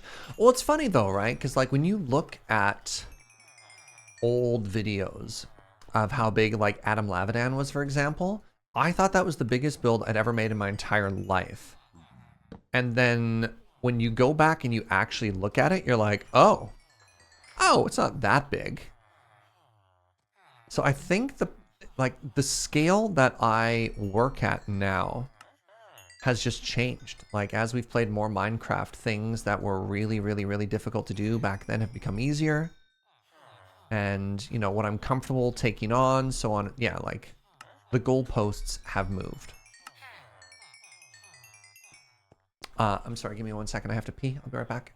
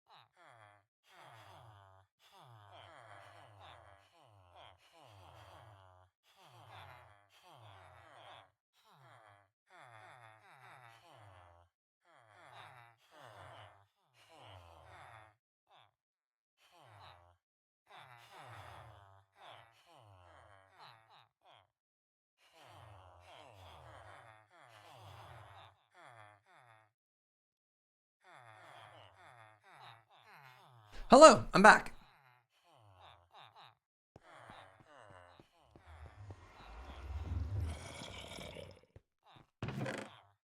Do I have an extra table for cartographers? How do I make a cartographer's table? Paper, paper, plank, plank, plank.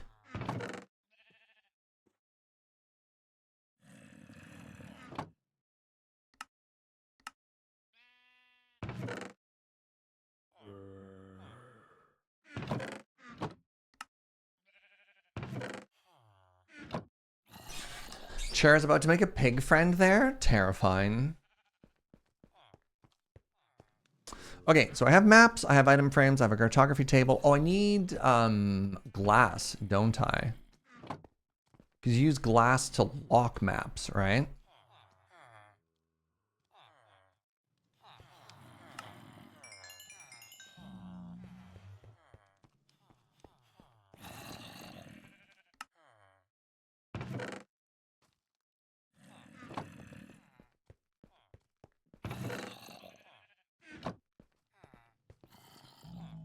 One sec. There.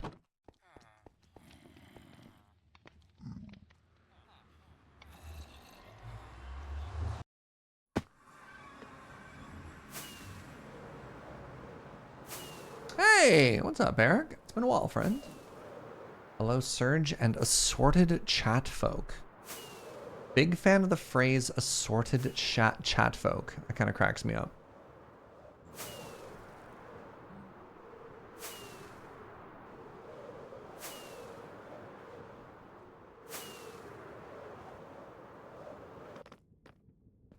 Should probably label this.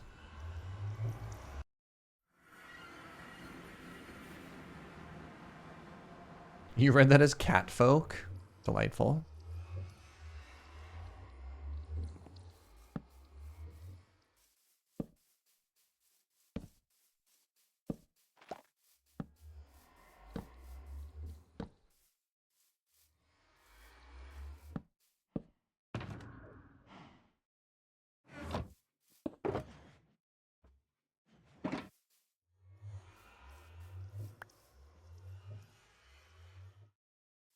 Look at this. I've even got dye.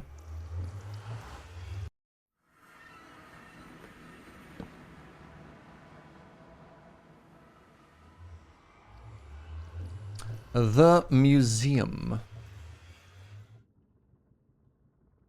Boop.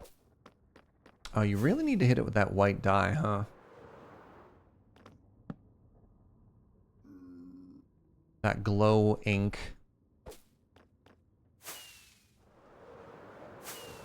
Wonder if there's any more of that in here. I'm off with the kids all summer, so where I have time during the day that I can watch anything. Good summer, but busy. Oh. This is the digital equivalent of waving as I pass by your place, which you did earlier today. Delightful.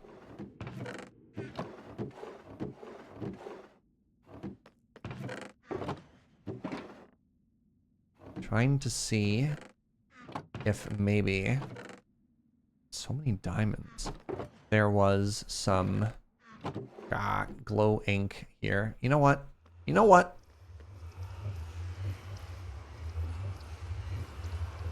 Been doing Lego in the evening and half watching on YouTube. Still delightful. I appreciate that, friend. I have glow ink. I scrolled away over here. Wait, don't tell me I...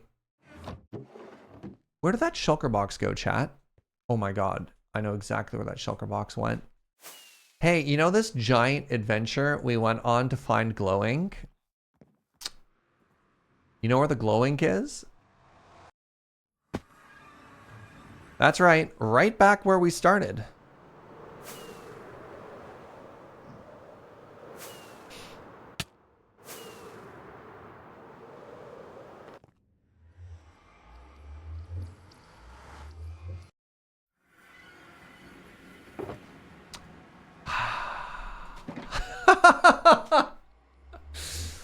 That's right. Sad owl. Yeah. Perfect. How wonderfully circular. It's the destination, not the journey. He says, crying. Just sobbing. All right. So we got hilariously distracted, and that's okay. So, what does a map of this area look like?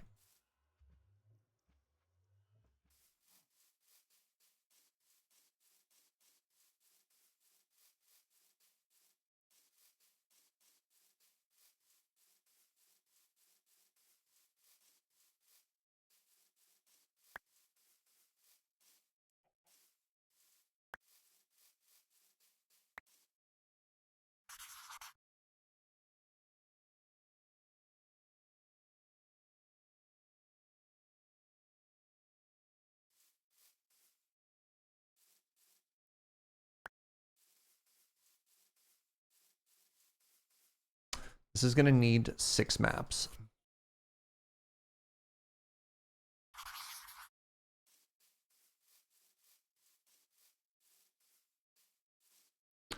Finally made it to Boomtown. Love that place.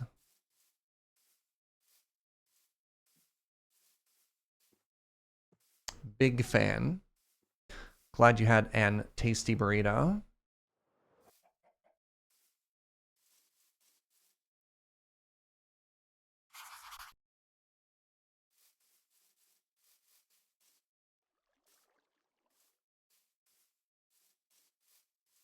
Gave up. Finally just used Firefox because I wasn't asking for a CAPTCHA. That's very funny. You win today, CAPTCHA. You win this time, Gadget. Next time. All right, so we're here now. So I need this map. We need to go all the way over yonder. So yeah, this is going to require 6 maps every time we want to capture a moment. And I think that's fine.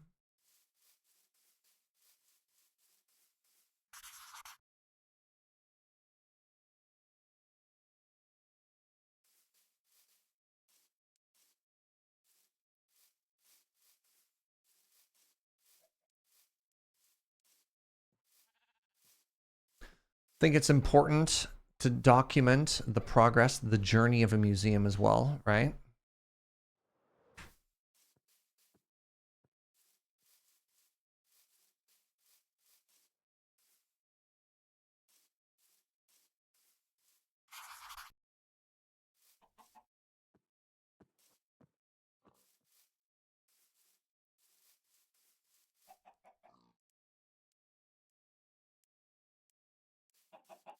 All right.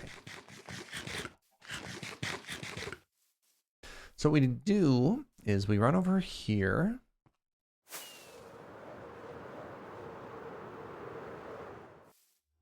And we hit the old cartographer table.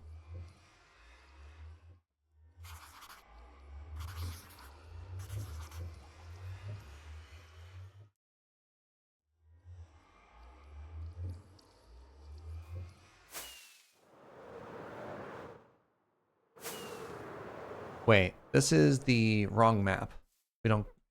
We do care about this map. Never mind.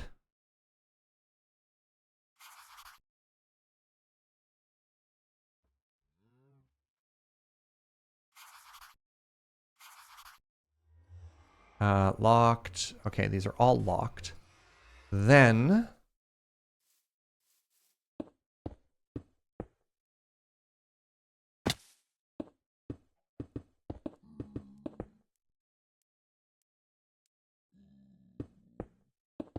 one, two, three, four, five. We put this in the center here.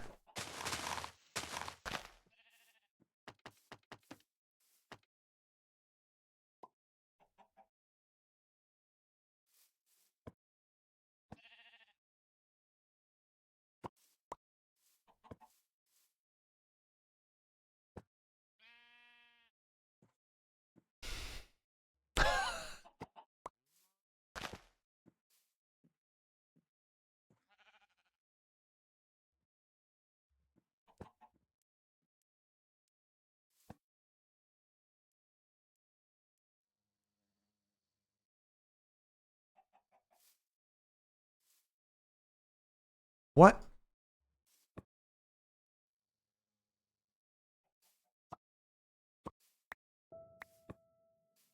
Oh.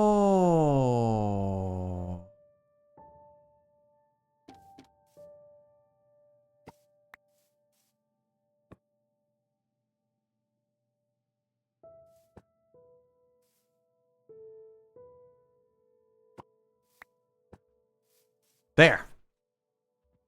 Is it 3 by 3? No, I just think it's a 2 by 3 because you could see there's the points there, and then it's going to go this way. It's 3 tall. That's actually really frustrating.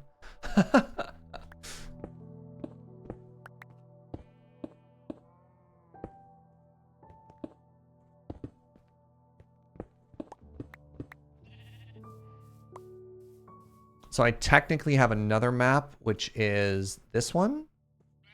Wait, I duplicated a map? I took a map twice.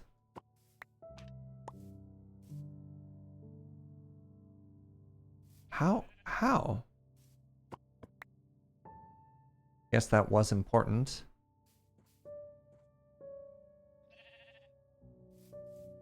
Should we do a full 3 by 3?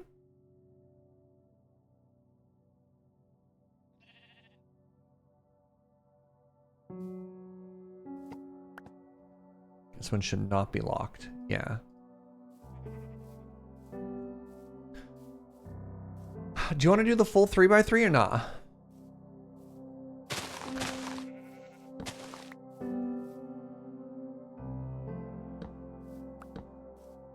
There's a chance when we eventually look at it that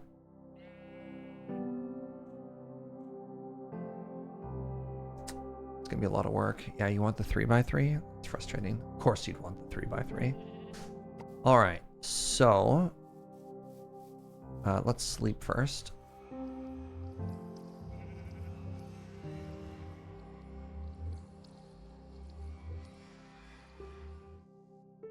Oh, goodbye, bee.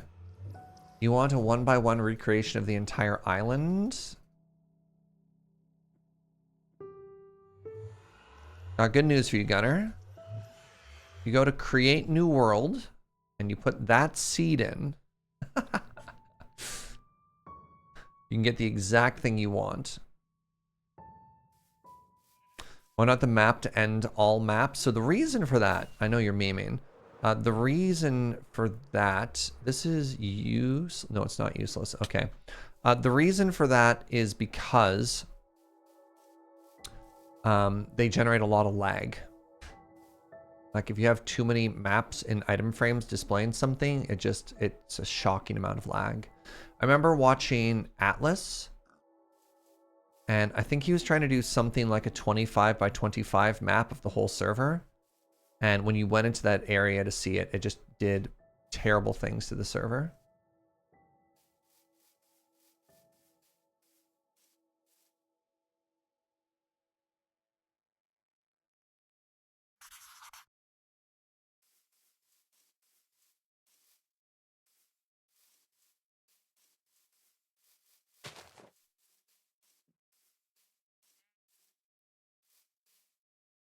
How does Hermitcraft TCG not completely crash the server? Because it's one map that he changes and locks. So all of those maps don't exist simultaneously. So as soon as you lock it, it's just an image. But also TCG, it's not like all of those are in one place put down. Like when they're playing the game, there's maybe only 20 maps at a time, right?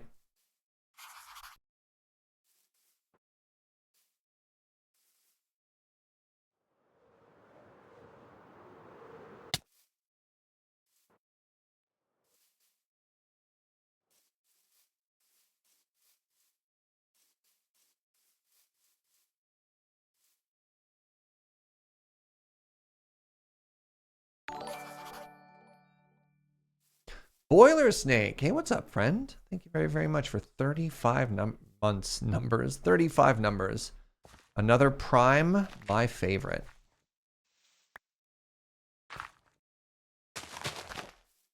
Where'd that map go? Is it this one I was just doing? Yes. All right, let's...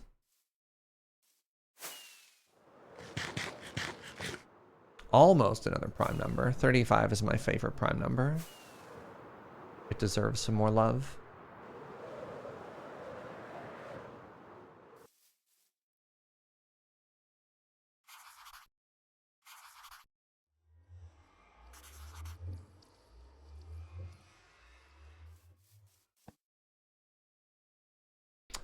Right. Yes, chat, getting a lot of ellipses right now. Do you not love prime numbers? What did I do wrong? This looks like it's actually supposed to be down one.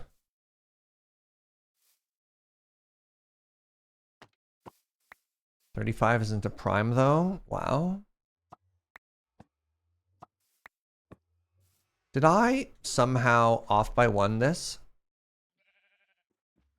I hate everything.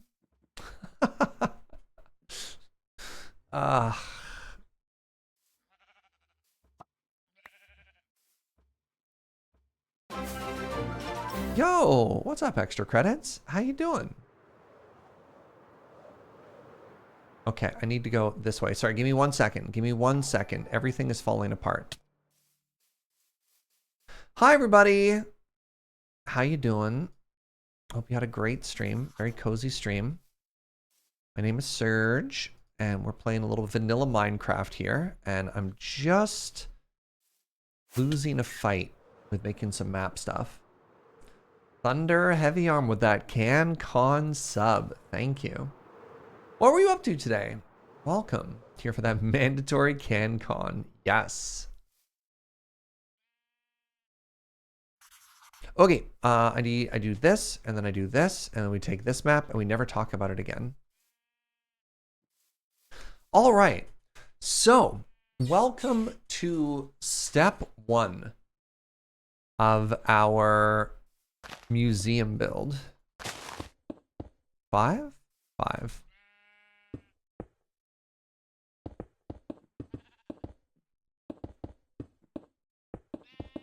So we are about to embark in a mega build.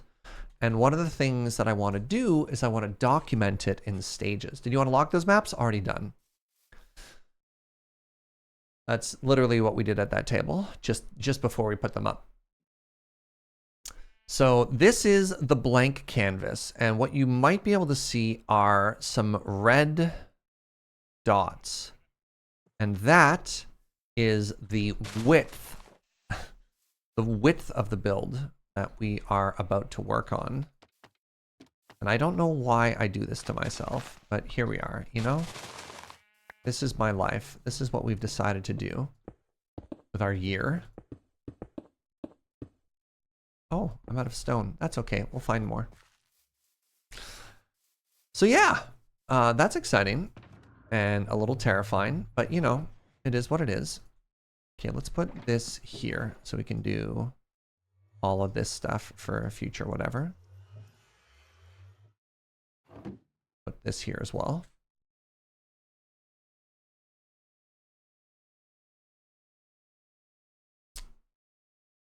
Falling apart, that's your whole day with mechanism. I'm sorry to hear that.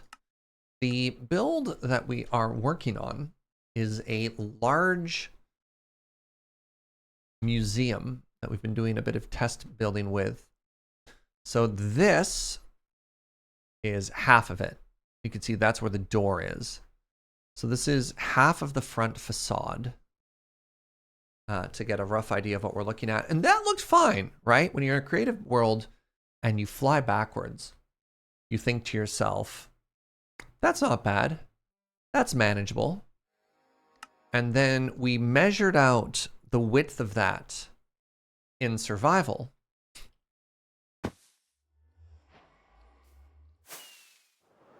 And it is enormous. Look at this. It's 197 blocks across. Just stupid. It's stupid. How dare it? So yeah, this is my life for the next X or whatever. So welcome. Come on in. Get a little cozy. Ask any questions if you got any questions.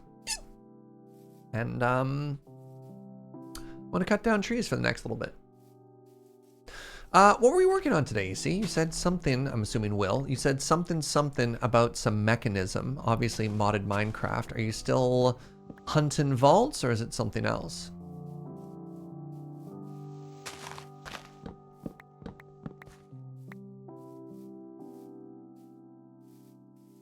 Recently made something really cool on our SMP and they come here and search just reminds me how little practice I've had making stuff.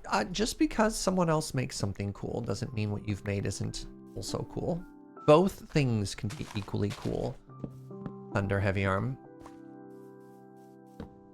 Also, if you have photos, go ahead and share them. Big fan of celebrating W's in this community. There's things that you have done that you are excited about, you want to show off, never hesitate, you know? Yeah, cool is not a limited resource. Cool is not mutually exclusive. One person cannot hog all of the cool themselves. Ergo, leaving not enough to go around for everybody else. Also, we don't use the word ergo enough. Bees. Take you home.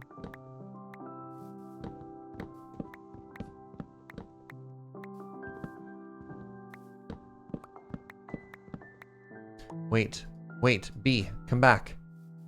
You can go in here. No, bee. Bee, come back.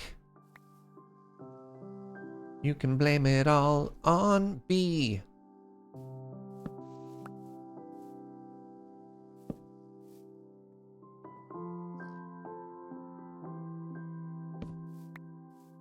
Bee, come back. Yes, good.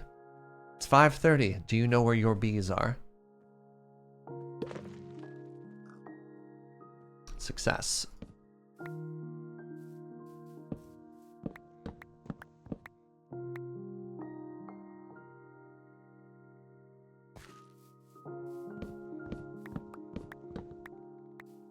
It's not being very cooperative. It's okay, we got there.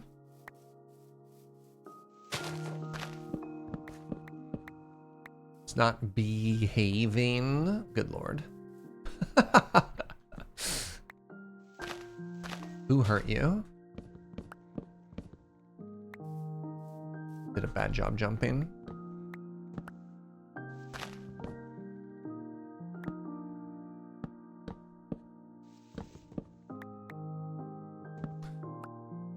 Will might have stepped away. He's hunting vaults and was setting up a mechanism production, getting into gases. Ooh, delightful. How is Vault Hunters these days? I stepped away as the active development was fun, but I don't know, kind of got tough having to relearn a lot of systems because I didn't play that much. So I was never in a spot where I was like really hungry for new content with it. I would like to revisit it at some point. I would like to try and complete Vault Hunters. I've never run a final vault before, for example.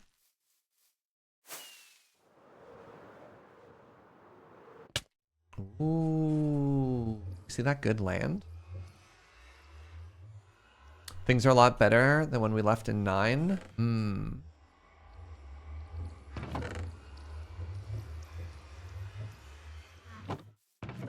That goes there. I plan on just dumping everything into one chest and seeing what happens. You love your flower? Yeah, what was the last update I played? It might have been update 9. I think I last played with the magnet changes, the magnet and the gear changes. No, yeah, not with the quest book, whenever that was. Joe! Thank you, my love.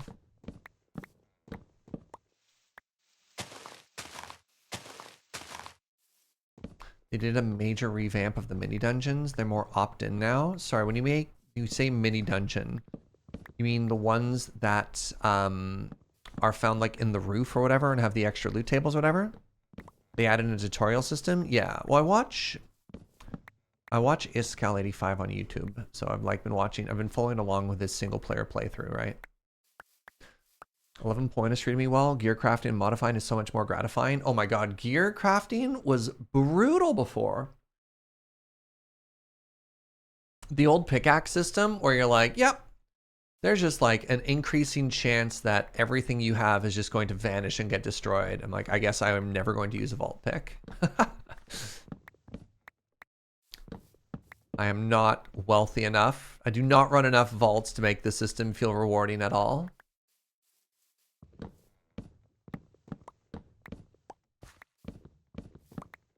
We'll see how long it takes me to make this museum, though. This might be my life for the next... Maybe this will be my... Oh, how do you pronounce it? Sagrada Familia? And I'll be working on this for 200 years. We'll be just in time for the heat death of the universe. And I'll be like, James, Uno, I'm done. And then I'll turn into ash. And they'll have been dead for 50,000 years or something like that. Oh, yes. Hello, Eric. What do you mean, Surge? No. What did I get wrong?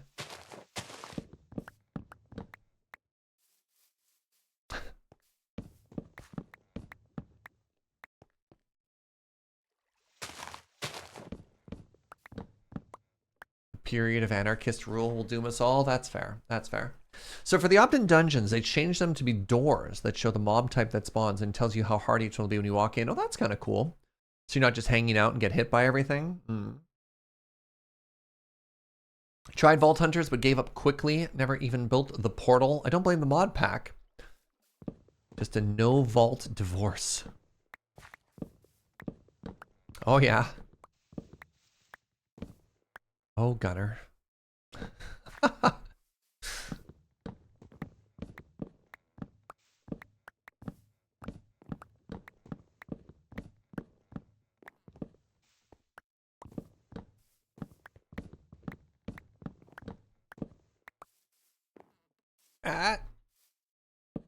Oh, geez. I am just incapable of jumping up and down, eh?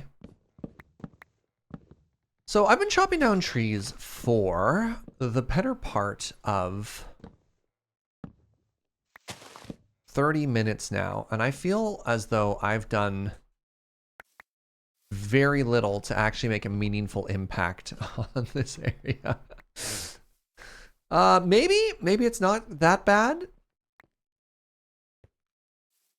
They made it so that all spawners are now burnout. Yes. Yeah. I'm aware of the fizzle spawner update. TNT? No, TNT will not make this any faster. Also, we need the wood.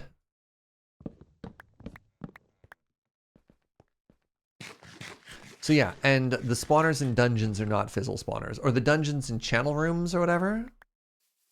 We're not lighting it on fire, chat.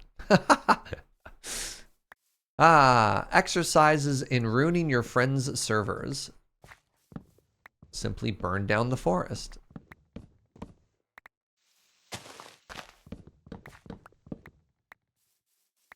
Tears red right hand is like, did somebody say fire?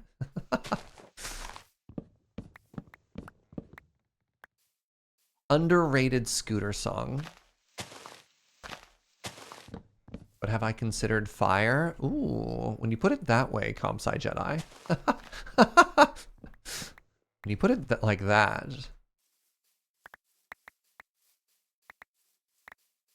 When you're on an island, a fire can only go so far. This is a huge island. Like this is borderline a small continent, not a large island.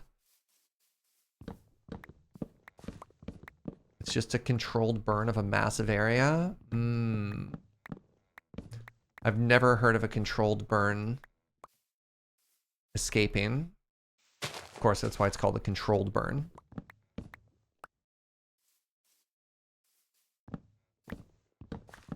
Yeah, if I've learned one thing about your community, Will, they want one thing and it's disgusting. They just want to watch my server burn.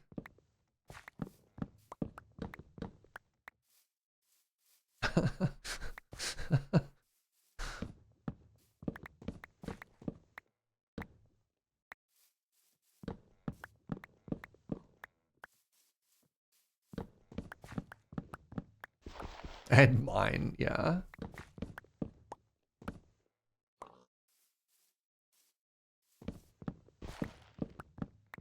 Surprised more people weren't laughing hilariously at my A+ scooter joke. Take it, the 90s disco party community wasn't in here, man. To be fair, my community only wants one thing and it's a canal. Yeah, I guess. Oh, you're the Fire Nation. I heard you love to attack. Okay, I get it now. I follow. I see where we're going.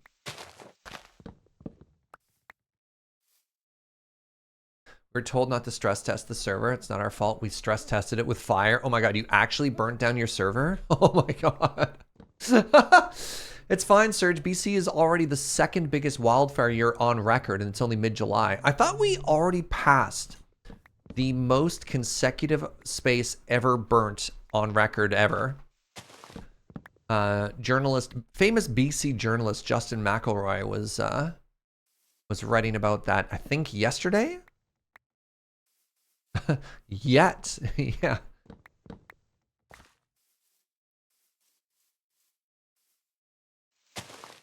Museum canal when? I said maybe we'd give you a moat.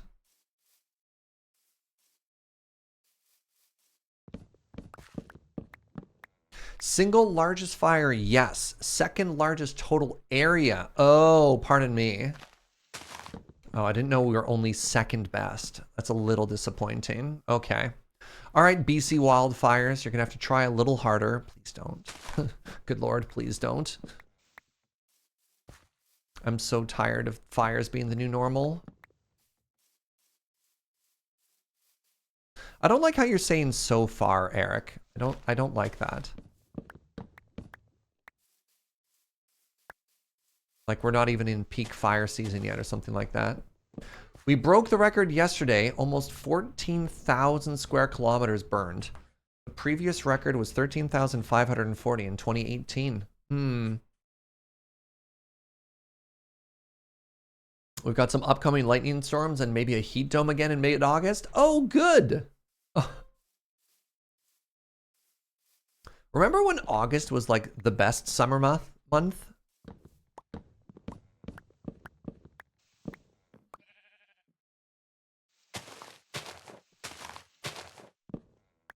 Man, I really don't want another heat dome. It got to be, what was it a couple years ago, the heat dome? 43, 44 degrees Celsius in Victoria?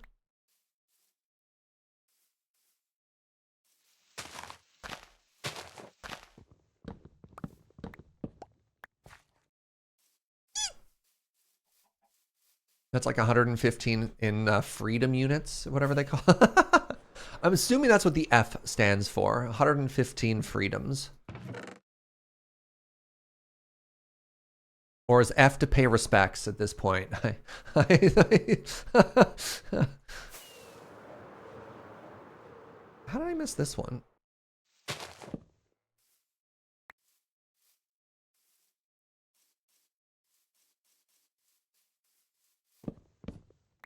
We'll use anything but metric.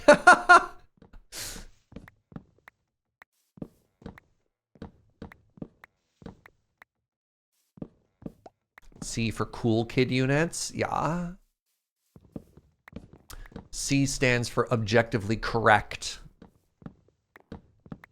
Dabs.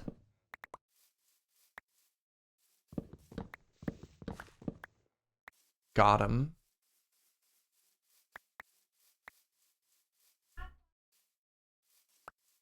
What do you need, sweetie? Do you need some type of math app for temperature conversion? Oh, we need a, you know what we should have? Anybody got a Celsius to Fahrenheit chatbot already written? Because we talk about this a lot. And the Americans feel so excluded from this conversation.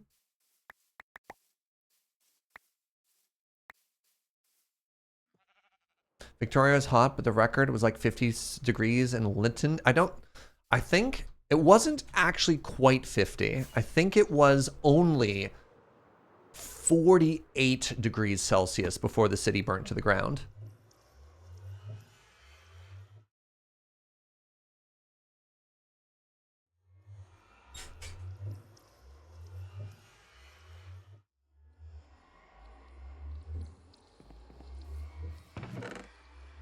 I think the actual number was like, wait, it was 49.6 degrees? Was it? Hold on. Hold on.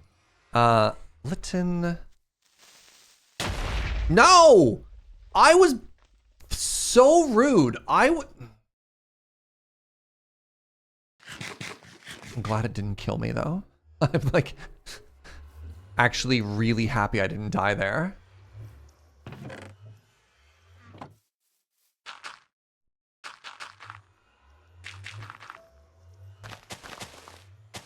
No, it destroyed blocks. How dare. I have to move blocks. There's another one. DJ Khaled.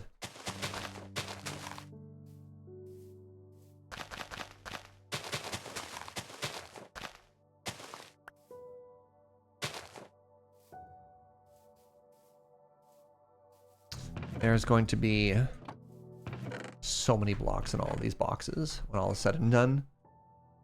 Right. I was looking up Lytton temperature record.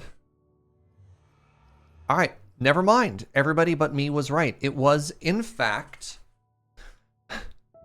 this was the heat dome in 2021. 49.6 degrees. What is 49.6 Celsius in Fahrenheit? 121 freedom units.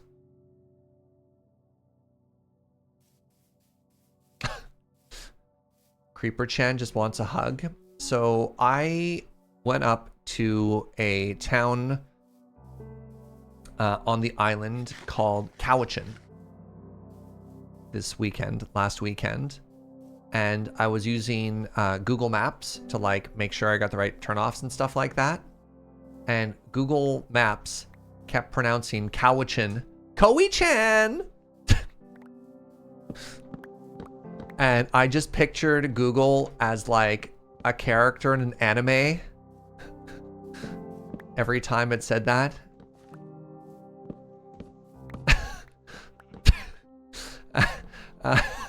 And I was just like, it made me really happy every time.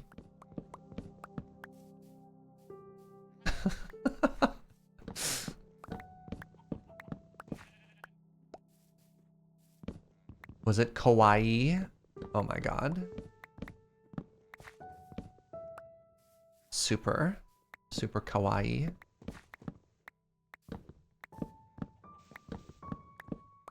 Oh crap. Hey, it's 2. I've lost track of time. I'm supposed to be in a call right now planning a trip to Europe. So I should probably stop streaming because I'm late. Yeah, I should stop. 2 more trees, then I'll stop. Hey everybody, thanks for hanging out. Well, thanks again for the raid. Sorry I have to end so quickly. I lost track of time. So this has been fun. This has been just kind of another like vibes day. We've been hanging out, getting some stuff done. Stream and plan the Europe trip. I love you all, chat, but I don't want you to know where I'm traveling.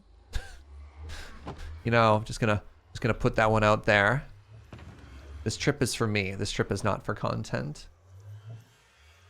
This is relevant, Surge. Barcelona's also too warm. Yeah, real toasty. No worries at all. I went too long. Yeah, no worries. Hey, thanks for hanging out. Oh, you're all the best. I'm going to be back again tomorrow morning. I only have 2 or 3 more streams until I'm taking 2 weeks off and going to Europe. So tomorrow I'm going to start a little bit early because I have to end early because I've got lure filming I have to do in the afternoon. But I still want to do at least 3 hours. So let's come hang out at like 8 a.m. tomorrow, 8 until 11. And I guess we're just going to keep doing more of this or maybe some museum planning. One of the two. We'll see. I'll ask you tomorrow and you can pick. If you're part of the early morning crew, you can direct the flow of the entire stream. Gasp. Thank you for all the subs and the bits. I really do appreciate it. I can only do what I do because of your support. So thank you to all of you for that. And let's find somebody to raid.